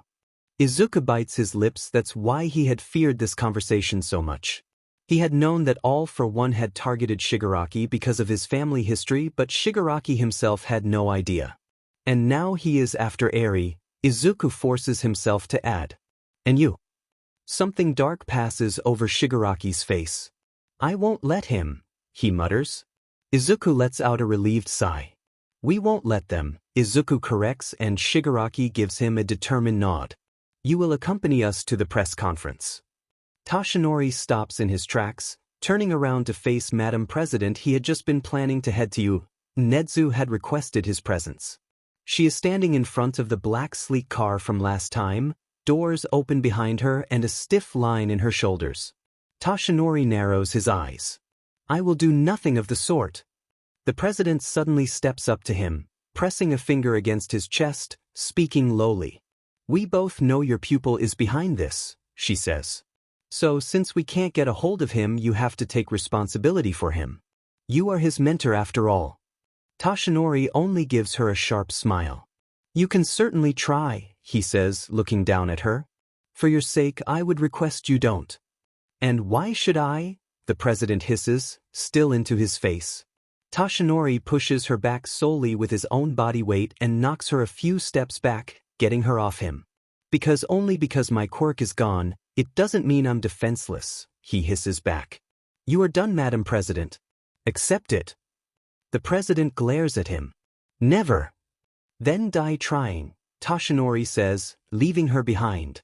Are you sure this is a good idea? Todoroki asks warily. Katsuki scoffs from where he is leaning against the kitchen counter, TV, and the class sitting in front of it, in view. If they can't accept there is corruption running in the hero society, they shouldn't become heroes, Katsuki replies as they watch the president make her way on stage, surprisingly sitting down alone without any of her usual lackeys.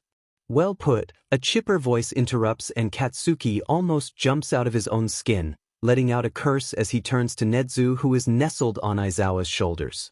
What are you doing here? Katsuki hisses, ignoring Aizawa's presence. We thought it might be better to supervise, Nezu explains. Make sure nothing like last time happens. Katsuki stubbornly refuses to meet the mammal's gaze, words clearly meant for him. Well, good luck staying ignorant this time, Katsuki sneers. How they haven't pulled her from that stage in HNDCFFS is beyond me. They are giving her a chance to explain themselves, Nezu shrugs, having abandoned Aizawa as a foothold, instead sitting on the counter next to Katsuki. The investigations are already running, however. Yeah, you got that covered, Katsuki snorts, shaking his head. Did you hear anything from the nerd? Nezu nods and the class calms down as the president starts her press conference. He got us a new mission, Nezu whispers, and both Katsuki and Todoroki perk up. I think you two might be specialists for it. There's a mischievous glint in the mammal's eyes and Katsuki holds back a groan at it. What is it? Todoroki asks hesitantly, seemingly having caught up on the look on Nezu's face. Babysitting. Nezu says cheerfully. You learned during your remedial lessons, didn't you? Katsuki brushes a hand down his face. You can't be serious, he groans, even Todoroki grimacing. Nezu chuckles, but then he turns serious. They are broken children, he explains. They need heroes more than ever now. They will get a lot of attention after the public catches on that they were the commission's projects. His gaze heads to the TV where the president is trying and failing to explain the commission's hero programs and projects. I'm afraid their trust in traditional heroes is broken, Nezu continues. I want you two to be positive role models for them. Todoroki and Katsuki look at each other. It's a huge responsibility, Nezu adds. Are you up to it? Before either Katsuki or Todoroki can reply, there is suddenly a loud outcry, and their gaze is whipped to the class, who stare at the TV with wide eyes, some of them covering their mouth in shock. On it, the president's corpse falls to the side. The president clears her throat and the reporters settle again as she opens her mouth. But before she gets the chance, her neck cracks and suddenly she lumps to the side, revealing All for One completely restored standing behind her, holding Dabi around his throat, who tries to desperately claw at it. Ah, sorry, the man exclaims, tilting his head as his eyes glint. I was getting tired of her pathetic excuses. I also would like to say that I'm sorry for intruding, but that's a bit too out of character, All for One adds, shoving the corpse from the chair in mild disgust before sitting down himself. I came here today for 2 reasons. He lets Dabi go and restrains him with red pulsing energy to the chair next to him, Dabi coughing as he gets released from his chokehold, before he holds up 2 fingers. First to deliver a message and secondly to solve a case, All for One continues. Let's leave the first one for later though. What case, you might ask? All for One snips his fingers and the door handles creak before getting bent out of shape, making them useless and essentially trapping the reporters who were trying to escape inside. How I managed to escape from Tartarus despite being detained in the lowest level with the highest security measurements, for example? The man idly plays with a pen, setting his feet on the table. Too boring, he refutes. Let's set our attention to a case nearly 10 years ago on the date of the 8th of August, where the eldest son of your current #1 hero suddenly disappeared. All for One smiles cruelly. To ya, Todoroki. Dabi stiffens on his chair, but All for One carries one, unperturbed. I'm sure many of you remember it quite clearly, All for One says.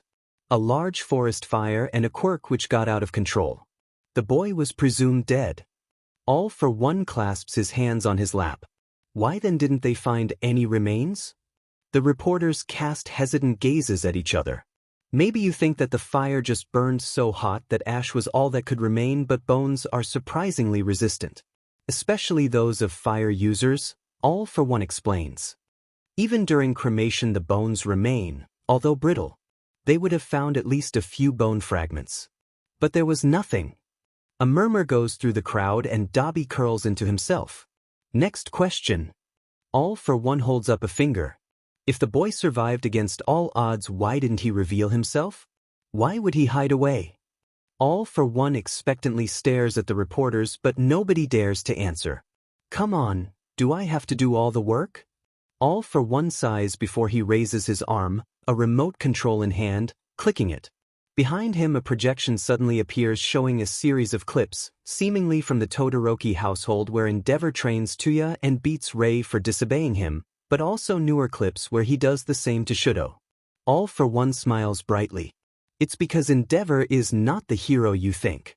The man leans back, throwing the remote on the desk, the clips still playing behind him. Now I would like to say that's surprising, but All for One shrugs. I've always known heroes to be just as bad as villains. Dobby grits his teeth but doesn't speak up.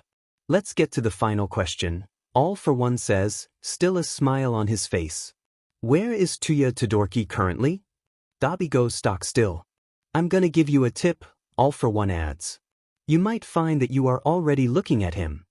The crowd looks at the white-haired man with wide eyes. Don't look at me. All for One groans, pinching the bridge of his nose and shaking his head. Then he smirks, holding out a hand to Dobby. Look at him. The red pulsing energy binding Dobby suddenly pierces him and a scream gets forced out the man's throat as he rewinds in front of their eyes. His dark hair turns white before his burn scars seem to slowly disappear until he is suddenly a writhing mess of burned and marred skin, and then there is only a familiar teenager left. Tuya Todoroki gasps out, terrified hands touching his unscarred and younger skin. All for One only smiles, taking his legs off the desk. I always love a good mystery, he ends, before he leans forward, waving at the camera still broadcasting the press conference to the entire nation. Are you watching Ninth? Izuku stares at the broadcast with a dry throat. This is what happens when you leave me alone, All for One says with mirth. So don't. And the transmission cuts off. In unison 18 terrified eyes zero on Todoroki. The boy meets them unflinchingly, not shrinking back, but Katsuki can see through his facade. His knuckles are deadly white and his eyes unfocused. Before anyone can even attempt to say anything, Katsuki harshly grabs Todoroki, pushing him out of the room. The boy stumbles but lets Katsuki manhandle him outside of the dorm. However, when Katsuki goes to close the door quietly, he notices students staring at them clearly. The rumors have already started. He curses, shoving Todoroki back inside, only to get stopped from getting upstairs by part of the class, Ida and Uraraka at the front. Ida opens his mouth before closing it again, hesitating. Don't anything, Katsuki forces out through his teeth, shielding Todoroki from view with his body. The class visibly flinches back and Katsuki glares at them as he guides Todoroki upstairs, daring anyone to interrupt or follow them. He only relaxes when he is in his own room, depositing Todoroki on his bed and closing the shutters, scoffing at the onlookers who are clearly eyeing their dorm. Katsuki opens his mini-fridge and throws a cold pack at Todoroki, who catches it sluggishly. Before he can explain to the boy, a knock sounds on his door. He grinds his teeth and opens it, speaking without even looking. I told you to dash. He stops when he sees nothing on his eye level, gaze traveling down to meet Nedzu's strained smile. How did you know in which room we were in? Katsuki questions aghast. It's been barely a minute. It's closer, Nedzu replies. Also lucky statistical guess. Can I come in? Katsuki pinches the bridge of his nose but silently steps aside, Nedzu shuffling inside and Katsuki closing the door behind him quickly. The mammal doesn't greet Todoroki, only giving him a still strained but softer smile before climbing onto Katsuki's office chair.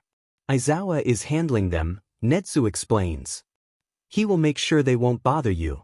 Katsuki leans on the doorframe, not willing to sit down on the bed next to Todoroki in case the boy doesn't want to be crowded. He knows he wouldn't. Nedzu gaze heads to the cold back in Todoroki's nimble fingers, which the boy is prodding and playing with awareness, slowly coming back into his eyes. Your idea? He asks Katsuki, and Katsuki only curtly nods. It was after one of his nightmares coughing out phantom sludge and slowly dissociating that Katsuki realized that the cold helped him stay present. Good work, Nezu praises, and Katsuki looks away, not bothering to reply, instead watching Todoroki's hands. I'm terribly dash. Nezu starts when Todoroki interrupts him, voice quiet. Don't. He sounds tired. Just don't. I don't want to hear it. Nezu closes his mouth and nods. If you need help, don't hesitate to tell us, Nezu says instead. We will be there for you from now. Todoroki's gaze is still locked on the cold pack, but he nods barely. Nezu gives Katsuki a small smile. I'll leave you boys to it then, he says in goodbye. It's the worst, Katsuki says after Nezu has left. What?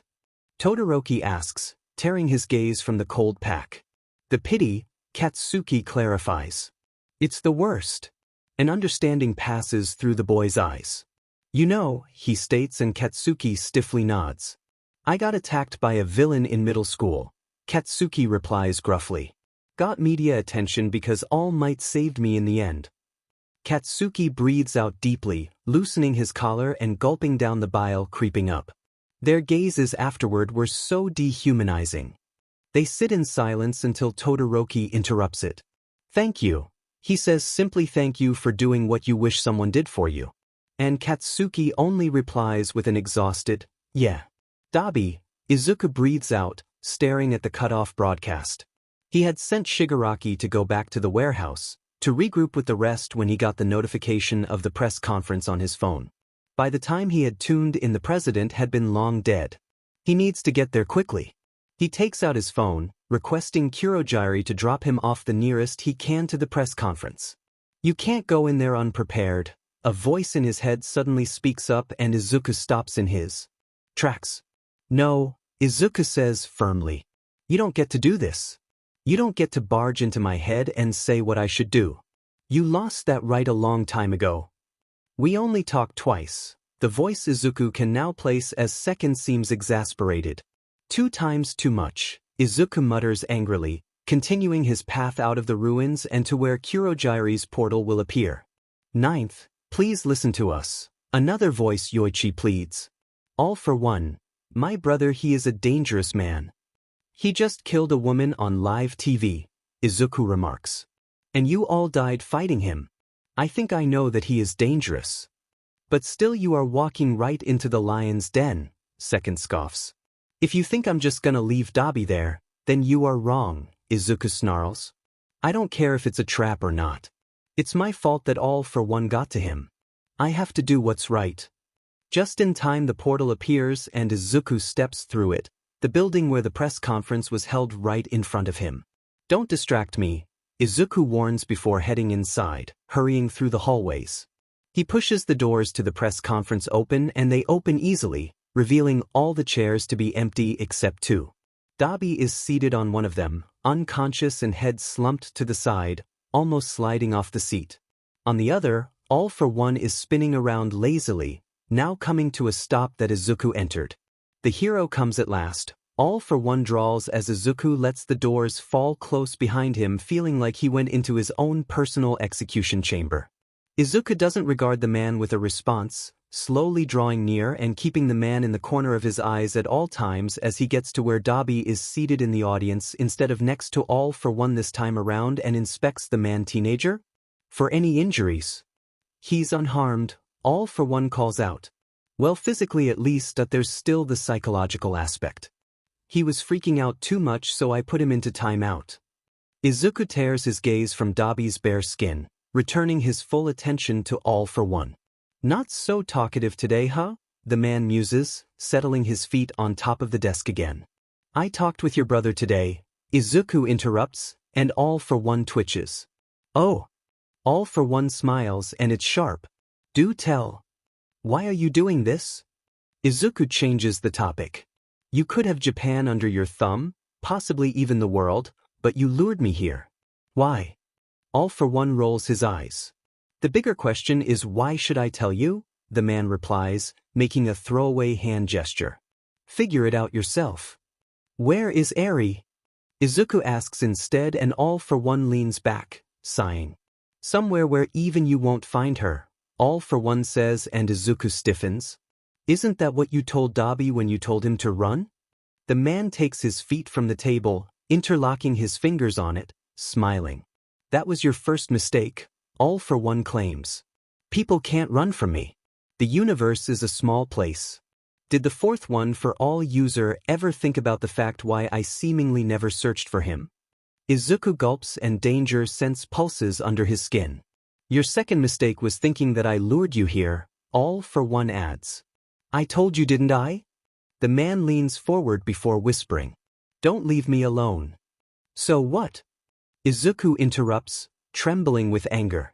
You are lonely? Maybe I am. Maybe I'm not, all for one replies. Do you know what it's like to outlive every person who knows you? To not age a day while they wither away? The human lifespan is so short. You're the one that stole a longevity quirk, Izuku says, narrowing his eyes.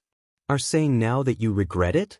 People always like to assume I steal things, all for one muses, settling his head on his hand. I think it makes them easier for them. I didn't steal it, all for one corrects before Izuku can answer. It was given to me willingly because they experienced that a longer life is not fulfilling, it only gives time for more suffering. Not if you are the one causing the suffering, Izuku hisses, and all for one chuckles. So naive, the man responds. You are letting the past blind you. I'm learning from it, Izuku refutes, narrowing his eyes. Learning. All for one laughs, shaking his head. That's a funny way to put it. The thing about humans is that they never learn, all for one states. It doesn't matter which timeline, they are always at each other's throats. They will always find a way to discriminate and slaughter. You are talking like you aren't a human, Izuku scoffs. I wish, all for one says almost dreamingly. Imagine what it would be like to travel the stars. He trails off, and Izuku has no doubt that if they were under the night sky, the man would have gazed at the stars. Did you know that all advancement towards space travel stopped when quirks appeared? He suddenly asks, spellbroken. Izuku doesn't respond, and something darkens in all for one's eyes. No, they had to go to war instead, all for one growls. Instead of searching for life, they took it. Again and again. You took many yourself, Izuku reminds, and all for one sighs. So did you, he says, Izuku's stiffening. And everyone else in power. Heroes and civilians alike. Izuku doesn't dare say anything. Death doesn't discriminate, all for one says tiredly and seems to recall a memory. Before Izuku can open his mouth, all for one speaks up again. Did Yoichi ever explain to you why I gave him one for all? All for one questions, and Izuku shakes his head. He was dying, all for one admits. I had known for a while. I tried to find a solution, traded for quirks which would heal him, but found no solution. All for one brushes over the table absent-mindedly. Yoichi always had been ill, all for one explains. But after we had to flee because I was outed as a metahuman, his symptoms continued to get worse. All for one clenches his fists. In the end, the only thing I could do was pray that one for all would stock his life power and help him continue longer. All for one continues. That quirk. It was the only thing keeping him alive. All for one closes his eyes. When he gave it away, all for one voice strains. It killed him. And I'm supposed to believe you? Izuku asks, in disbelief. Maybe you are lying. All for one smiles brightly. Busted, he reveals, opening his hands wide and chuckling to himself. You do have to say that I'm a good actor. He leans back and winks.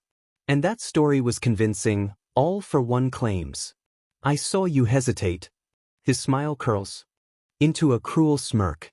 And that's your third and final mistake. All for one lunges for him, and Izuku barely escapes his grasp, hand reaching into empty air. You one for all users have always been so slippery, the man says as he curls his outstretched hand into a fist, smiling. What a shame that it won't help you. Energy tendrils spring from his arms and curl around Izuku's throat, raising him into the air. You would think the same trick wouldn't work twice, all for one muses as he steps past the desk. I even gave you all the time in the world to analyze it the first time around. All for one snips his fingers just as Izuku's eyes almost bulge out and the energy tendrils release him.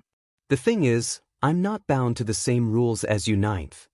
All for one crouches, looking down at Izuku as Izuku retches for air, spitting out blood. I get to kill and hurt as much as I please. I can watch worlds burn, the man mutters.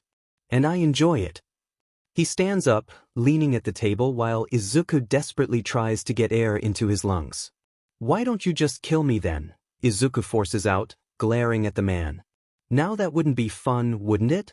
All for one says. Where is the drama? The intrigue? So that's what this is?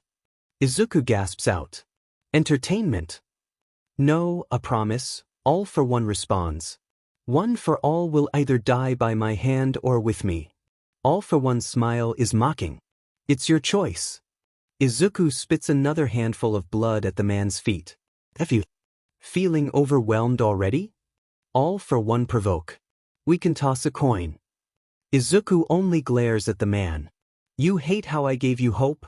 All for one guesses. That's the problem, isn't it? I'm not some ruined soul you can save. The man looks down at Izuku with a smirk. I choose evil because it's so much more fun. Izuku staggers to his feet, grasping a nearby chair as he tries to get his balance. Do you want to know what your brother told me? Izuku says, breathing deeply and raising his chin as he lies through his teeth. He told me that you are just a lonely child clinging to power because you would rather die than be powerless. All for one growls and is in front of him in an instant, punching Izuku in the gut. Izuku chokes but laughs as he wobbles backward. You know what else he told me? Izuku continues, before smiling, teeth coated with blood, voice barely a whisper. Look behind you.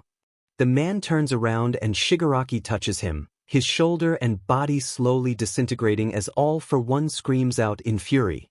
How dare you? All for one shouts at Shigaraki, hands reaching out to him, quirks failing the man. I saved you. I created you. No, Shigaraki says calmly, stepping back from his hands as the man turns to dust. You destroyed me. Dabi startles awake with a gasp, groaning softly as he sits up on the chair, Shigaraki and Izuku who had been waiting for the man to wake instantly at his side. The man teenager? Izuku still isn't sure how to address him. Eyes flutter open and he grasps Izuku's jacket as Izuku kneels down next to him. Is that my jacket? He asks with a frown, voice sluggish, and Izuku laughs out. Yes, sorry had to borrow it, Izuku replies, lips twitching. Does that mean you are still with us? Where's Eri? Dabi asks instead, and Izuku winces. I had hoped you would be able to answer that question. We were heading out of the city when suddenly we got overwhelmed. Dabi remembers, holding his forehead. And then dash. He suddenly shoots up, widely looking around. All for one. Izuku sits him down by pressing down his shoulders. He's gone. What do you mean he's gone? Dabi asks, aghast. He would have never let you live. What he means is that he's dead. Shigaraki cuts in and Dabi only now seems to realize that the man is also here. Dabi's gaze heads back to Izuku, but he shakes his head. I had no chance, Izuku says. If Shigaraki hadn't come, I would have died here today. Shigaraki's face looks stiff when Dabi looks over to him, but he only nods in response. Izuku's phone suddenly rings and they all startle. Izuku quickly accepts the call and a frantic voice filters through. It's Eri, she came back alone. Spinner says, voice high-pitched. You stay where you are, we will come to you, Izuku replies before hanging up. Eri is at the warehouse, Izuku relays, frowning. Why would he let her go? What does it matter? Dabi sighs. He's dead. I still don't like it, Izuku mutters but heads in the direction of the exit when he gets stopped. Izuku. It's the first time Shigaraki ever addressed him by his name and Izuku's gaze snaps to the man who stares at his hands. My quirk is gone. Izuku's eyes widen. You had been connected to All for one, Izuku realizes. When he died his quirk died, so did yours, because he gave you that quirk in the first place. That's why he said he created you. Izuku trails off. All color drains from Shigaraki's face and Izuku lets out a low curse as the man's eyes almost seem to glaze over. Shigaraki dash. Before he can continue, Shigaraki lets out a low hiss. Don't, he says. Don't call me that. Please. The last word is barely a whisper. Tenko. Izuku tries, remembering when the man had corrected them back that night, and Shigaraki Tenko nods, barely visible. Izuku takes a hold of Tenko's hands, the man flinching at the contact, and when was the last time he had felt human contact skin to skin without them turning to ash? Please listen to me, Izuku says. This doesn't change anything, okay? Tenko breathes in deeply, but he nods. Izuku squeezes his hands. It is only fair that it ended like it started, Izuku adds. He got what he deserved. I know, Tenko forces out, but he squeezes back, gazes locked on their intertwined fingers. I just wish I could do it again now that I know. Izuku lets out a snort and Tenko cracks a smile before he lets go of his hands. We can set something on fire with his name attached to it, Dabi suggests, and Tenko lets out a laugh. You just want to burn something, the man says, and Dabi laughs in response as he shrugs. What can I say, it's fun. Tenko and Dabi banter while they wait for Kurogiri's portal, and Izuku knows it's doing them both good some normalcy despite what happened. Izuku himself is still reeling. He had seen no way out. He doesn't know what would have happened if Tenko wouldn't have been there. But Izuku feels a bit more free now that the insistent humming that had been plaguing his mind, the underlying danger with all for one still being alive, was gone. It felt easier to breathe. Izuku feels something shift in the atmosphere. Danger sense pinging quietly, and the portal appears. He raises an eyebrow, storing that fact away for later. They step through it, the rest who had been waiting for them perking up at their sight. Nobody comments on Dabi's appearance, and Izuku is glad for it. Izuku himself lets out a breath of relief when Eri runs up to him, picking her up and twirling her around. He lets her down as she giggles and smiles at her when he registers she is holding something clutched to her chest. Eri notices his gaze and holds it out to him. He told me to give you this. Eri speaks up quietly, giving him a folded letter. Izuku gulps as he takes it, but he smiles as he thanks Eri, going into the kitchen to fold it open. When this letter finds you, it means that you survived our eventual confrontation, and I must be dead, for I would not have it any other way. You may ask yourself why I've let the girl go when I've ended countless lives before, and the truth is that I'm tired. The feud between the people my brother's quirk has left behind and me has been going on for so long that it's sometimes hard to remember what even started it all. I don't know if I told you about my past, but whether I did not or not, know this. I'm a liar, but the words about my past have truth in them. So whether you believe me or not, all you need to know is, you win. Izuku stares at the intricate handwriting, leaning at the counter. He clutches the letter before crumpling it, throwing it in the trash. He won't let all for one's words bind him anymore.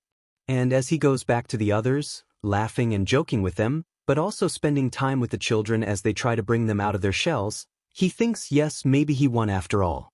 It takes a few more days for Nedzu to reach out again after Izuku had told him about the doctor and his Nomo facility, both of them still sorting things out with their respective sides. It's a request for Izuku to transport the children to UA so they can move into the new facility.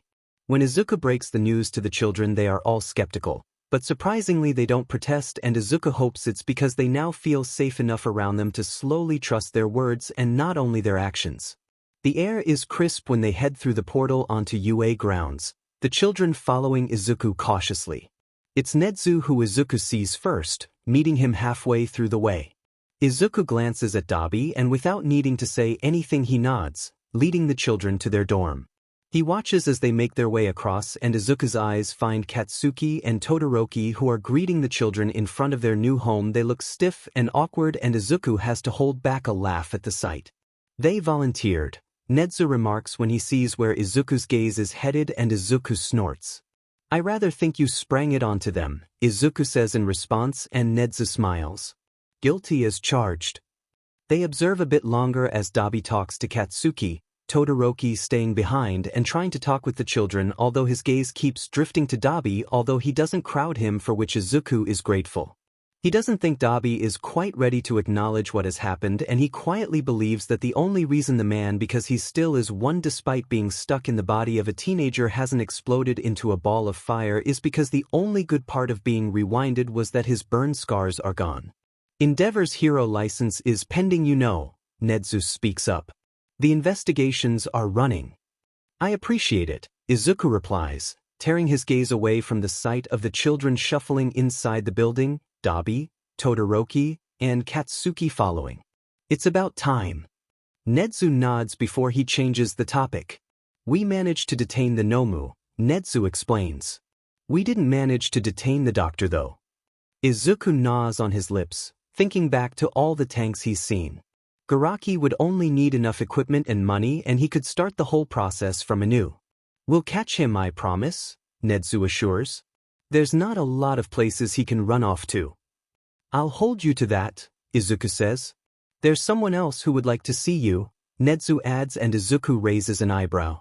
Nedzu steps aside and reveals a middle-aged man, along with the agent Izuku had met for the code to the basement. The man holds out a hand in greeting and Izuku takes it, noting that his grip is strong and full of calluses. My name is Arata Hun, the man introduces himself. You may have met Agent Sakudo before. Izuku nods at the agent and he respectfully bows. We have something for you, Arata states and hands him an ID, a hero ID. His own hero ID. We had to choose the hero name for you, so we hope it's still up to date, Arata adds as Izuku stares at it, his own face looking right back at him with the words Deku plastered next to it. You are from the World Heroes Association, Izuku realizes and gulps. I can't accept this. You saved Japan from 2 major crises. Believe me when I say you've earned this license, Arata says. Think about the amount of people who lived because instead of running, you stopped and helped. Izuku doesn't reply, still can't believe what he is seeing. We had been investigating into the commission for a while, Arata explains. It's only recently that we managed to plant a spy inside and realized the severity of the situation. You are the representative for Japan then? Izuku asks, frowning, and Arata nods. Yes, I'm responsible for the Japanese branch. Izuku hums, gripping the ID before he changes the subject. What about the League? Well, the public court is a bit torn on whether they are villains or vigilantes, the man admits. They'll still have to face consequences, however. Izuku holds his breath, gulping. They'll be doing a year of community service with a hero mentor, Arata says. They won't be landing in Tartarus, I will assure you that. And Eri? Izuku questions hopefully. Considering her next of kin is still involved in an ongoing investigation, it has been decided she will be officially Midoriya Eri from now, he reveals. I tugged along some strings to quicken the process. Izuku's eyes widen and his smile is bright as he thanks the man for his help. Before Izuku can turn away and check up on the children on the rest, Arata speaks up again. One last thing, we heard about your loss, he says. Would you want to know your father's real name? Izuku shakes his head, a genuine, although sad smile. No, I actually quite liked Midoriya Hisashi. Arata nods, mirroring his smile, and Izuku leaves him and the agent behind, heading to the children's dorm. It's quieter than Izuku expected when he enters and he meets Dabi in the living room, inspecting the furniture and staring out of the window. They are upstairs, looking at their rooms. Dabi informs when he notices Izuku, and Izuku hums, taking a look around. They will have it good here, Dabi says when Izuku sits down on the soft polyester couch. It's a lot better than what we could have given them. I'm gonna miss them, Izuku admits. They are a good bunch. Dabi raises an eyebrow at him. You'll have enough chances to visit them, he claims. You will return to UA now, won't you? It's over. Izuku watches the sky out of the window. It feels all so distant, Izuku says. I don't know how to feel about it. Dabi lets out a soft snort. Tell me about it, he says. Here I had a whole speech and dance routine planned for Endeavor and I never got to use it. Did he talk to you about it? Izuku asks and Dabi shakes his head. I think he is still processing it like me, Dabi says. And honestly that's good for me. It's been so long since I had a family. You have me, Izuku points out, joking, and Dabi playfully shoves him. Not that nonsense again, he groans. It's enough hearing Eri constantly say it. I can talk to him about it if you want, Izuku offers, but Dabi denies, sighing, no, it's something I have to do on my own. Talking about them, where did they disappear to? Izuku questions, not seeing Todoroki and Katsuki anywhere. They went ahead, Dabi says. Told me to tell you that you should go meet them at 1's dorm. Izuku raises an eyebrow but nods. Before he can head off, they hear the sounds of several footsteps, and a moment later the children come into the room, some slightly perking up at seeing Izuku. Izuku turns to them, curious. How is it? He asks, and Beacon answers, shrugging. It's well enough, he says. A lot better than we are used to. Izuku holds back his wince, instead smiling at the news. A quiet, hesitant voice speaks up. It's the girl Shiomi had on her lap when she had challenged him. She's fiddling with the sleeves of her clothes. Will you come back? She questions, shyly looking at them. Both of you? Izuku and Dabi share a gaze and Izuku nods. Of course, Izuku replies. I'll visit as often as I can. The girl seems to relax at that, and Izuku can see some others too. I'll make sure Dabi will too, Izuku jokes. Oi! Dabi calls out, and some of the smaller children giggle at that. Dabi looks at the clock and lets out a small sigh. You have to go along, he reminds. I'll hold down the fort here. We'll make sure he doesn't burn anything, Naomi interjects, and Izuku holds back a laugh at the betrayed look Dabi sends her. Don't worry, sir. We also have fire extinguishers, Beacon adds with a playful innocent smile, and Izuku breaks, laughing as Dabi hushes him out of the building. Beacon and Naomi, who followed them to the door, wave at Izuku when he heads in the direction of the Heights Alliance 1's dorm. But before he can go near it, he suddenly staggers, black spots flooding his periphery. He lets out a gasp as he leans at something, his fingers feeling tree bark under his fingers. And then that feeling gets replaced by formless, cool mist, and he knows exactly where he is. It takes a while for his vision to stop swimming, and he lets out a growl at the sight of the throne room, shaking his head to disperse the last bit of dizziness. This was really not necessary, Izuku forces through his teeth, holding back from letting out a string of curses at the one for all users. Sadly, I'll have to claim that it is necessary, First says, but he sends him an apologetic smile.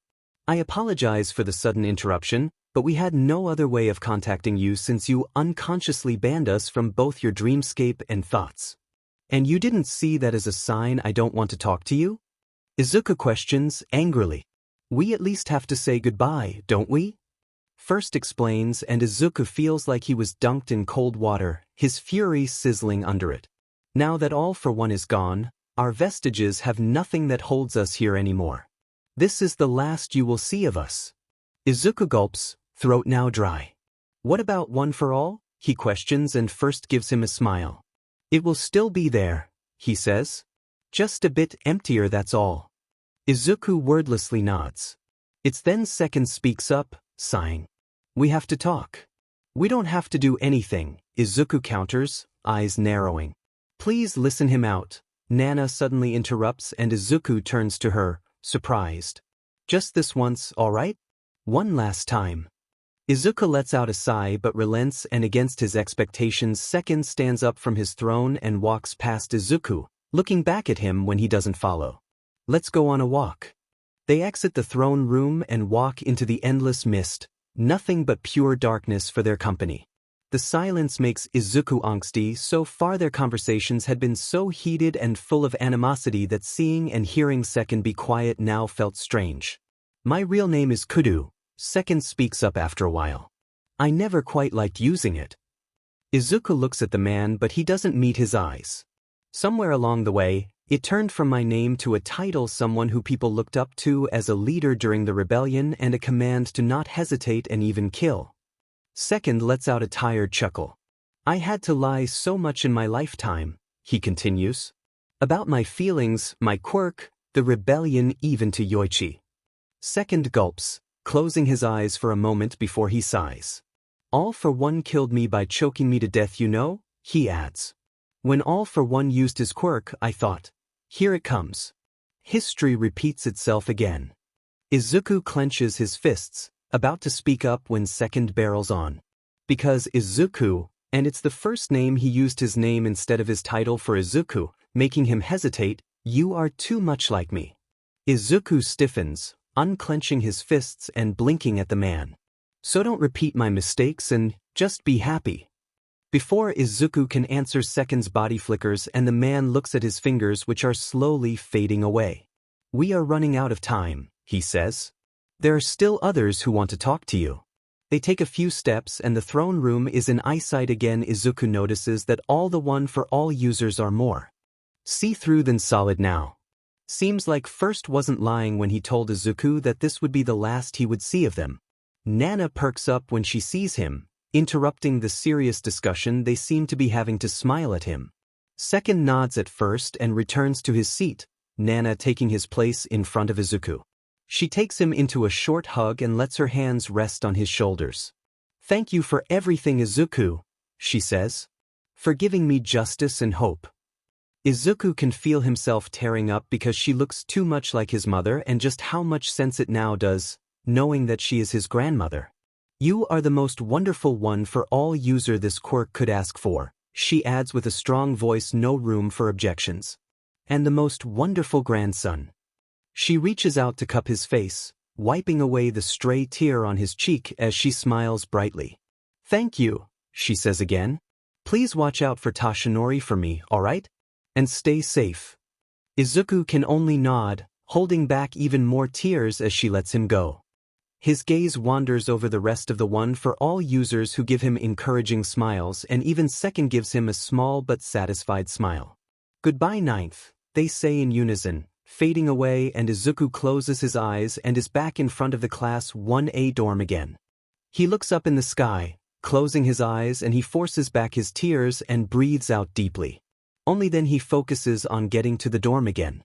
It's not particularly bigger than the children's dorm when he comes to a standstill in front of it, although it looks a slightly bit more impressive with the 1A sign decorating the building.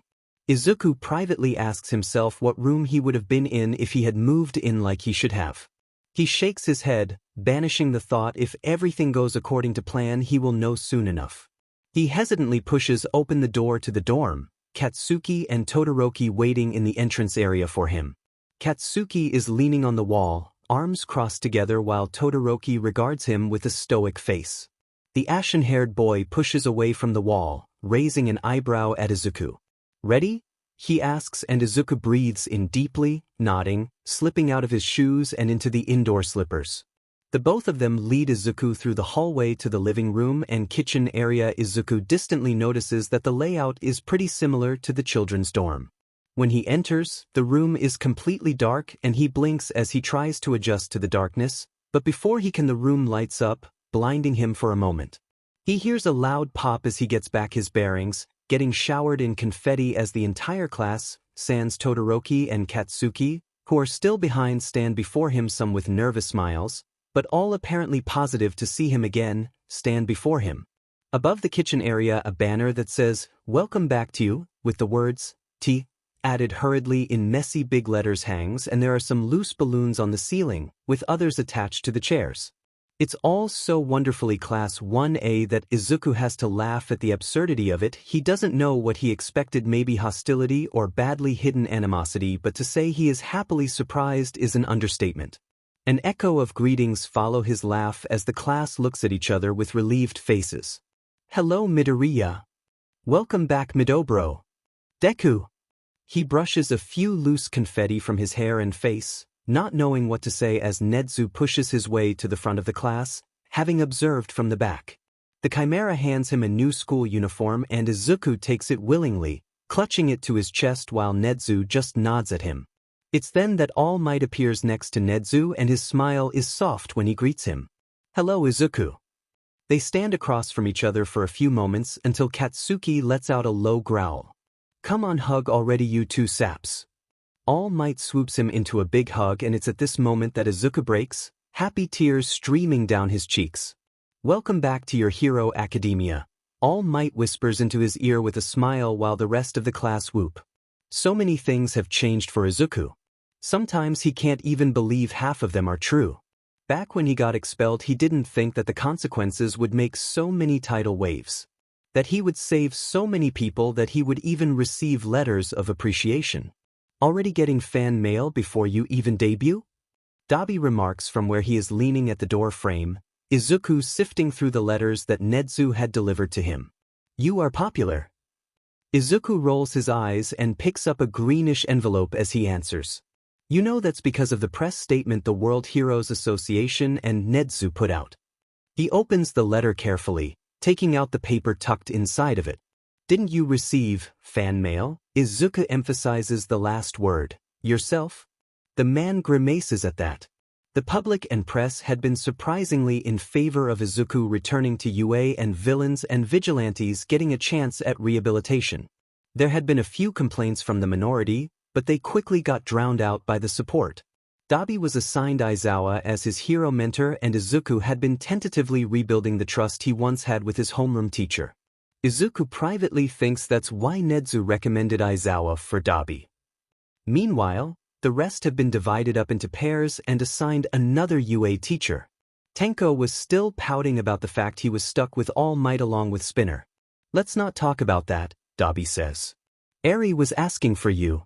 While Eri had become his sister legally, she still required a guardian, and since the only guardian Izuku had was UA and that mainly meant Aizawa, she moved with Dabi into the teacher's dorm, while the rest of the league moved into an adjacent dorm. He is glad that she had at least familiar faces all around her, with Izuku and Aizawa checking up on her. Isn't it my turn with the kids? Izuku asks. I could visit them with Eri.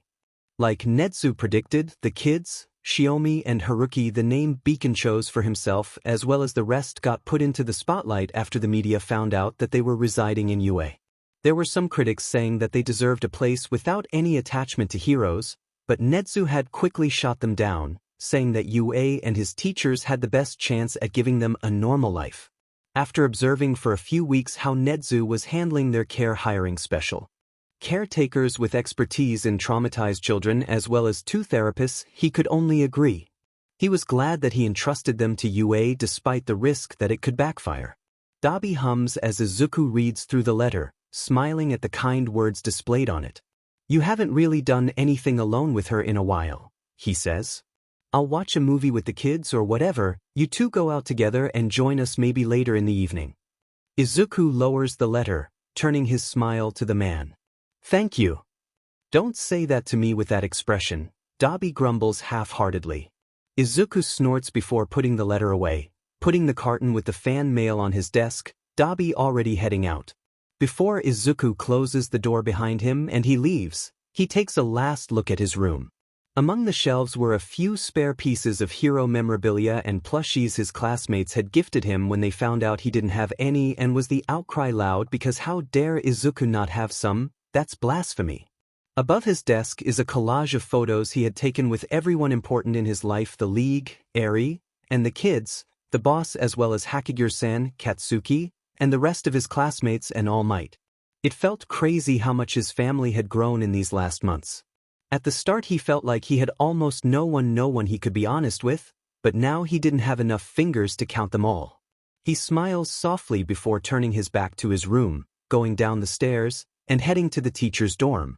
He knocks on the door, waiting for one of the teachers to open the door, and it's Midnight who does. Hair in a messy bun and reading glasses on her nose, Izuku had quickly gotten familiar with the civilian selves of his teachers with visiting Eri and Dabi, but also the rest of the league regularly. Oh Midoriya, she exclaims, adjusting her glasses and closing the book she had been holding open with one hand. You are here for Eri, right? Izuku nods and thanks her quietly as he shuffles in. Is Aizawa-sensei out? He asks, and Midnight huffs. He had one of his patrols, so he's still fast asleep, she says. We kept an eye on her though, don't worry. Eri is an angel, Izuku remarks slyly. I'm more worried about you and Yamada-sensei. Midnight mock gasps as she leads him to the living room, where Eri is doodling on the coach table. Did you hear that, Eri? She exclaims. You and Isen is bullying me. Izuku's cheeks warm up slightly. He still wasn't used to other people using the honorific for him. Izuku! Eri says excitedly, abandoning her drawing in favor of running up to Izuku and jumping at him.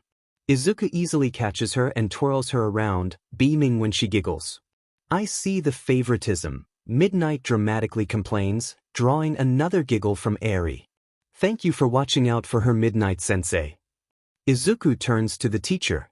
"I told you to call me Kayama, kid," she says fondly, before winking at them and giving them a bit of privacy. Izuku settles down on the floor, next to Eri as she returns to her doodle.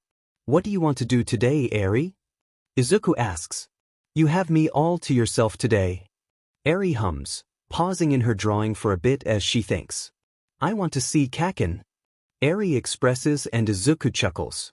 Somewhere along the lines, Eri had picked up the nickname Izuku had for Katsuki, and now the boy was suffering the consequences for it.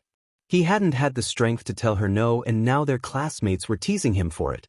Talking about his classmates, it was strange how quickly Izuku had fallen back into the rhythm of the dynamics they had before Izuku was expelled. They all had helped him study when he had to retake the exams he had missed during his temporary expulsion. It wasn't long until they were all joking around with each other again. "Well, why don't we go search for him?" Izuku offers and Eri nods, storing away her drawing for later. Izuku offers his hand and she takes it before they head back to the 1A dorm. They enter quietly, Izuku letting Eri run up ahead to find Katsuki while he slips into his indoor shoes.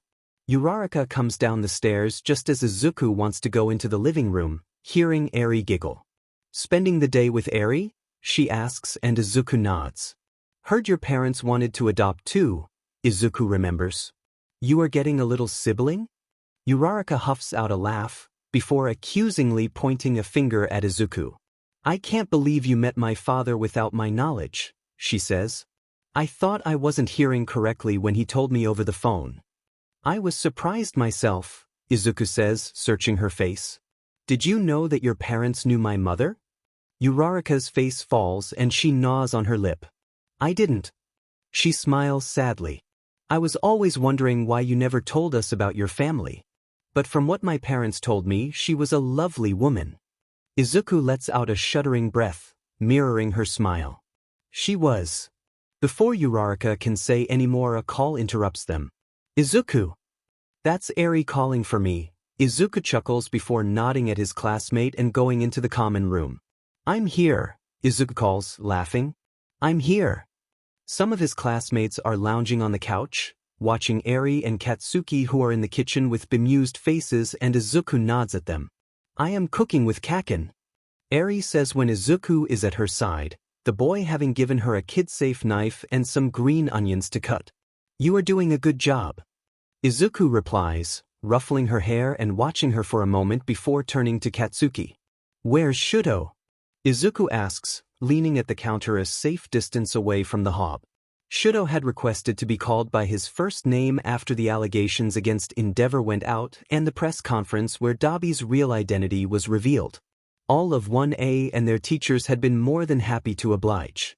Went over to the kids' dorm after he heard that Dabi would be visiting them today, Katsuki says gruffly, stirring the sauce he's preparing. Like Aizawa and Izuku, Shudo and Dabi had been slowly rebuilding their relationship. They had talked, and ever since then, Dabi had been begrudgingly letting Shudo spend time with him, although Izuku knew he liked it or else he wouldn't let Shudo visit him. Izuku looks into the pan, raising an eyebrow at the onions and dark sauce. "Are we having katsudon?" Izuku questions, lips twitching. Katsuki gives him a look. "You just want katsudon." Izuku just shrugs, watching the boy cook. "My hag wants to meet you," Katsuki says after it, while cutting the pork into slices. Izuku grimaces. "And she's not taking no for an answer?" Katsuki glances at him as he beats the meat soft. "You can certainly try, but I bet she will just come hunt you down." Izuku lets out a sigh. "Would it be an exaggeration if I asked Nedzu to not let her through?" "Yes, it would." Katsuki snorts. "Although I think he would indulge you if you play a match of chess with him." Izuku laughs out. "No chance," Izuku says, smirking. "I'm not giving him that match for practically free." Ever since Izuku had returned to Nezu had been practically begging Izuku to play more chess with him, but so far Izuku had not caved in no matter what tempting offers the mammal had made in exchange. Katsuki shakes his head fondly. No one else but you would dare refuse Nezu. I offered to play shogi with him. Izuku defends himself. Not my fault that he can't appreciate the beauty of it. Katsuki rolls his eyes but doesn't say anything. Tell her I'll meet her when you visit them next. Izuku finally gives in and Katsuki groans. You are just pushing the responsibility onto me, he complains. Now she will constantly annoy me to visit them. Bummer to be you, Izuku jokes, and Katsuki threateningly points his chopsticks at Izuku. Do you want some katsudon today or not? I knew it was katsudon. Izuku gloats and Katsuki shakes his head, finishing up frying the pork. Eri had gotten bored with watching Katsuki cook and had ran to the rest of their classmates in the common room, convincing them to put on a show for her. Katsuki follows his gaze to where Eri is giggling at something Kaminari said. What do you think would happen to her if you hadn't saved her? Katsuki suddenly asks. From what Tsukachi told me, they were aware of Eri, Izuku says. Lemillion met her when she ran away. That's the reason Overhaul backed off from our meeting without killing me. Katsuki hums, turning off the hob and leaning at the counter next to him. They probably could have saved her, Izuku says. I hope at least. But I'm not sure if no one would have gotten hurt or killed. We were incredibly lucky. Or maybe you are just a good hero, Katsuki retorts, and Izuku shakes his head with a laugh. Since when do you compliment me so much? Izuku says. Am I gonna have to worry that you are actually Himiko underneath? Katsuki scoffs, rolling his eyes. I'm just saying it because you still don't seem aware of it, Katsuku answers. The WHA gave you a hero ID without an exam for Kami's sake. They gave me one because they would have looked bad otherwise, Izuku says. Couldn't let me run around without one for much longer. It's like talking with a stone wall with you, Katsuki complains, sighing, but let's go of the subject. You should cut your hair. Izuku tugs at his locks with a hum. They were long enough now that if he would cut them the green would be away. Ichim, you are right, Izuku says. Don't know any barbers though. I used to cut the hair for my siblings. Tsu suddenly interrupts, startling them both. I could cut yours if you want Midoriya. Izuku smiles at Tsu and nods. That would be nice, he replies. But dinner first? Tsu lets out a croak which almost sounds like a laugh. Sure. The whole class sans Shudo and Eri sit down and they eat, laughing and joking around, atmosphere comfortable.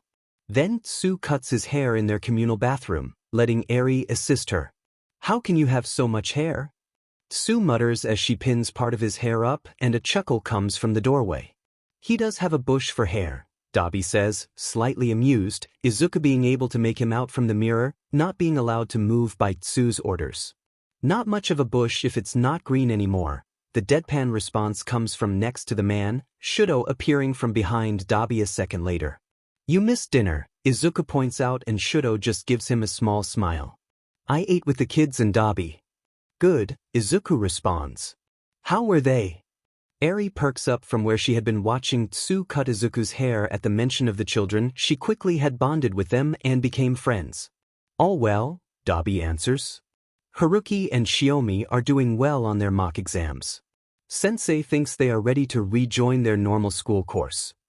Izuku nods, satisfied, and shrinks back when Tsu chides him for moving, Dabi, Shudo, and Eri laughing at that. After a few more minutes, Tsu pats him on the back, removing the towel they had been using as an impromptu cover. Should be all finished now. Izuku takes a look at his hair in the mirror, brushing through it with his hands. It's a bit shorter than he used to, but he likes it.